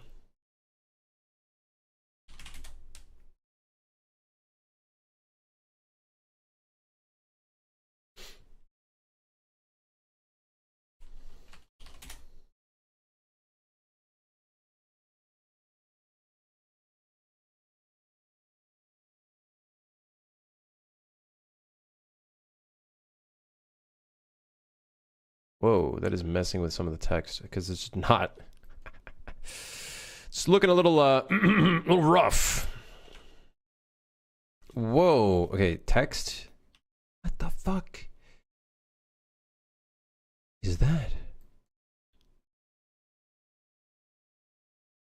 A moving texture with the name at the top could also look nice.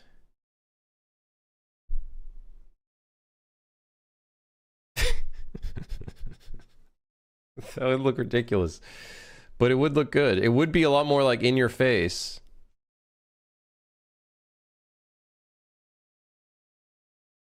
It would be a lot more in your face. That is true. Are we making a vacuum chute? We've changed the item delivery system to be a chute, which I think makes it make more sense about what it's meant to be. Can we go in there? We're going to make it so you can go in there. We're going to make it so you can go in there.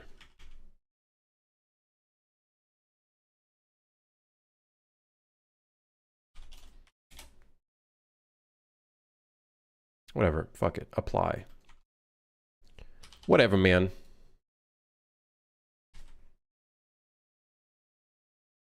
This didn't even taper correctly?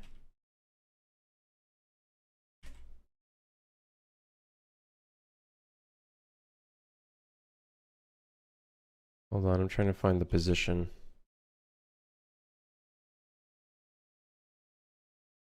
Wow, look at that geometry. Would you get a load of that geometry, huh? looks good. Thanks, Blender.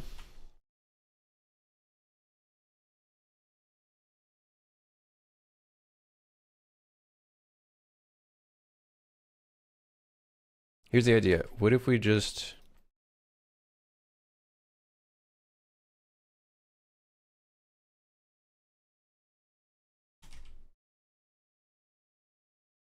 and then we'll do a shrink wrap as a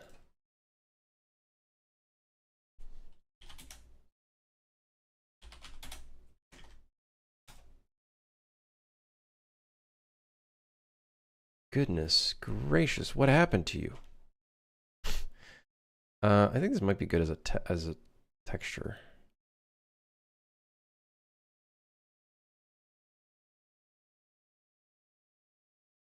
Why use a mesh for the text? I just don't feel like making a texture right now. Just don't really feel like making a texture right now. I do like the idea of the digital, like...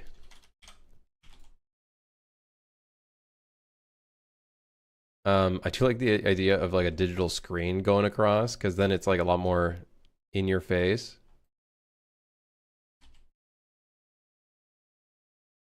And then we could like put it up here.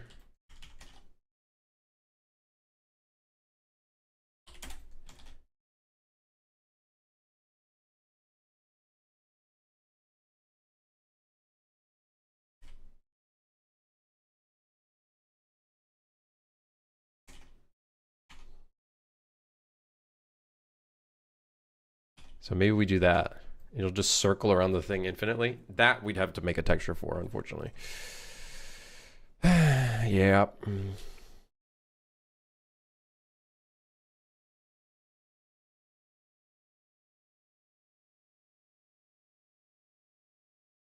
For that, we would have to make a texture. We'll make a new one for this called text, I guess.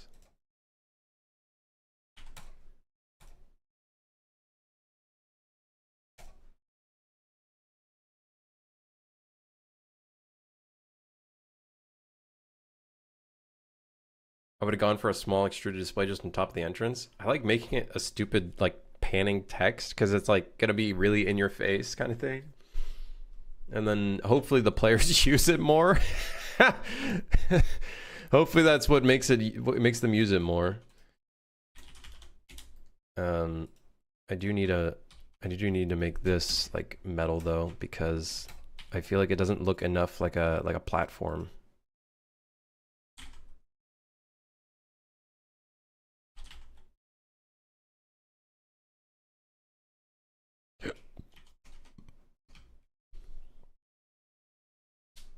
Exactly, that's the idea, Fist. That's gonna be the idea. Well, we'll see. We'll see how we end up actually designing the screen. I don't know yet. So this will just do the electronic. Which one is it? Screen? Test material screen. Okay, that's what we have for now.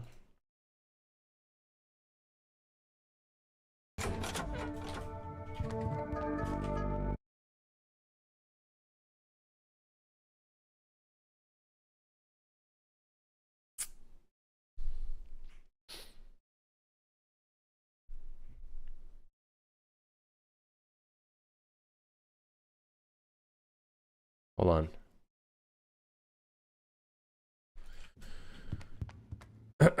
Okay. Get a nice font for this. I'm just gonna slap something on there for now, and then I believe there should be one of these in here. Right here, baby. Although there's a crate right in front of it, but...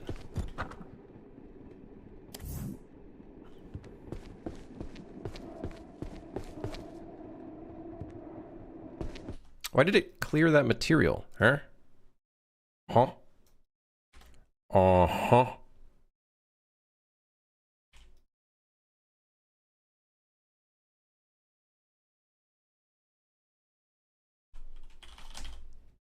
Like randomly cleared it. I don't know why. It's like an old school display font. Okay, that... We could do that. We could do that. I don't know if it would match... Maybe, actually, maybe.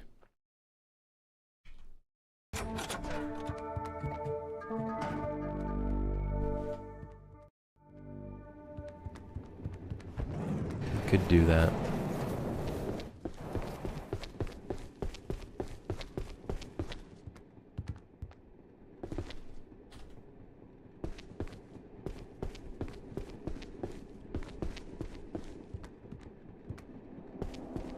I wonder if this will make players more inclined to use this thing.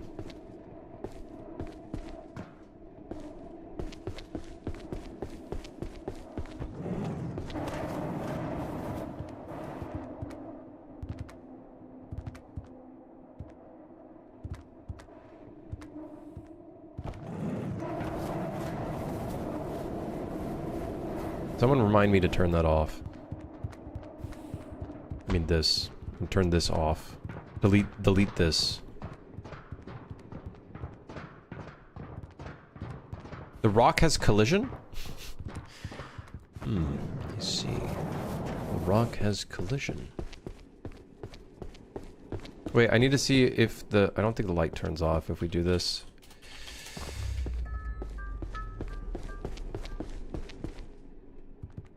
No. Okay, we'll have to turn off the light.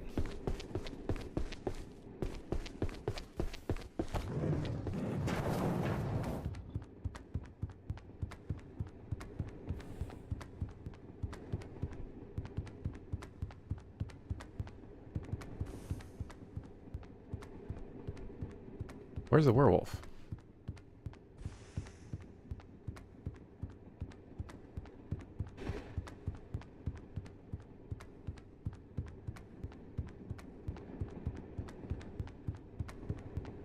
You can kind of get a little bit lost in the 3x5.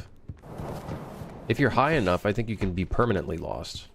But that being said, I think you're gonna be lost no matter what.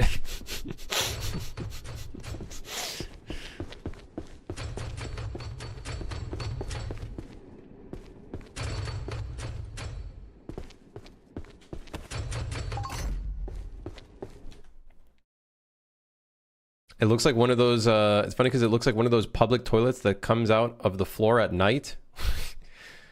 The hell? You have something like that? Where do you live? Looks like those public toilets that come out of the floor at night. This motherfucker is living in, like, cyberpunk land. I've never seen a toilet come out of the floor before in my life. I've never seen that happen ever in my life.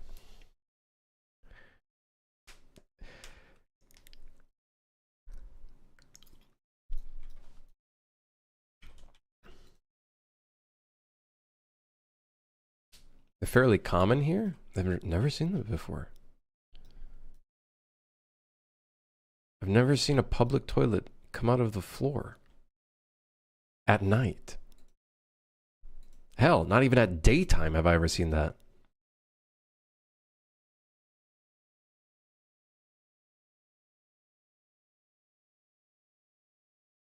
You were attracted while he was in it and it crushed him? Excuse me?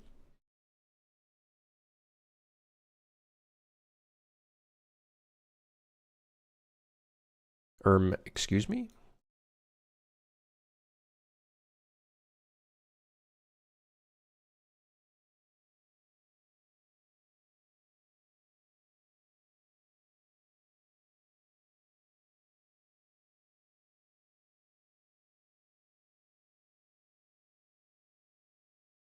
Oh shit, that's a different color. Give me the damn... Thank you.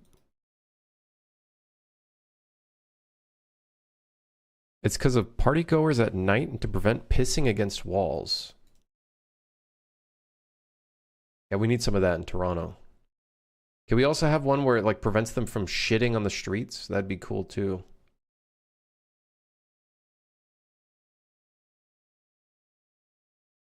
Hey, that'd be awesome.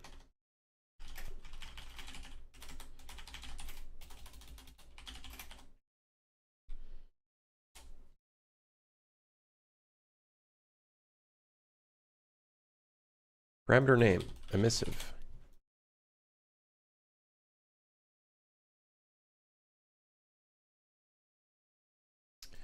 So that's the thing. Now we need it for the light. Luckily we have a set visibility right here, baby, right here. Right here, right now, right here, right now. I also think this will turn off the light when it can't be used, which is great. I'm actually down for that. Which then makes me wonder, maybe you should be in here. Wait, let me see this thing. Wait, this is an actual thing.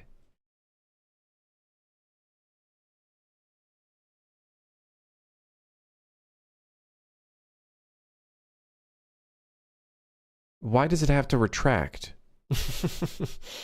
Hear me out. Why not just leave it there. Like, open. To be used. Wait, is there any doors on this fucking thing? Do you just walk up to it and piss in it? Okay, never mind. Maybe I understand why it's at night.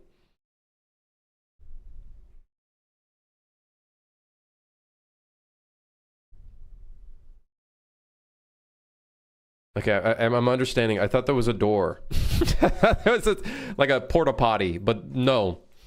No, there's no door. You just go straight in. You just get your job done, which is pissing. Do people actually use those things? Has it solved the problem of people pissing on the streets? I'm assuming there's still some people that piss on the streets. They assert dominance by pissing on the street, huh?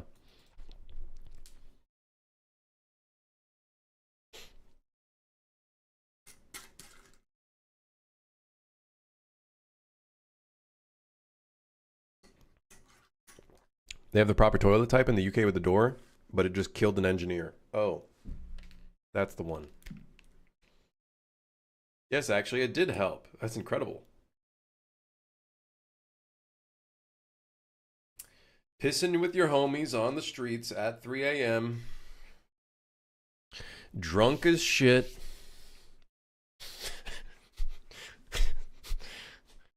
In a random tube that comes out only at 12 a.m. and goes back in at 7. That's the life. That's the life. That's the life. Doesn't get better than that.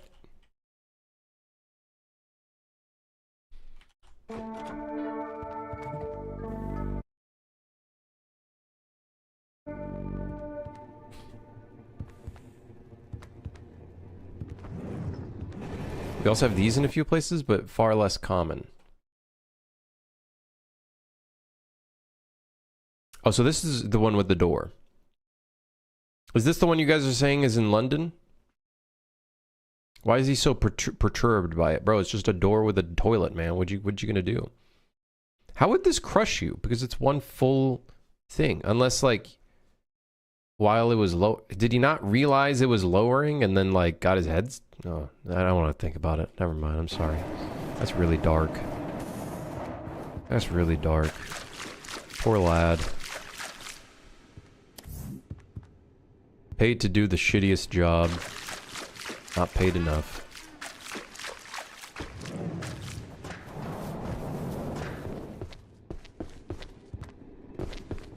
The safety mechanism failed and it descended.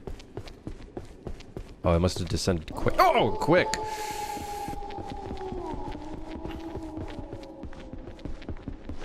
I need myself a toilet now. Probably not the best timing. Have you considered calling it the blast unit transit tube? The butt chute? No, we're calling it the personnel or object tube. Portal. Ow! Uh-oh. Don't.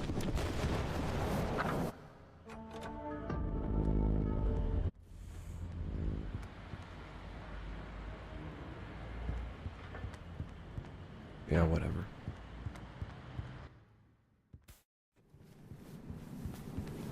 Also, when you die, I'm like doing a little dance now. I don't know what's going on. It, like, I'm still shaking.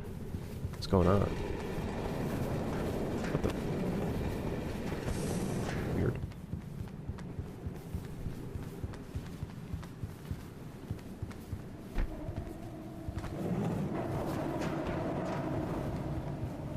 Yeah, when you die, there's like weird bugs that happen. I gotta fix that. Don't know what's going on.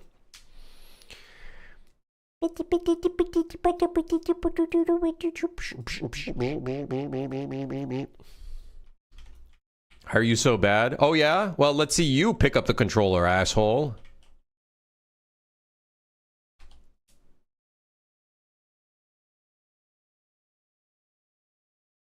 Let us then? No, not yet.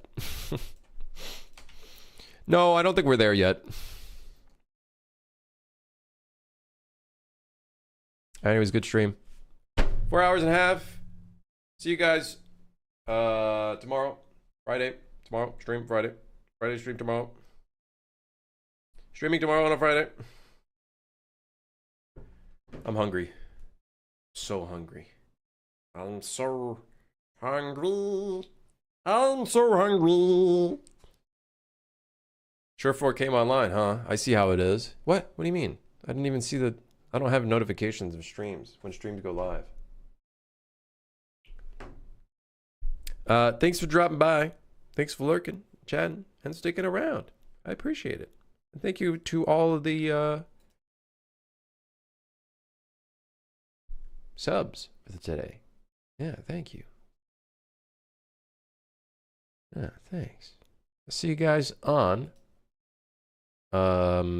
tomorrow, where we will, I don't know, we'll figure something out. New primitive technology video? Dude, I'm eating so good today. Oh my god. I'm gonna eat food and watch a primitive technology. Oh my god. All right, goodbye.